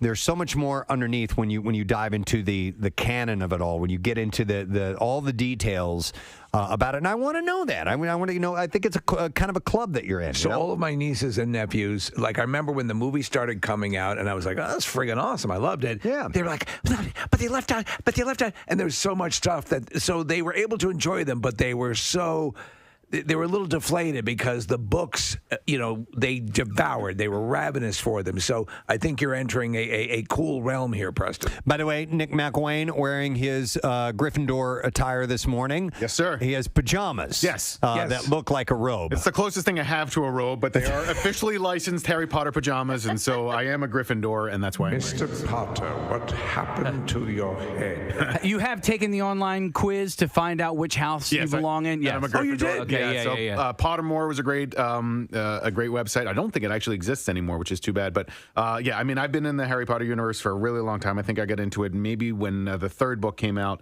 And Steve, I love the movies as well, but the books really do add layers and levels and these just the intricacies to this universe, and it's why people keep coming back to it, because there's so much to read, there's so much to rediscover, and maybe you didn't even notice it the first time around. And not only has Nick worn his pajamas, but he brought in his wand, and so did Steve. Yes, I did.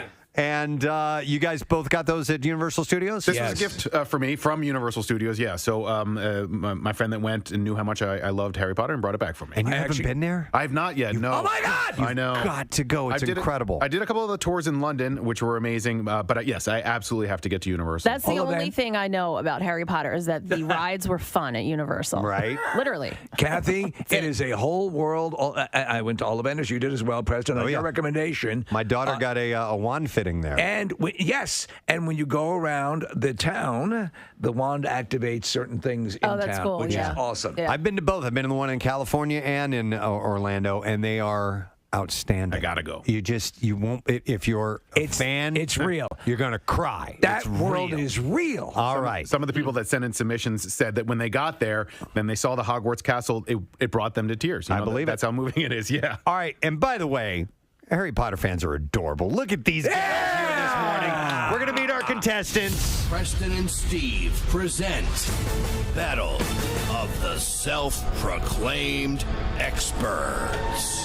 As Nick had said, we had loads and loads and loads of entries, but going through, we've got to narrow it down to 2. And I'm sure that there are people that are incredibly well-versed, but we only have room for 2 people in our studio. And so that's how we're doing it, to have these 2 competitors battle it out. Mano a mano. All right, so let's meet our contestants, and we'll read the emails that we got from them. We're going to start with this one. It says, dude, I grew up with HP and obsessed. I was born in 89, so I was right out of the same age as Harry, right around the same age as Harry and his compadres, or his comrades, it says, as the books were released and they made their way through Hogwarts. Ultimately, not returning for education in year 7 as the Dark Lord has, by that point, been hit full strength, obviously. I have lightly reread parts of the books since childhood. I had a question for you guys. I was reading, somebody was talking about when they were a kid, they had an incident, and they broke, when they were a kid, they broke something in the house. A la Brady Bunch. The Brady Bunch, when they, your mom always said, don't play ball in the house. Yeah. When you guys were a kid, was there anything big What is the biggest thing or most expensive thing that you broke? A car. A car. What did you do? Well, what'd you do? And it makes perfect sense if you stop and think about it. Yeah. And this is the thing about it. Since rocks are dinosaur eggs. Oh my God.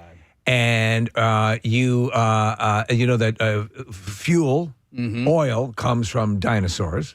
This all makes sense. Just put the pebbles into the gas tank of the car. God, are you serious? I know you've told us that story before. That's what I did. But I didn't think about that. What kind of damage was done? An S-load. No kidding. Had to bring that engine back from the brink. There was a ton of work that had to be done on that car. Oh, man. Fortunately, I was an adorable little moron, and they didn't kill me. Feel free to share, if you will, the biggest thing you broke when you were a kid, 215-263-WMMR. And I was really little. I was probably first or second grade or whatever. Right. But I kicked a soccer ball through a window. We had windows on the ground floor. My and it parents just would shattered. have adopted you in a heartbeat over me. Yeah, for that. But and that's listen. I wrecked a truck. I wrecked another one of my cars. I did other things, but I'm talking as more around the house type of thing. And I did another one. I told you the story as well. I had I had my Super 8 camera. I was making movies. I had this big light, so you could film inside and everything. And I had it leaning up against the wall. And I'm in the living room. We had this horrible carpet, and the bulb would have been about the size of maybe like a small salad plate, like that, or at least the heating element. Oh, okay. Right. That falls forward onto the carpet and burns a ring down to the hardwood through the carpet. A very definable ring.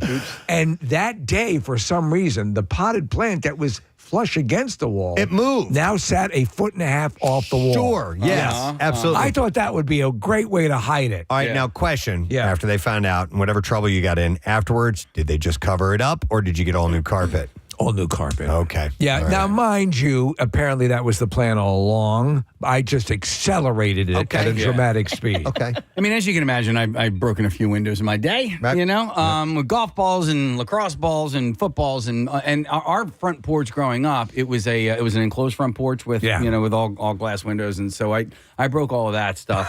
I broke all those windows and burned down the house. Yeah. But my son, I told you guys about this. He had a plunger, and we have a giant mirror in the bathroom that spans the whole. It's in the kid's bathroom. There's 2 sinks and stuff, and he was just pushing the plunger against the mirror. Had no idea what he was doing, and then he yanked so hard that the entire mirror came off of the epoxy on the wall and came crashing down on him. Could have killed him. I mean, it straight up could have killed him, or maimed him, or whatever. So.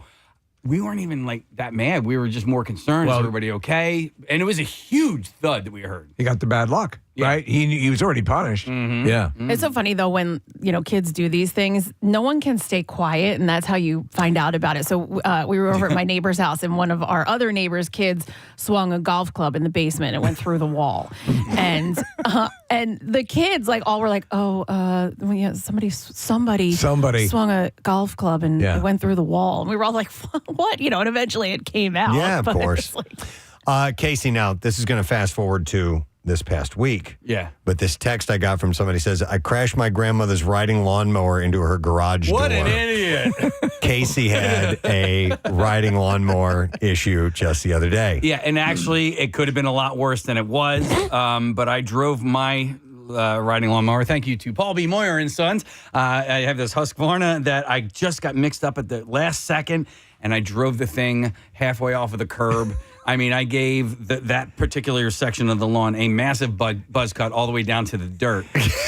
So what did you F up the blades? Because you were over the sidewalk itself, the concrete. Yeah, these things are pretty intuitive. I don't necessarily think the pedal system is all that smart. Okay. But I'm pretty sure that the blades shut off. Okay. When I launched off of the I'm fairly off of the certain. curb. Well, only because I cut the lawn afterwards, and there were no imperfections in the lawn. All right, You see, it looks great. I'm going to go to some calls. We're going to Brianna next. Hi, Brianna. Good morning.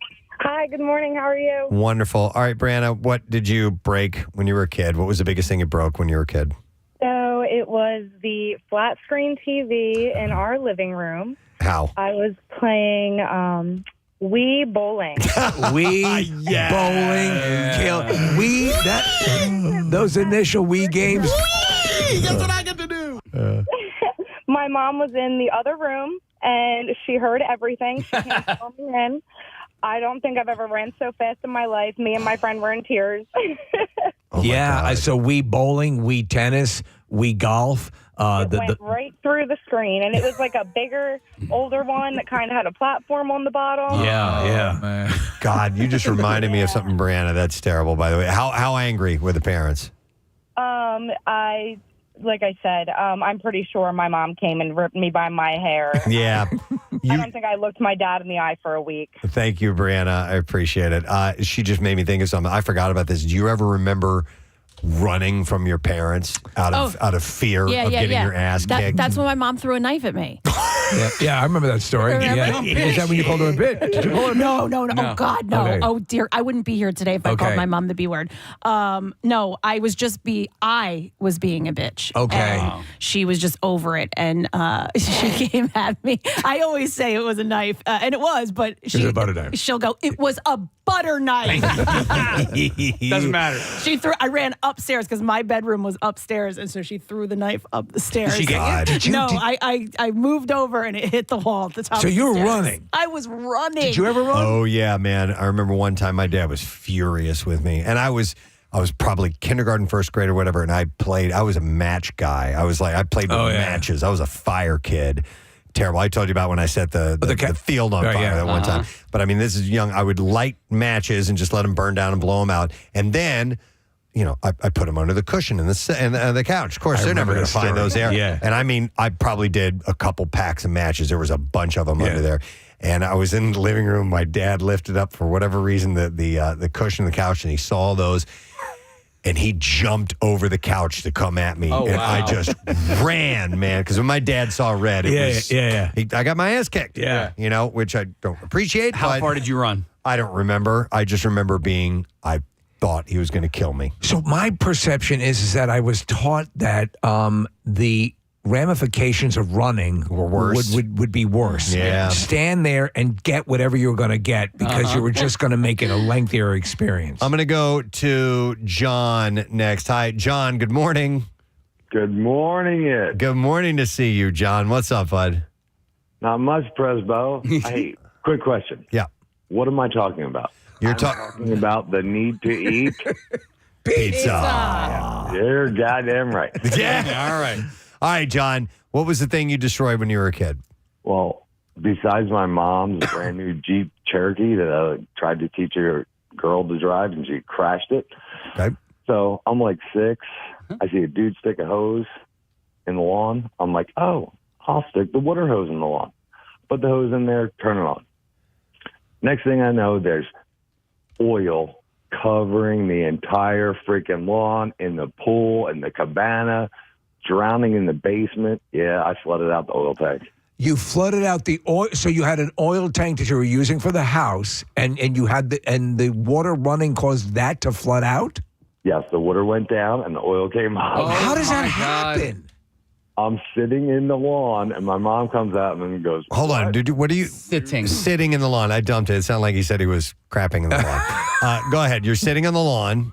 I'm sitting on the lawn, and my mom came out. I'm roughly 6 years old. Yeah. And I saw the oil guy come out and stick a hose in this little, your lawn. Oh, okay. And I put the water hose in there, and I turned it on, and was like, oh, no. You were filling up the oil tank with water. And it overflowed. Oh, my God. Oh, my God. Oh, that was a couple $100,000 in damage. Oh, my God. That's insane. Wow. I mean, that's it. You've effed it up. Yeah. Yeah, I mean, Dude, I effed it up every day. That was the first one. Man. All right, John. Thanks for sharing, bud. Appreciate it. Wow. All right. There's some really, really big ones here. Yeah, I don't feel so bad about hitting a golf ball through a window. Yeah, no kidding. You're a saint. But I want to escalate a little bit here. So let me go to something a little lighter because there's a really big one on here. Let me go. Hang on, let me go to Paul. Hi, Paul. Good morning, bud. Good morning. First time, long time, next time, last time. I love that. Perfect. So when I was about 12, my mother taught me that when you're mad at something, that take it out on something inanimate, like rip up a piece of paper or something like that instead of fighting or hitting somebody. Sure. So I got really pissed once, and my father had his favorite leather recliner in the corner of the TV room.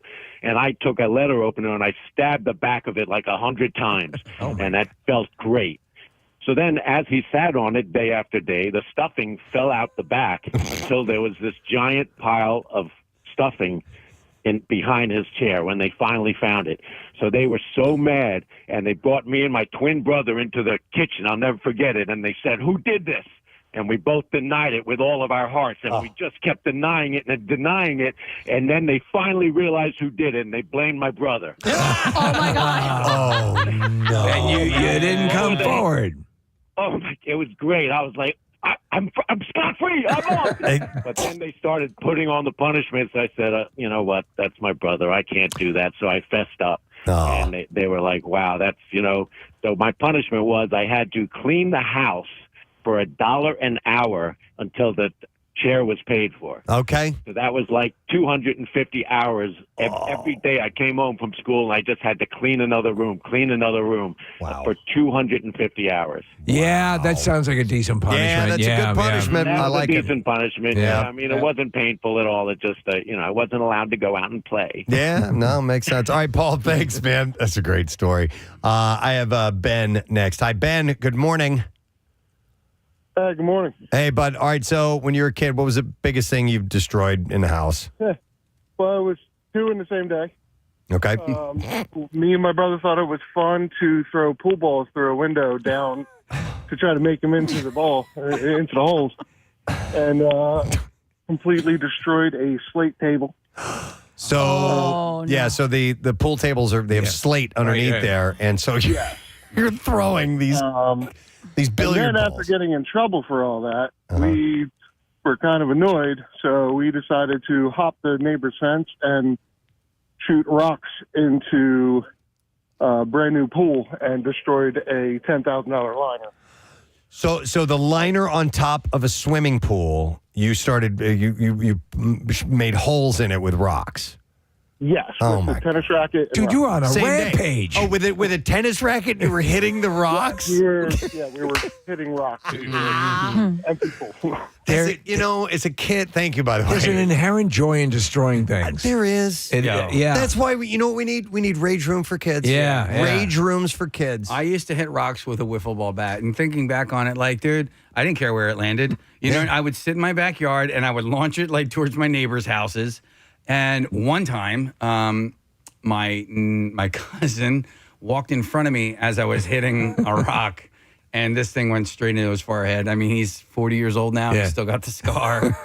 And, I lied about it. I eventually, as an adult, I came clean and go, because I was like, because I wasn't supposed to be hitting rocks. So I just said I was swinging the wiffle ball bat, and he walked in front of me, and I hit him in the head with the wiffle ball bat, but it was a rock. It was a rock. No, now you just fessed up. I'm going to go to, now this is not in the home, but Jim's story is too good to pass up, so I will go to him. Hi, Jim, good morning. Good morning, Durka. Durka, buddy. All right, so what did you do? How old were you, and what did you do? We were about 11 years old, me and my neighbor, and in front of Jean's Hospital in Northeast Philadelphia, there was a pit in the ground, and we were just exploring. We were goofing around, and we jumped in this pit. It was probably 8 feet square, and there was all kinds of valves and pipes in there. Well, that was the water supply coming into the hospital, and we started playing tank driver. We're turning valves and stuff, and we after we got bored with it, we're climbing out of the pit. Hey, Jim, but before you continue on, were you going like, were you making those noises? Absolutely. Yeah, of course. Okay. And, we got bored with it, so we're going to climb out of the pit, and I stepped on a valve, and I snapped the valve, and the water shot 80 feet up in the air. Oh, my God. We know how tall it was because there's 80-foot trees in front of the hospital, and that's how tall the water was. Oh, man. Did you run? Did you stay? What did you do? I ran so fast. I ran in the house and ran up the stairs so fast. My father said, I don't know what you did, but I know you're in trouble. Oh, no. Yeah, wise man. So what? And I immediately hid under the bed. So what was the final damage? Actually, it's just until they shut the water off and fixed the valve, they finally decided to weld the pit shut so nobody can get in it. Weld the pit shut. Did you ever get busted for it?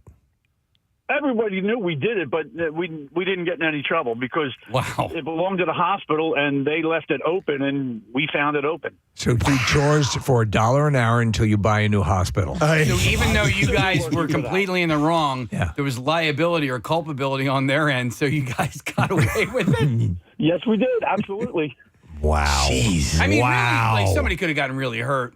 One of you guys. Well, it shouldn't have been accessible to the general public, but still, you're not supposed to do that. That's correct. Yes. Jim, that's a doozy. All right, thanks, bud. Appreciate it. All right, I'm going to go to, this one sounds interesting. I'm going to go to Carmen. Hi, Carmen, good morning. You're a lush. You're a lush, aren't you? All right, Carmen, how old were you and what did you do? I was like 11 or 12 years old. We're at Italian feast, and I'm just messing around trying to, I guess, impress a girl. And I skateboard, I was like, kicking her around. Well, here, like, maybe like 30 feet away from me was a big bunch of like statues of Mary, all Christian statues. And I kicked out the skateboard and it went flying straight in. It was like slow motion. You just see it go. You took out Mary? I broke her into 1,000 pieces. And this is at an Italian festival. Yes. You've killed the mother of God. Oh, my God. How much? I mean, in the thousands of pieces. To be honest with you, I don't know what happened because I was just kind of escorted off of the property. Yeah, man. You don't want to be effing with the statues at an Italian feast. All right. Thanks, Carmen. Appreciate it. Wow. All right. I like this one, too. This is Becky. We're going back into the home now. Hi, Becky. Good morning. Good morning. What's up, Becky? Oy. How we doing? Good. What'd you want to tell us? All right. I was about 2 years old, potty training age, and I peed in my brother's GameCube. You peed in your brother's GameCube. Now, the GameCube did look like a little. I can see it can be confused with the a little top porta pot. opened up. Yeah. It looked like a little training potty. My mom basically didn't know that anything happened, and my brother said "Oh, it smells weird and it's not working." And they'd say it's $200. Yeah, I love the GameCube. Yeah, I had but it did look like a little toilet. Yeah, they never let me live it down. Now when the Switch came out, they were like, "Oh, don't let Becky near the friggin' Switch." So, and it was innocent. You obviously, I don't know, if you can recall what you were thinking at the time, but that must have been what you thought. You saw it and saw it as a tiny little toilet. I don't know. No. You were a toddler, so you can only get in so much trouble for that. So leave. That's funny. All right. They'll live it. Thank you, Becky. I love the fact she'll never live that down. Pissed in the GameCube. Ever. All right, we'll do one more call, then we got to take a break. Kevin's been on hold the longest. So, hi, Kevin. Good morning. Good morning. How we doing, guys? Good. What's up, Kevin? All right. So, I was about 14 and just swinging at a ball in the backyard like most teenagers do. Yep. And metal bat had a good distance from the window from the house. Yep. And took a swing at it, got a good swing, completely missed the ball, and the bat went about 100 feet. I was thinking it was going to come on down. I saw it going toward the house, and it didn't come down until it destroyed a 4-panel window. So were you hitting balls toward the house? No, I was hitting, the house was to my left. I was hitting straight ahead of me. Okay, right. You swung around. As you come all the way around. Lost the grip on the bat, yeah. Did you get in trouble for doing that in the backyard, or did everybody understand? I got my behind beat good. Yeah. These are the things that form your earlier life, the beatings of your life. True. Yes. All right. Thanks, I Kevin. remember them, yeah. Appreciate it. But it can happen. It's happened to most of us. You can break something very, very easily. But listen, going back to the gal who had the Wii, there are loads and loads of videos of adults. Yes. Throwing controllers through their the big screen TV. Well, that I never did because I was so protective of the tech. But as far as controllers, the little wrist thing, oh my you God, have to use that if you're using the Wii, without question. Now I love people doing like virtual reality and running into it's the best. It's the best when somebody runs into a wall or completely loses their balance. There's a woman that shattered her stove, like the front glass of the stove. Or they're playing a boxing game and somebody walks by. Oh, one of the best is the Olympic ski jump. Okay. And so obviously in the VR, as you start to go out, you lean forward as you would as someone who was competing in that, and the person just falls forward because they feel virtually that they can lean that way. I'm descending in real life. Yeah. It's the best. All right. Well, be careful, friends. We do need to take a break because we got some bizarre file stories on the way. But let's give something to you while you've been waiting around. We have a screening of episodes 1 and 2 of the new Star Wars series, The Acolyte, which is going to be on Monday, 7 o'clock UA, King of Prussia. And I got 5 pairs of passes to give away, and we'll set you up with a free popcorn beverage and a special edition poster as well. So first 5 callers right now, 215-263-WMMR. If you would like to go on Monday, give us a call. We'll be back in just a sec. B-File up next. To reread all 7 books once I finished grad school, Master of Public Administration at Penn State. Woot woot. My husband bought me a Gryffindor blanket, a book of spells as a grad gift as well. And I graduated in December 2020 and finished the books last month. Literally the best books I've ever read. And I have no idea how to move on from them. It's really just a story about friendship and the power of love. True. I was brought to tears in books 5, 6, 7, and would say that my favorite books are 3 and 6. 7 is also just absolutely epic. My next goal is to rewatch the full versions of the movies. I went to Universal Studios California back in 2017 and wore a Harry Potter costume to Hogwarts. For the above reasons, I would say I am the Harry Potter expert. It's about both knowledge and sheer passion for the story. The most epic tale ever told. Please welcome Steph Rosenbluth to the show. Hi, Steph. How you doing? Oh, wait. Your microphone is not working. Let me try that again. Go ahead. I am so happy to be here. Yay. Steph, where are you from? I'm from Central New Jersey, Hopewell Township, right across the river from Bucks County. It does exist. Okay, so is that north-south Jersey or south-north Jersey? Right in the armpit of the Delaware River. There you go. All right, I want to ask you, Steph, because Steph is wearing a shirt that's got all 4 houses on it, but it says Hogwarts on it. She's also wearing a robe. She brought her owl. Is that Hedwig? It's Hedwig. Nice. And tell me about your glasses. They are round glasses. Are they prescription? They are not prescription. Okay. They are just merely for this competition. Yeah. They look great. And social events. Nice. So you recently reread all the books. I did, yes. It was my goal, and I still don't know how to move on. Interestingly, while rereading the books, I was also rewatching Lord of the Rings extended version. So I was in quite the wizarding world. Well, there's the amount of minutia, the amount of stuff to keep track of. But I mean, that's the books, the extended movie versions of the original Harry Potter, of the movies. And a lot of times they're tacking on an additional half hour, 40 minutes. Yeah. Which character do you identify with the best? Wow, which character? Probably Luna Lovegood. Okay. She says whatever's on her mind. People kind of think she's weird, but once they get to know her, they realize she has a heart of gold, and she's actually very important to the story and to Harry's success in defeating Voldemort. I love that. Great answer. All right, that's Steph. Our next contestant writes, I was hooked on the series the first time I read Sorcerer's Stone and bawled my eyes out the day after my 11th birthday when I didn't get my invitation to attend Hogwarts for the upcoming school year. I read the series countless times as a child and still reread my favorites every year. I read the series countless times. Nope, I read that part already. Let me go back to this. And I reread the story every year, every Christmas, to get in the holiday spirit. Growing up, my family and I went to the premiere screening of the latest movie, And what started as my obsession turned into full-out family affair as I got the rest of my family hooked on the magic of the Harry Potter universe. We traveled to Universal Studios' Wizarding World of Harry Potter when I was 19, and I remember seeing the top of the Hogwarts castle and instantly burst into tears. I can definitely recite every movie from start to finish, and I'm always the go-to person when someone has a question about their Harry Potter timeline or whether or not Snape really was a good guy. For years, my friends and I would watch the full 8 movies in a marathon event.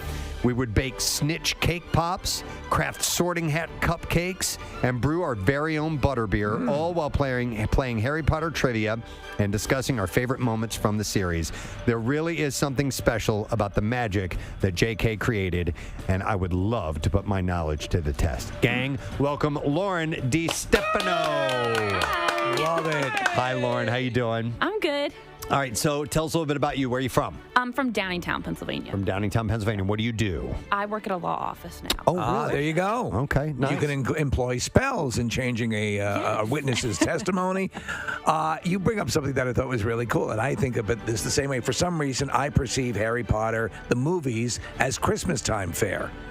Every single movie has a Christmas scene. Right. And so it's always applicable. Yeah, no. And so, Lauren, how long have you been listening to the Preston and Steve show? Probably my whole life. My parents are Y100 listeners, and we had like the CDs, and I was like, oh, that's the only station is Preston and Steve. So I just didn't know. We were our own station, the Preston and Steve station. So you're wearing a Hogwarts School of Witchcraft and Wizardry shirt this morning, and you're wearing some funky-looking glasses. Yes, what are those? Luna Lovegood's glasses. Those are Luna Lovegood's glasses. Oh, wow. So she can see everything. Okay, that's beautiful. And would, I'd asked Steph who she identified with, and she said Lovegood. What about you?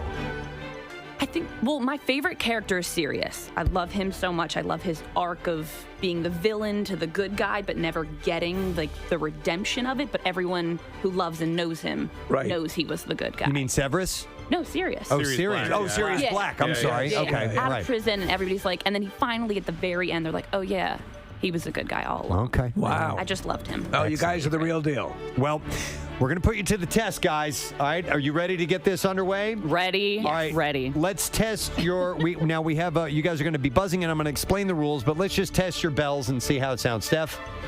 That's Steph's bell, and this is Lauren's bell. So a little bit of a different tone to each, so we can tell the difference, and we should be able to hear that. Okay.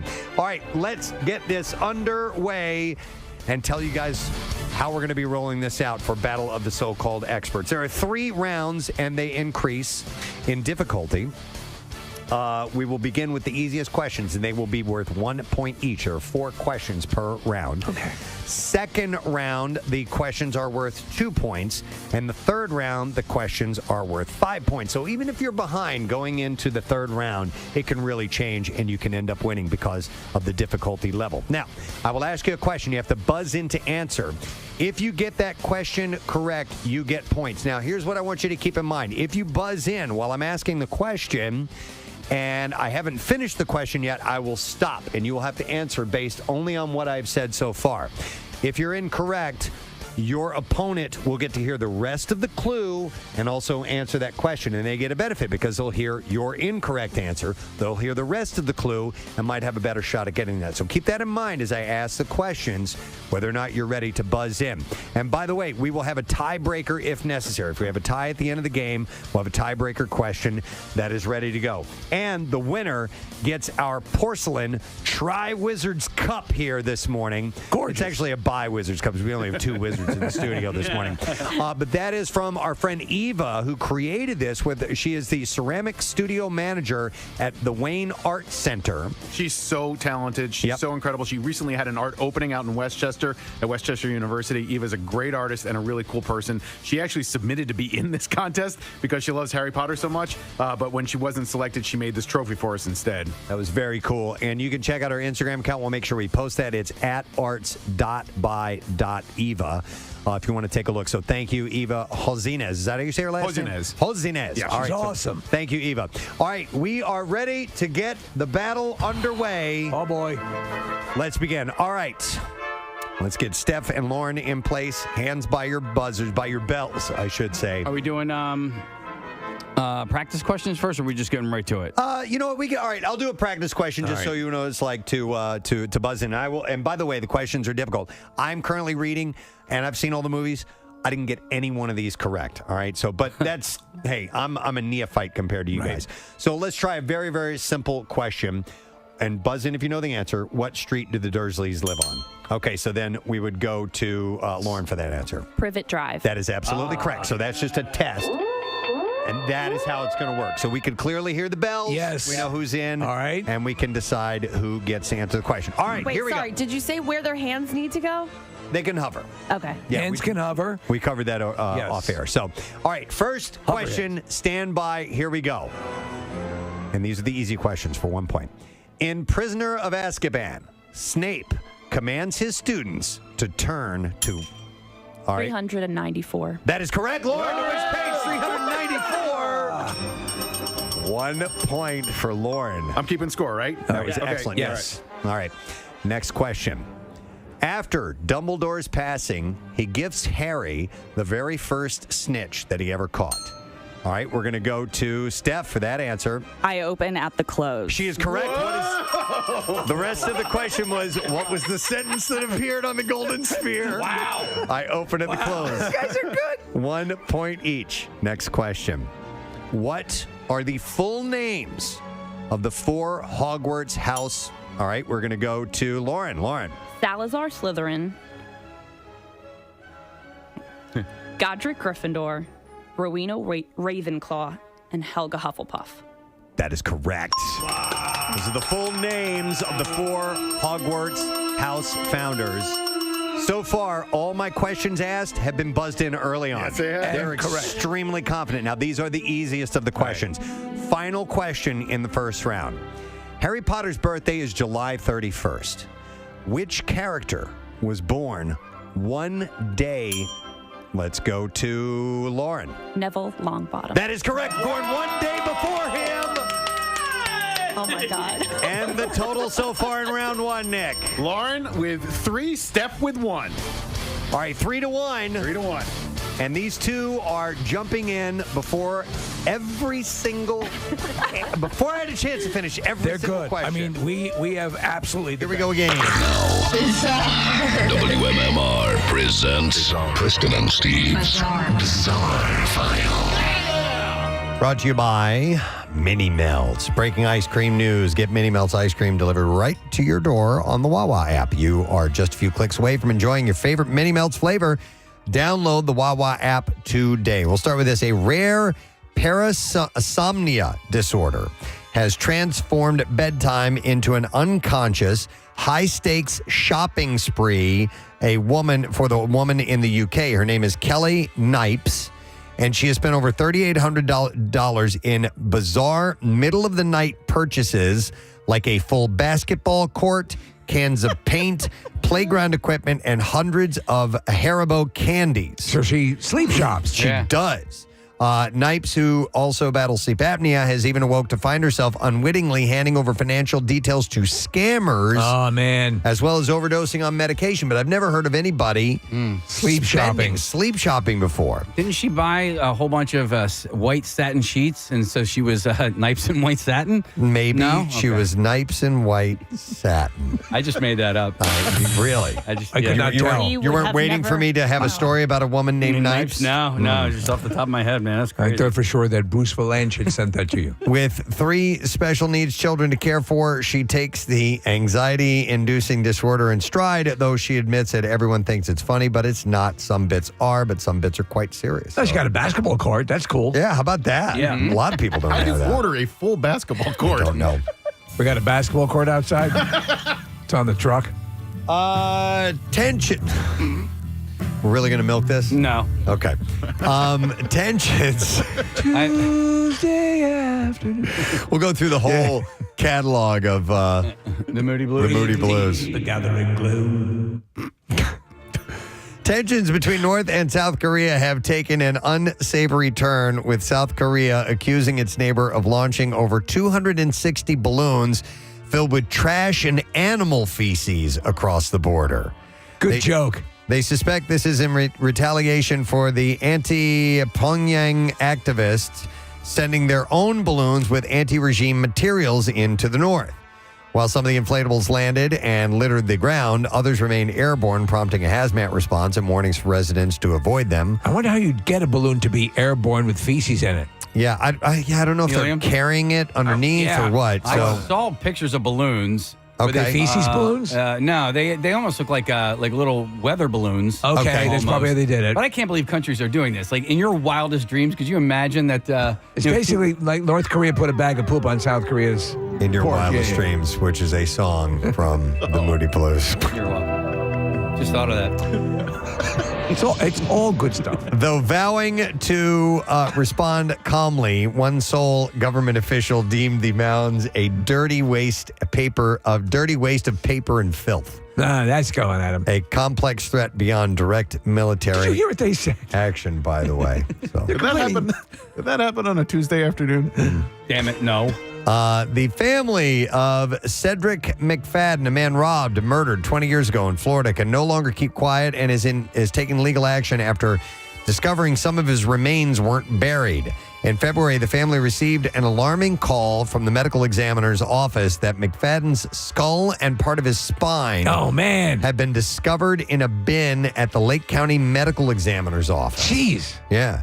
The disclosure killed by predator sent shockwaves through the family, leading to more grief and outrage and a second funeral for their deceased loved one. Could you imagine nearly that? 2 decades later? In your wildest dreams.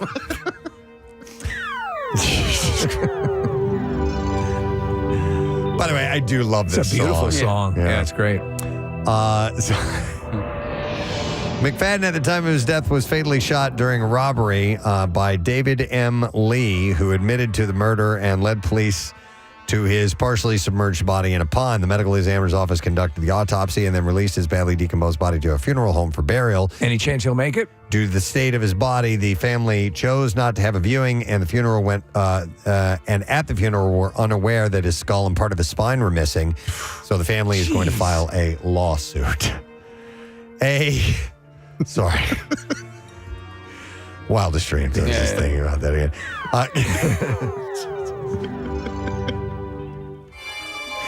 A Colorado police officer found a lot more than common paraphernalia while searching a car for drugs on Sunday night. The officer was checking trailheads at Prospect Park when he spotted a car with drug paraphernalia that was out in plain sight.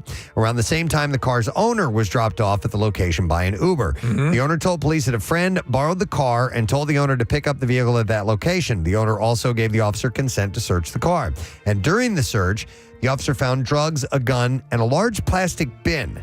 And body camera footage shows him opening the bin only to find a fully grown rattlesnake inside of it. Oh, my God. I mean, in your wildest dreams, would you ever expect to see a rattlesnake This is the second? in a car? This is the second or third rattlesnake. Well, one guy had one mailed to him, remember? Okay, so the officer said in the video... Rattlesnake of the Month Club. The officer in the video said, "Yo, you got a rattlesnake in here?" Oh, and have you ever had a jerk mate? He said, "What the F, dude? Yo, ever heard of rattlesnakes?"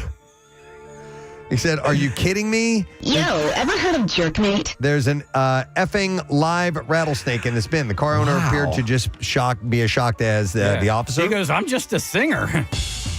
In a rock and roll band? Uh-huh. Does he have any other thing that might bite me? The officer said while they continued to look inside the car. The owner will not face the charges at this time. Police are still trying to contact the owner's friend as they still have a lot of questions for him. And man, that is what I have. It's crazy. In the bizarre file for you this morning. They are bizarre. Yep. All right, we are going to take a break. We're going to come back in a second. Lesson, question, trash, music, news. Those things are on the way. So more stuff for you to win when we return. Stay with us. We have. Most definitely. All right, on to round 2. Right now, Lauren leads 3-1. Here's your next question. These are medium, and these are 2 points each. 2 points each. What is the name of Lavender Brown's rabbit? Oh my God, that's literally the one pet I did not make a flashcard about. Flashcard? Steph was doing flashcards. Everyone else is. You did flashcards? Lavender Brown. What is the name of Lavender Brown's rabbit? I'll give you guys about 5 more seconds to think about it. Like flashcards for this contest? Yes. Yes! That's what a competitor looks like, Kathy. High level flashcard. I played Trivial Pursuit last night. There you go. Running through the cards. Yes! These guys are serious. All right, Kathy interrupted. So your 5 seconds starts now. Hold on. 5, 4, 3, 2, 1. All right, they're not going to take a chance at it. It was Binky. Didn't know that? Doesn't even ring a bell, does it? Okay. Fair enough. Well, it's a good thing you didn't answer them. Wow. Next question. Is there a deduction? No. If you get it wrong, you're not penalized. Yes. You're not penalized, but you do kind of give up a little bit of information to the other competitor. All right, next is, what is Hermione's boggart? Okay, let's go to Steph. It's Professor McGonagall telling her that she failed her exams. She got it! Nice! So that's 2 points. Yes. And that means it's all tied up. It's 3-3. Yeah. All right, third question from the medium round, round 2. What animals represent each of the houses? All right, we're going to go to Lauren. For Slytherin, it's a snake. Ravenclaw, it's an eagle. Hufflepuff is a badger, and Gryffindor is a lion. That's correct. 2 points for Lauren. I want to hang with these guys. I'm telling you, man. They are so much fun. All right, and then the last question for the medium round, round 2, is how many staircases are... Okay, let's go to Lauren. 142. That's correct. Staircases are at Hogwarts. Wow. All right, Nick. Totals. After round 2, Lauren's still in the lead with 7, but Steph not far behind with 3. All right, and it doesn't matter because going into this round, the points really jump up, and each question is worth 5 points each. Wow. As we really go for the quest of the Tri-Wizards Cup. And Steph, look, everybody, these guys are bouncing up and down. They're all excited. I'm worried if that lavender one. I'm like, I know. Do I know anything? All right, Casey, here we go. Final round. The most difficult questions that we could come up with yet. And here, this is really going to find out what you know about the Harry Potter universe. Let's go with this one. In response to the treatment of house elves, Hermione... Oh, all right. We had Steph ring in first. It's called SPEW, the Society for the Promotion of Elfish Welfare. That is Those index cards paying off. To finish it, Hermione founded an organization called SPEW. What does SPEW stand for? And she's correct. The Society for the Promotion of Elfish Welfare. Well done. What's the point total, Nick? Wow, with that correct answer, Steph has moved into the lead. It's now 8-7. Oh, my God. Okay. 1 point lead. All right, 2 more questions to go. Here we go. Get your hands by your button, or by your bell, I should say. What is Nearly Headless Nick's real name? Okay, we're going to go to Lauren. Lauren. Nicholas Demimsey Pompsey? Something like that. I don't think I got That's it. incorrect. Yeah. No. Okay. All right. So that means that, Steph, you can take a free guess no matter what. Even if you get it wrong, it's no big deal. I know it starts with Sir Nicholas the rest of it. All right. You guys aren't going to get that right. Sir Nicholas Demimsey Porpington. You guys were all around It's that it. name that you're like, Sir Nicholas, moving on. You don't read the full name. It's so British. so many syllables, and Yeah. it's exactly. That's a classic Harry Potter name, though. This is the last question that we have here. And it's anybody's game. It's anybody's game right now. So this is in the past contests we've had runaways. Yeah. This time around, it's down to this last one. Here we go. Final question. On his 11th birthday, Dudley Dursley's parents take him and Harry to the zoo and also bring along Dudley's best friend. What is that friend's name? You're looking at each other. Lauren almost cursed right into the microphone. It's a super minor character from the first book. I know that. Repeat the question, Preston. On his 11th birthday, Dudley Dursley's parents take him and Harry to the zoo and also bring along Dudley's best friend. What is that friend's name?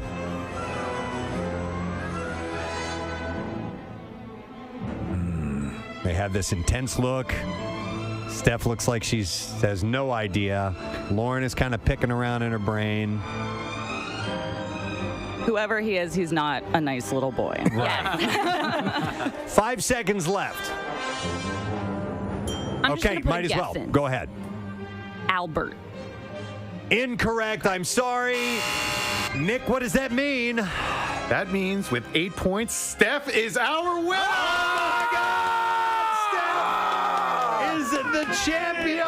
They are so evenly matched. Oh, my Wait, what was it? Yeah, who was it? Piers Polkis. Loser. Please. I mean, I don't.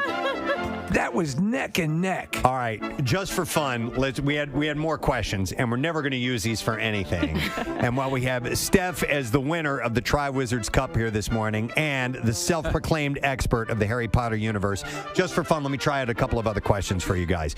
Who was the freed female house elf who neither wanted? All right, let's go to Lauren. Winky. Winky is correct. How about this one? Okay, let's see what you know about the making of the films. Christopher Columbus directed the first 2 movies. David Yates directed the last 4. Who directed 3 and 4? Alfonso Yates? I know it's Alfonso. All right. I know it's Alfonso. There were 2 people. Prisoner of Azkaban and Goblet of Fire, respectively, was Alfonso Cuarón and Mike Newell. Okay. All right, and then one last one. Let's see. What'll be a good question? Oh, yeah, this one. Okay. What are Snape's very first words to Harry, and what is it believed they allude to? That's all. 93.3 WMMR. It's everything that rocks. Music from Stone Temple Pilots. It is 10:15. It's No Sad Bro Friday. Wonderful. We'll give away our Word of the Week prize at the end of the show coming up in a little while. And Pierre's got an announcement to make. Yes. Something special coming up that I don't know, and I'm excited to hear about as well. Nick knows and says it's really cool. So we like hearing those things. The Jersey Shore 64 is up and running. You can vote. We would like you to do that very thing at WMMR.com. It's locations, entities, stuff at the shore. Attractions. That we are trying to narrow down to one champion. And it's all brought to you by DHY Motorsports. And there's a chance for you to win $500 if you fill it out. Come on. So why not do that? And then Pierre Robert is going to be broadcasting live from whatever that number 1 spot is at the end of the whole thing. So WMMR.com to get it. We're going to do the lesson question. I'm going to pose this to you. And we are going to give away a pair of tickets as MMR Rocks Willie Nelson's 4th of July picnic.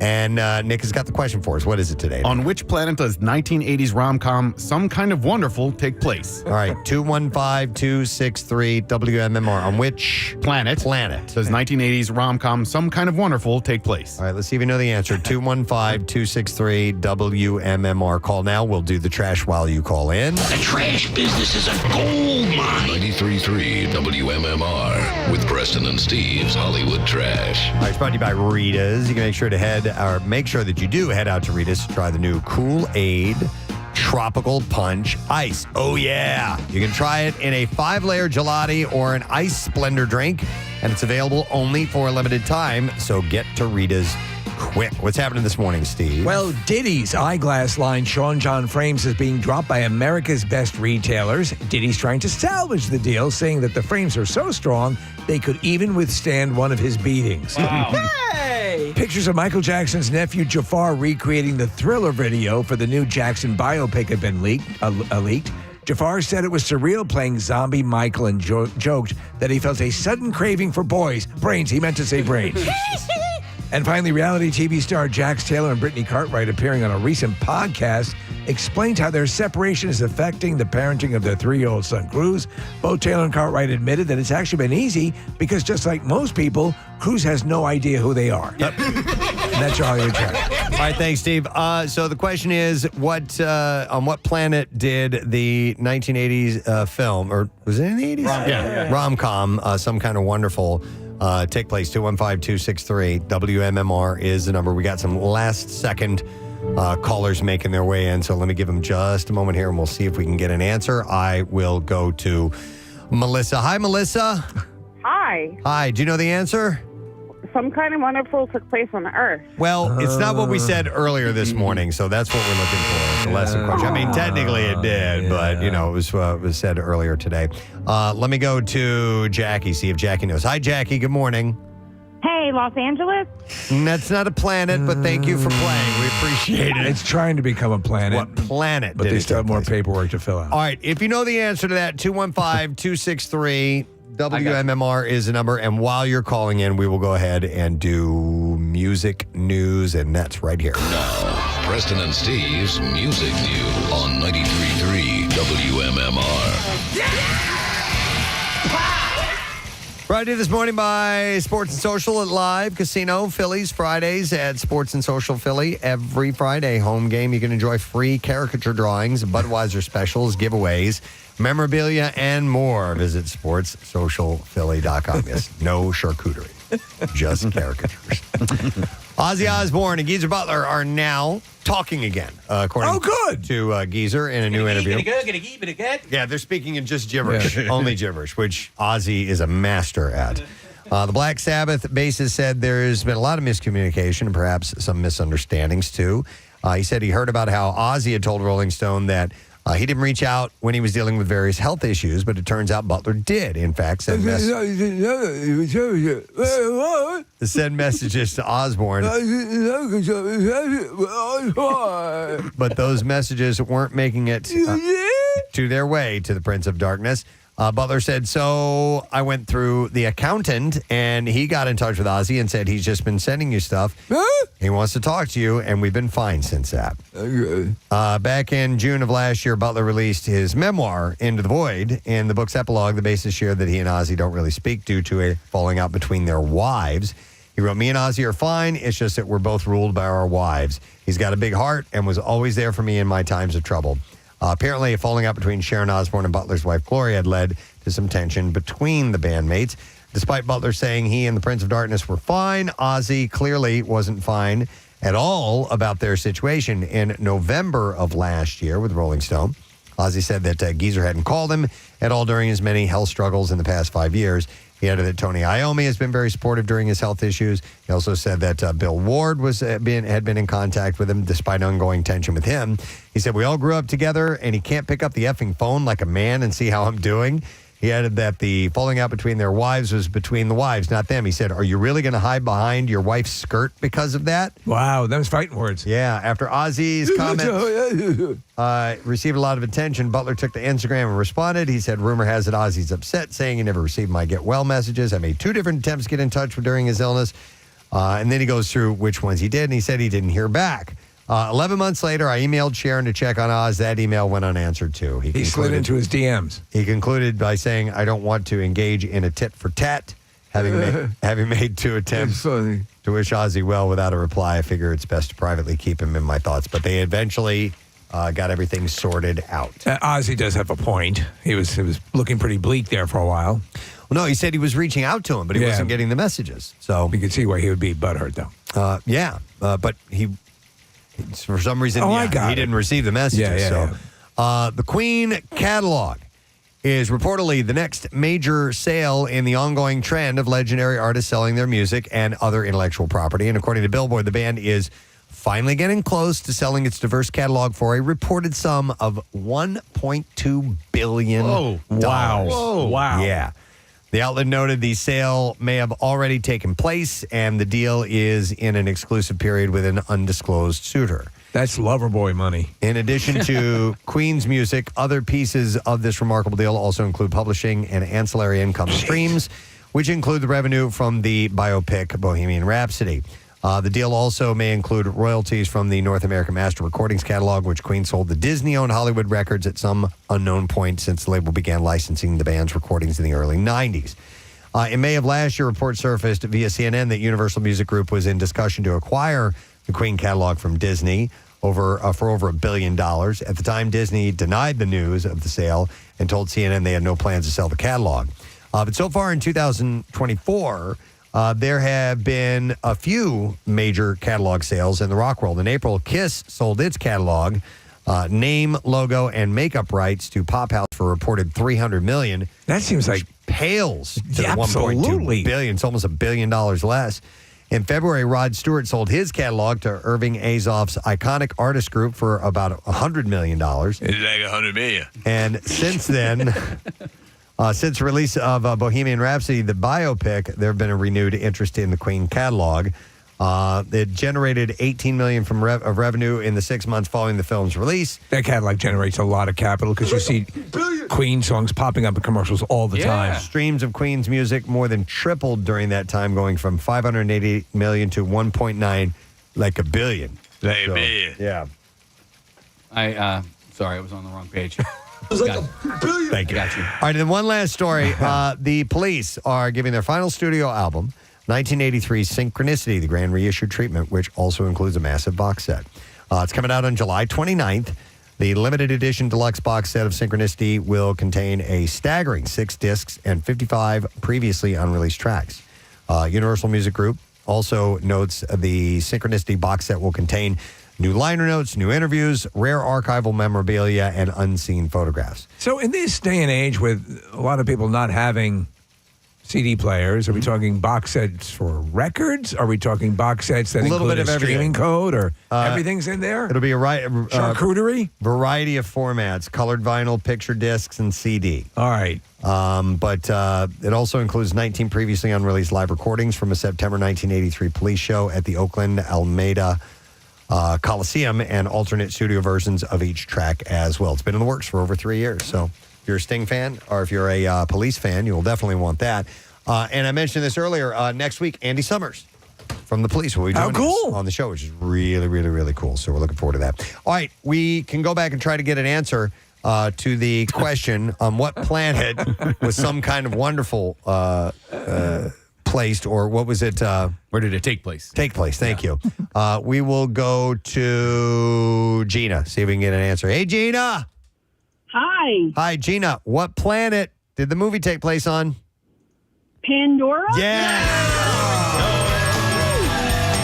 Well done, Gina. Hang on. Got you a pair of tickets as MMR rocks Willie Nelson's 4th of July picnic with Willie Nelson and family, Bob Dylan, Robert Plant, Nelson Krauss, Maren Morris, Mavis Staples, and Celise. Thursday, July 4th, Freedom Mortgage Pavilion. Tickets are on sale now at Ticketmaster. You can go to WMMR.com to get all the details. We're going to take one more break, and then we're going to come back. We're going to wrap up the show, get Pierre's announcement, give away the Word of the Week prize. Stay with us. Snape's very first words to Harry. You'll never get it because it's really intricate. So the first words were, what would I get if I added powdered root of asphodel to an infusion of wormwood? And apparently an asphodel is a member of the lily family, and wormwood can be defined as a state or source of bitterness or grief. Snape is alluding to the death of Lily Potter, Harry's mother. Wow. So that's supposedly some of the lore, but that was like Oh my God. insanely hard. That makes me want to cry, knowing that fact. I didn't know that. That's in the first book, and then you know what you know about Snape much later on. But it's that's how layered and how intricate and how complicated the books are, and why it's so much fun to go back and rewatch the movies and reread the books. It's poetic. Every time I reread, I find something that I'm like, well, how did I not see that before? Like it's a connection. Well, you guys, I mean, you just put on a Harry Potter clinic. I mean, that's some amazing stuff, and you were neck and neck for the whole thing. It's just amazing. Steph, I am now proud to bestow upon you the honor of the Preston and Steve Tri-Wizards Cup for your triumphant victory in Battle of the So-Called Experts. Oh my God, it's beautiful. Congratulations. Thank you. Be careful when you hold it by the snake handles. They are a little bit sensitive, and we when don't she want that to first fall. grabbed it out there, she was like, it's not a port key, is it? Yeah, I'm like, this will not lead to my death, will it? No, you're safe. You guys are awesome. Congratulations. Thanks for being here. We hope you had fun. All right, and there it is again, folks. We've done it. We'll have to come up with some of the... If you have any suggestions of some good topics for Battle of the Self-Proclaimed Experts, let us know. We'll certainly take those into consideration. There's loads of things that we can go to in the worlds of entertainment and sports and history and whatever it may be. And some of these things are so voluminous, you could, at some point, you may have to, Steph, defend your classification as the champion of all champions. Yeah, you never know. It's so big. There's so much to hit upon. Yeah. I did mean to mention this earlier, but we're going to also award Steph and Lauren passes to the Harry Potter exhibition that's coming to the Franklin Institute next year. So they haven't announced They haven't announced the official dates for that yet, but it'll be at some point in 2022. It's the world premiere. It's going to happen right here in Philadelphia at the Franklin Institute, the Harry Potter, the exhibition, coming to Philly in early 2022. Excellent. And thank you to Eva Josines for the Tri-Wizard Cup that we had. She fired it in her own kiln, made it from scratch. It's beautiful. And now Steph is the proud owner of that. So nice. Excellent. Great work, everybody. We're going to take a break. We'll come back in just a moment. Make sure you stay with us. We will return shortly. Preston and Steve on 93.3 WMMR. A youngster inadvertently earned his parents a citation when he told a Michigan DNR officer that there were no life jackets. I'm from Michigan, and we have not enough life jackets. One last story. Netflix reports that the company's 183 million subscribers are watching more international fare during the coronavirus lockdown. CEO Reed Hastings said that La Casa de Papel, which is also known as the Monkey Heist, has managed to garner 65 million eyeballs. Could you want to watch the Monkey Heist? And that Germany's... Look at that monkey took a banana. Isn't it the Money Heist? Money Heist. Where did you get the monkey? Perhaps the monkey is stealing the money. I told you to take the money, not the monkey! What am I going to do with all these monkeys? The monkey has eaten the money. I told you not to put the bananas in the same bag with the money. Shut up. Oh, my God, Preston, I'm sorry. I'm such an idiot. The falcon has flown. We've got the monkeys. Come again? We've got the monkeys. Right here on this paper, it says Monkey Heist.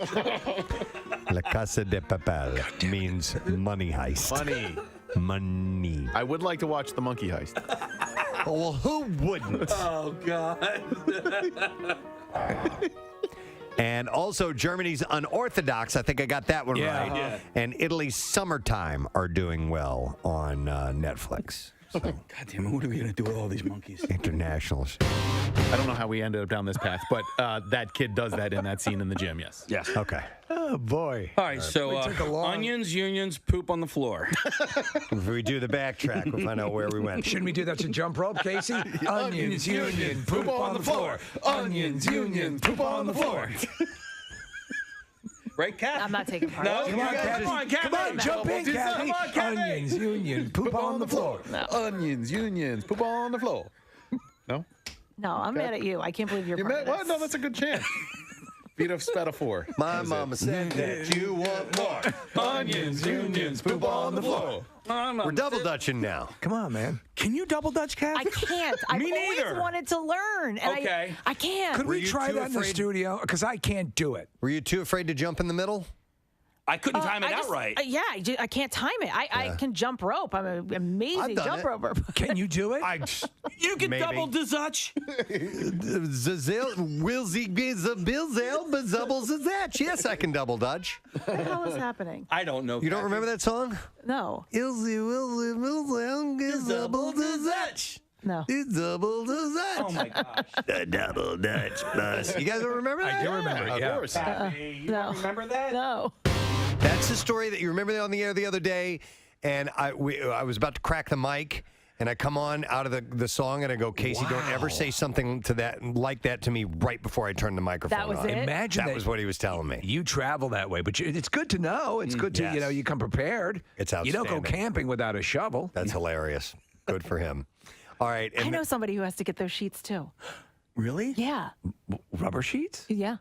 It's like a sex mat. Wow. You? Okay. I know. Why? Why? It's just that Why would your mom share something like that? Not cool. Not Listen, we cool, bring up her dude. dad all the time. It's fair game. No, yeah, and she has to buy a sex mat. Wow. Yeah. Okay. Well, yeah. Some of those videos might be real. The woman was reportedly uninjured and escaped without a scratch.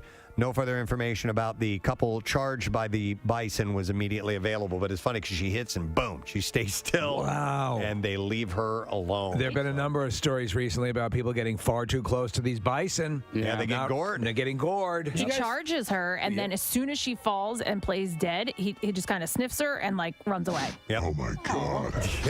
Jesus. Oh, Christ. Yeah, I got a word for you. It's called douche. Oh my God. Oh my God.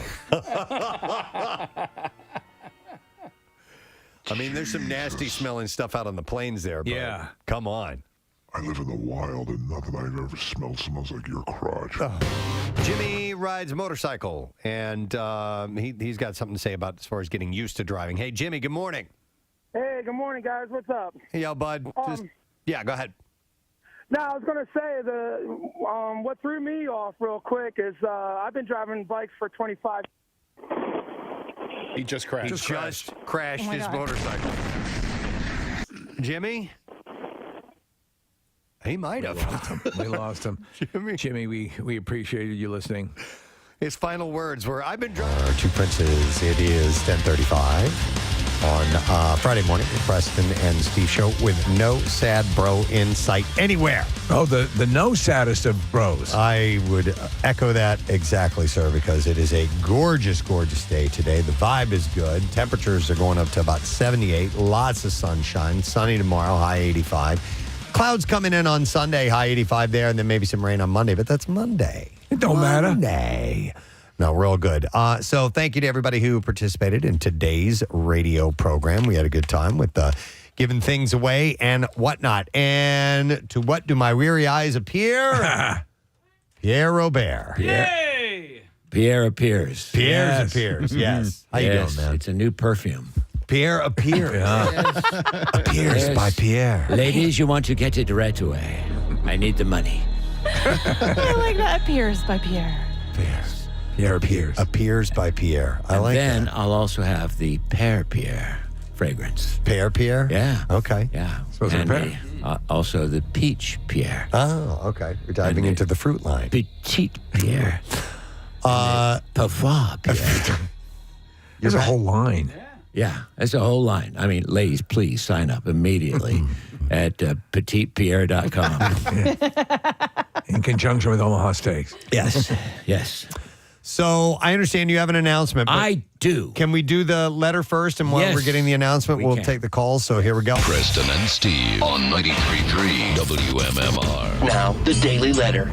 All right, and the Preston and Steve show is brought to you today by the letter M as in Mary. M as in Mary. All right, we now have a word, and we'll take caller number 8 at 215-263. WMMR and see if you know the word of the week, because we certainly have a very cool prize to give away. All right, so should we dive right into this announcement? Yes. All right, what you got going? Because I don't know. Most of us don't know. Well, we're getting very close to Rolling Stones Fever. It's a week from Tuesday, coming to Lincoln Park. And so, with that in mind, tickets, everybody wants to go. The reviews have been great on the show so far. And I have pit passes. Wow. Whoa. Thank you very much. Thank you. I've got pit passes to see the Rolling Stones. Hi, guys. Rolling Stones on Tuesday, June 11th at the Link. What you can do is listen all next week, every day next week at noon, Monday through Friday. We will have a Rolling Stones block. And in that block, we will give away, we will give out a word of the day, the Stones word of the day. So a block every day at noon next week. In that block, the word of the day. And then you can go to the contest page at WMMR.com to enter that day's word for a chance to win. Each day's word is another chance to win the pit passes. All the details at WMMR.com. A few tickets remaining at Ticketmaster, but this is going to be cool. And at the end of the whole thing, we will announce who gets to be in the pit for the world's greatest rock and roll band. Yeah, the reviews have been great. Jackie saw them. I said, were you up there as well? I did not make that one. Said it was sensational. Sensational. It never sounded better. I'm so excited. I'm going to try to travel and see a few shows as well. But this is now just a week away, a week from Tuesday. So excellent. To see this band, oh my God. What I would just give to say, ladies and gentlemen, the Rolling Stones. I know. That voice backstage. Yeah. I don't have to be on stage, just somewhere hidden in a gutter, just with a live mic that says, ladies and gentlemen. Of course, I have to say the effing Rolling Stones. Yes, of course. But anyway, so that's what we got. That's going to be very sweet. Wonderful. Amazing. And we actually have a block of the Stones today because we have Stones' birthdays. Tomorrow will be Ronnie Wood's birthday, and Saturday will be Charlie Watts' birthday, the original drummer who's no longer with us. But so we've got Stones fever. Awesome, man. I absolutely love that. All right, so details, WMMR.com. We are going to go to the phone, see if we can get a winner for the Word of the Week prize. We have Paul, who's calling in now. Hi there, Paul. Hey, guys. How you doing? Awesome, bud. Do you know the word of the week? Swim. Great day in the morning. Swim is correct. Paul, we are going to give you, talking about pit tickets, you got a pair as well, but this is for the sold-out Chris Stapleton concert Thursday, June 6th at Freedom Mortgage Pavilion. So be right in the thick of it, my man. Congratulations. Thanks a lot, guys. All right, you bet. Hang on the line. We'll get all your info and take care of you. Details and concert information for any of these shows we've had brought up, you can go to WMMR.com to get all that. You want anything besides the Stones block coming up today? Stones you block, mention? Metallica block, Led Zeppelin block for Bonham's birthday, and John Fogerty tickets to give away coming very soon as well over in Camden. Nice. Wonderful. All right, I'm going to thank our sponsors. Preston and Steve Show brought to you by Dunkin'. The Preston and Steve Show runs on Dunkin'. Also brought to you by Acme Markets, fresh foods, local flavors, and Trinity Rehab. Locations all over. That's trinity-rehab.com. Next week, we got some big stuff cooking, man. Yeah, all right, baby. so I mentioned we're going to have Andy Summers of the Police joining us. Yes. We have Donnell Rawlings, who we've had on the program many times. We have Tony Hale joining us in the studio. He's going to be in the new Inside Out film. And in our studio next week, Kevin Costner will be here. Wow. Kathy, you heard her gasping. I can't. What am I going to wear? I know. Don't wear anything.